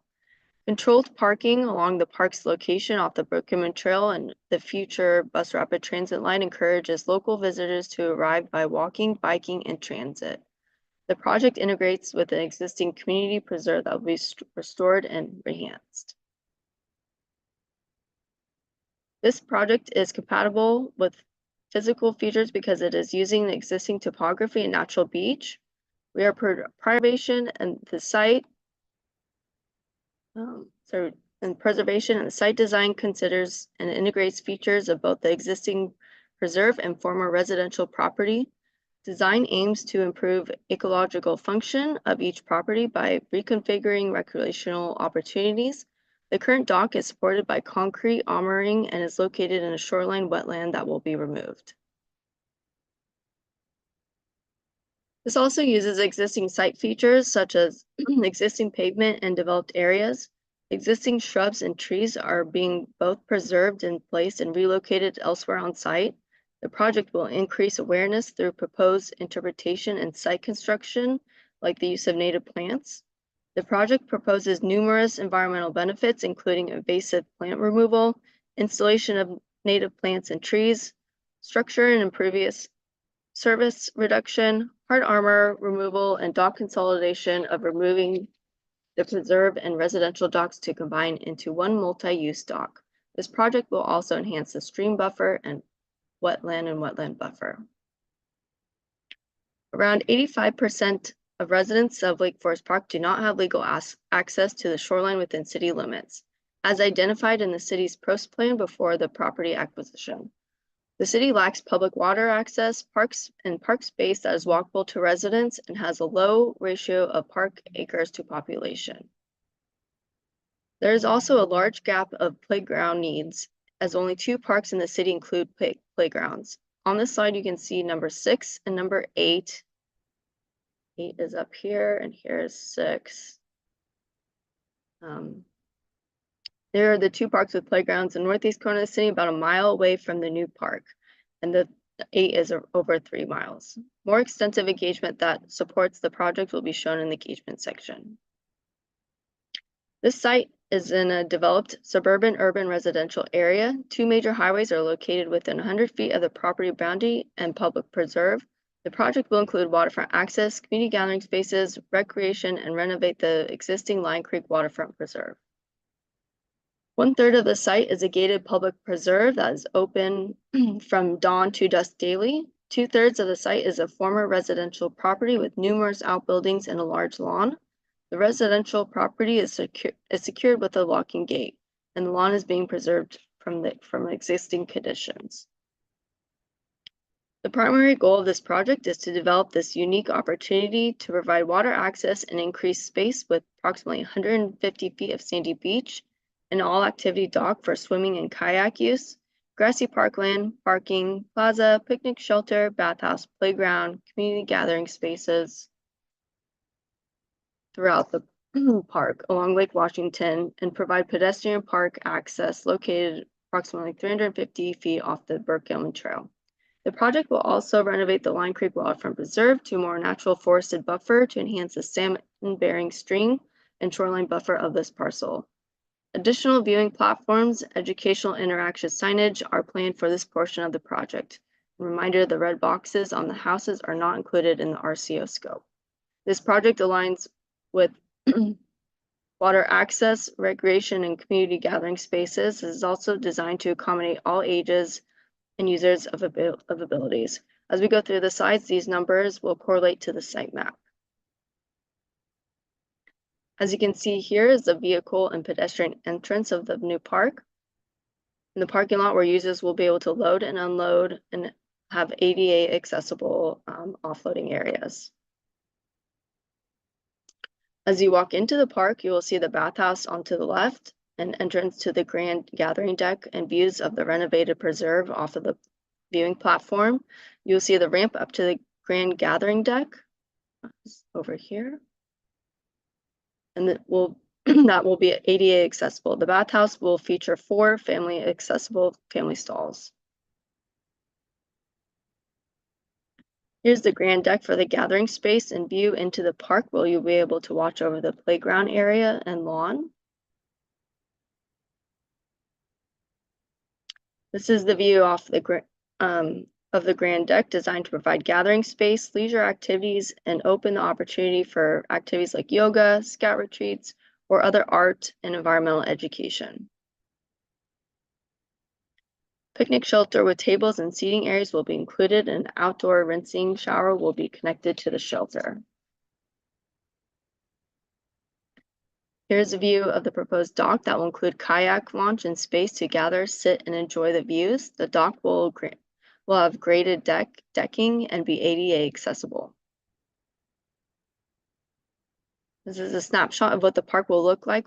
Looking into the park, and as you can see, the preserved existing beach with the armored remove and relocating dock, gathering spaces, and existing preserve to the left. Overlook platforms, trails, trail bridge, dock, and picnic shelter will be accessible, and the goal is for this park to be as accessible as possible. There is a high level of support and engagement from the community. The schematic design was approved unanimously by council. We have around 25 support letters from our community partners in neighboring cities. We have been communicating with the tribes throughout the process and received feedback we have incorporated into the design of the preserve. There's been over 3,000 visitors to the website and strong responses to our 2 surveys, and great conversations tabling at community events, and local art groups are excited to help integrate ideas throughout the park. And environmental groups are excited to host educational classes here in the future. There has been 2 successful and heavily attended workshops. This design is a result of a co-creation. Engagement was designed to first capture community's vision and program, then to apply the program to landscape. Design options then provided the community for input, and final design is this synthesis of community selection. Further community input will be gathered and incorporated in the next phase of design. And thank you. Please visit our LFP Lakefront Park website to take a virtual tour and look at the existing site conditions and background to see how this has all come together. Great, thank you, Corey. Questions on this project from the committee? Lauren, go ahead. Do you, what is the projected timeline for this project? We will be submitting permits this fall, and then as funding comes in, looking to start demo and construction 2025 with the goal of 2027 opening. And the total budget for that, for the whole Amber, project? did I misspeak about I was something? just going to add to that, because of the in-water work, both you know, on the shoreline, removing that armoring, and then the dock demolition, we have to plan around the work windows in this area, which are, there's a short window in the summer and then a longer window in the winter. So it's funding availability, that we do have some funding currently, a prior grant from RCO to remove some of the structures that are currently located in the upper left corner on this map. Those structures are coming out. So that'll start this summer. Permits will be applied for. As soon as we get permission to do the in-water work, we'll demolish the derelict dock, which will allow the terrestrial work to continue, and then the park could feasibly be opened then, and then allow for a second phase of in-water work later. So we're trying to be as efficient as possible, cost efficiencies, but then just, you know, dealing with the regulatory restrictions related to construction timing and then funding availability. Excellent. Great presentation. The graphics on this are fabulous. Thanks, Lauren. Heather, go ahead. And then Yeah, Chris. thank you. Just hoping you could maybe clarify a little bit. I feel like I saw one slide that said no public access on there. There's the Southern Preserve property. I was a little confused, just maybe more of an overview of what the differences are on those two seemingly distinct properties within one park. And maybe more about why one will have access versus the other. And I heard you say derelict docks, so I'm assuming it's the one on the southern property that's coming out. Just a little bit more about that. Yeah, both docks will be coming out and the new one will be constructed more towards the middle. Yeah. And Amber, if you want to continue. Sure. So essentially we have on this bottom part of this frame, it's sort of southwest-ish in actuality, there's an existing preserve. So this was a former residential site that the city was able to purchase, I think in the 90s. And it was converted into a passive recreation open space. However, because of the creek that's there, Salmon Bearing Streamline Creek, and the buffer, the condition was placed on the property by the hearing examiner in permit approval that this land use would not allow for any water access whatsoever. And so although this is the only piece of public land on Lake Washington in the city of Lake Forest Park, you cannot get in the water at this location. So the city mobilized to try and find other land to provide public access. So with RCO's help, they were able to acquire the lot on the north that essentially is 2 tax parcels programmed as a single residential lot. It's adjacent to the preserve. And so the goal is to provide water access on the new property that does not have that hearing examiner's restriction.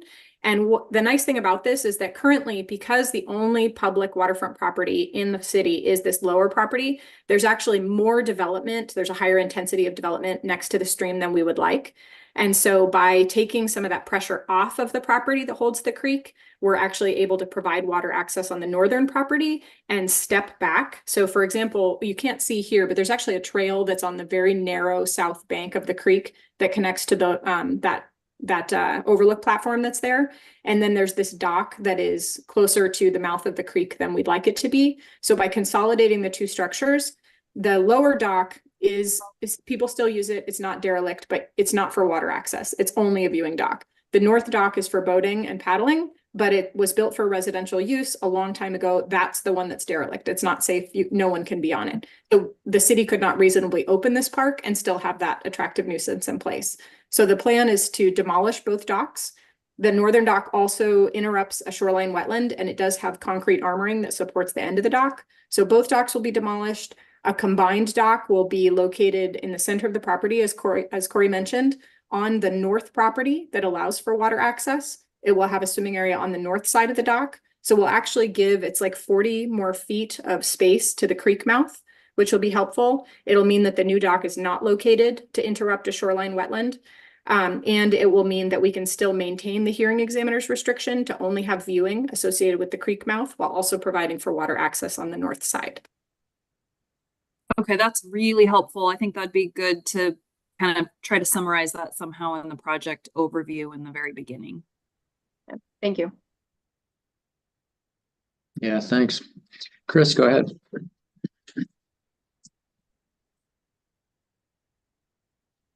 Unmute myself. I think that answered several of my questions. Showing, I'm gonna date myself. In the late '90s, when Puget Sound Chinook were listed, I remember beach seining at the mouth of Lions Creek, and it was a very productive creek mouth for juvenile Chinook. Like it was one of the highest in all of Lake Washington beyond the Cedar River. And so it was kind of neat to see this project and like, I know that spot.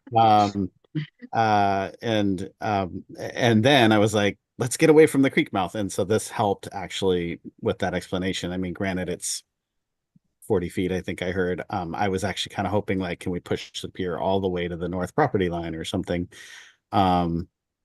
Just to same concept as trying to avoid, the area, those just juvenile fish they're kind of looking for those terrestrial insects that are washing out of the creeks. And I was also going to ask about the park to the south. I see it's a private club on the screen. I didn't catch that in the beginning. So, which obviously has a lot of activity right at the creek mouth. So, Yeah, good project. I do think it's just important to kind of just overemphasize that, like trying to stay away from the fragile area there at the mouth of the creek. That shallow habitat's really important. Thank you. Thanks, Chris. Other thoughts or questions on this one? Mike? Yeah, hello. Yeah, this is I think a very ambitious project, and it's really great that you're able to acquire those two properties. That's really huge to be able to expand the site and get in that waterfront access, which is, I think you demonstrated very well that that's needed in the city. There's a couple of just overriding thoughts I have is it's a pretty expensive project, I think at over $10 million.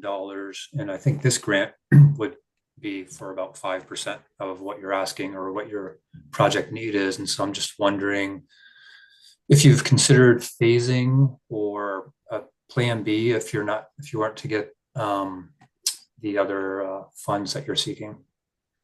Yeah, so we're applying in water access for like 50% of the project, and we have federal requests in for this next round, and the council is ready to put their own money in, and we are hopeful from the King County Parks Levy to fulfill the rest of that gap. So, and we do have a phase plan in case funding does not come up. I think Amber kind of mentioned, we do have to demo the dock out there, but maybe the dock is the last thing we do add. But I'm hoping we can get all the funding for it to construct at one time. So. Thank you.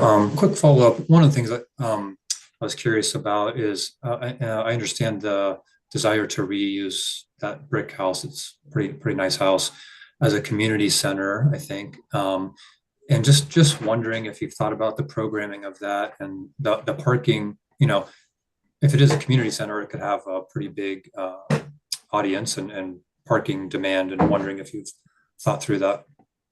Yeah, so the community center will hold roughly like 75 people, maybe a little more. We're still working on that, but parking will be at the city hall, and we'll put in a slide better to show the walking path to city hall to the park. But the parking lot will be an unload offload area, ADA accessible, maybe a spot or two for office space reserved, but it will be mostly unload, and then park at the city hall and travel down. And the programming, we are looking at very like leisure, recreation, environmental classes, just very like community retreats, community partners doing classes. We don't have a place in the city of Lake Forest Park to partner with our Shore Lake Arts group to do art classes or things like that. So. Thanks, Corey. Thank you. Dylan, go ahead. Yeah, I just want to follow up on the budget stuff. So I'm looking at your sponsored match breakdown components, and I see in here, so total project 10 million, big number. The RCO WWRP, the 5,159,000. My understanding was that they had grant limits that are like 1 million or somewhere close to that. And obviously we got RCO people here. Is that multiple years of RCO funding? Is that what that's indicating? There's no grant limit in the water access category, and that's what they're showing as match there. Gotcha.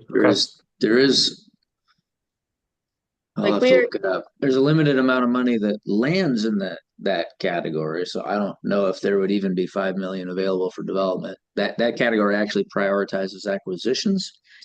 We'd have to do the math to see, water access, 75% of the money first goes to fund acquisitions, and then we can fund development. So we'd have to look at the breakdown on that to see how much might there actually be, but there is no limit, so it's a legitimate request. Should they rank high, and should there be enough money in that category? Okay, yeah, that works for me.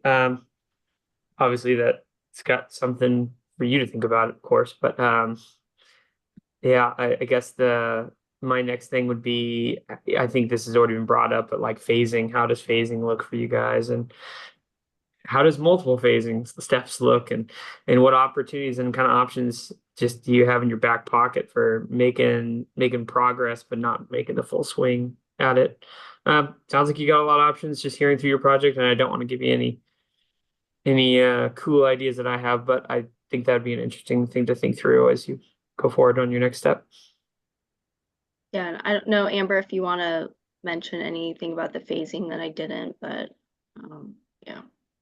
Sure. I guess the main thing, since this is the technical presentation and not the final, is that we have looked extensively at the phasing. We've kind of calendared it out, looked at the budget, what needs to come before what, when would we safely be able to open the park, that sort of thing. Would that be appropriate to include in this presentation? Is the phasing plan? Or is it just something more that should be mentioned, that it's been thought about considerably, and that, you know, the city has a contingency plan if the project is only partially funded? Carl, why don't you want to? Yeah, I think what you were saying was phasing the actual development. So say do a phase one. It's like we're going to get the parking in and some of the pathways, maybe some beach. And then 4 or 6 years later, you come back and do phase two is you're going to do that sort of phasing. Not, I think what you're talking about is still one project. You just phase which piece opens to the public. Different way to think about phasing. But I think what Dylan and some of the others were thinking was, downscope it to say a $5 million project or 4 or something, and say we're just gonna bite off the first chunk that we're pretty confident we can secure money for,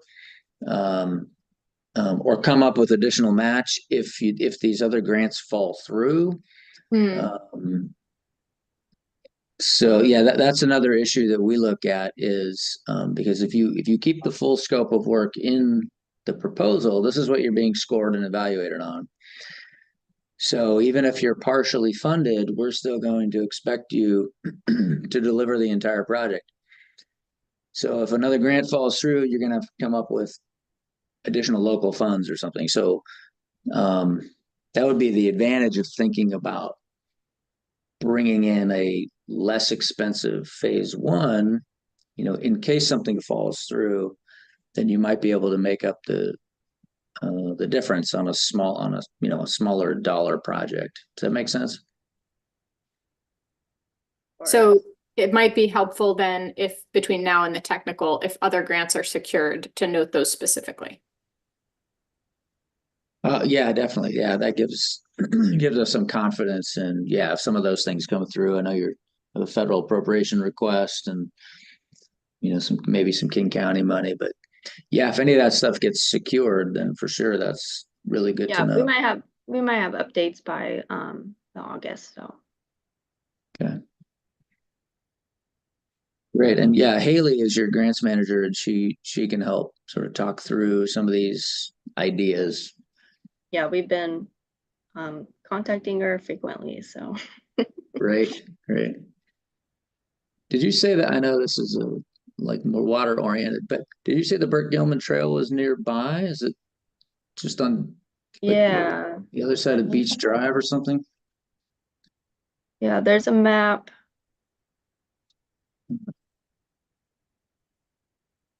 Oh, it might be the other way. I was just curious and went the wrong way. Oh, I see. It's that green right there. So it cuts along. Yeah. And so then City Hall is just right up here. So there's a crosswalk to come down. Across the main drag there. Okay. It's actually an already well-established walking route for people both working at the preserve or going to the preserve. So the preserve has 3 or 4 satellite parking spots that are at City Hall. People use those. And then also a lot of people who are going to the private civic club, when the parking lot there is full, they park at City Hall as well. There's a lot of people who park at City Hall and then get onto the Burt Gilman as well. Okay. Yep. Nice. So you got an established safe crossing there. Yeah. And so it sounds like that preserve does have public access. It just doesn't have water. Like you're not supposed to physically get in the water. I mean, Correct. people might be doing that, but technically you're not. Yeah, and I think next round, I'll bring back more pictures at the preserve so you can kind of see that a little bit better. Some of the past that we'll be keeping and restoring too. So Okay, that sounds good. Yeah, you were well under the time limit. You only yeah, used a I know. little over 10 minutes, so you do have plenty of time. You don't feel like you have to use 20 just because there's 20 available, but you do have Yeah. some room to work with as needed. So Cool. Will do. all righty. Well, thanks you guys. Appreciate it. Okay. Thank you. See you in August. Okay. Thank Have a you. good one. All right. Bye-bye. All right, folks, we made it to the end of day one. So if y'all wouldn't mind just hanging out for a few minutes, we can wrap up. We're going to go ahead and end the recording. So that's the end of day one of the Aquatic Lands Enhancement Account Technical Review. Thanks for joining us if anybody is out there. And tomorrow morning we'll be back starting at 9 o'clock. We have 5 more projects. We'll be done about noonish.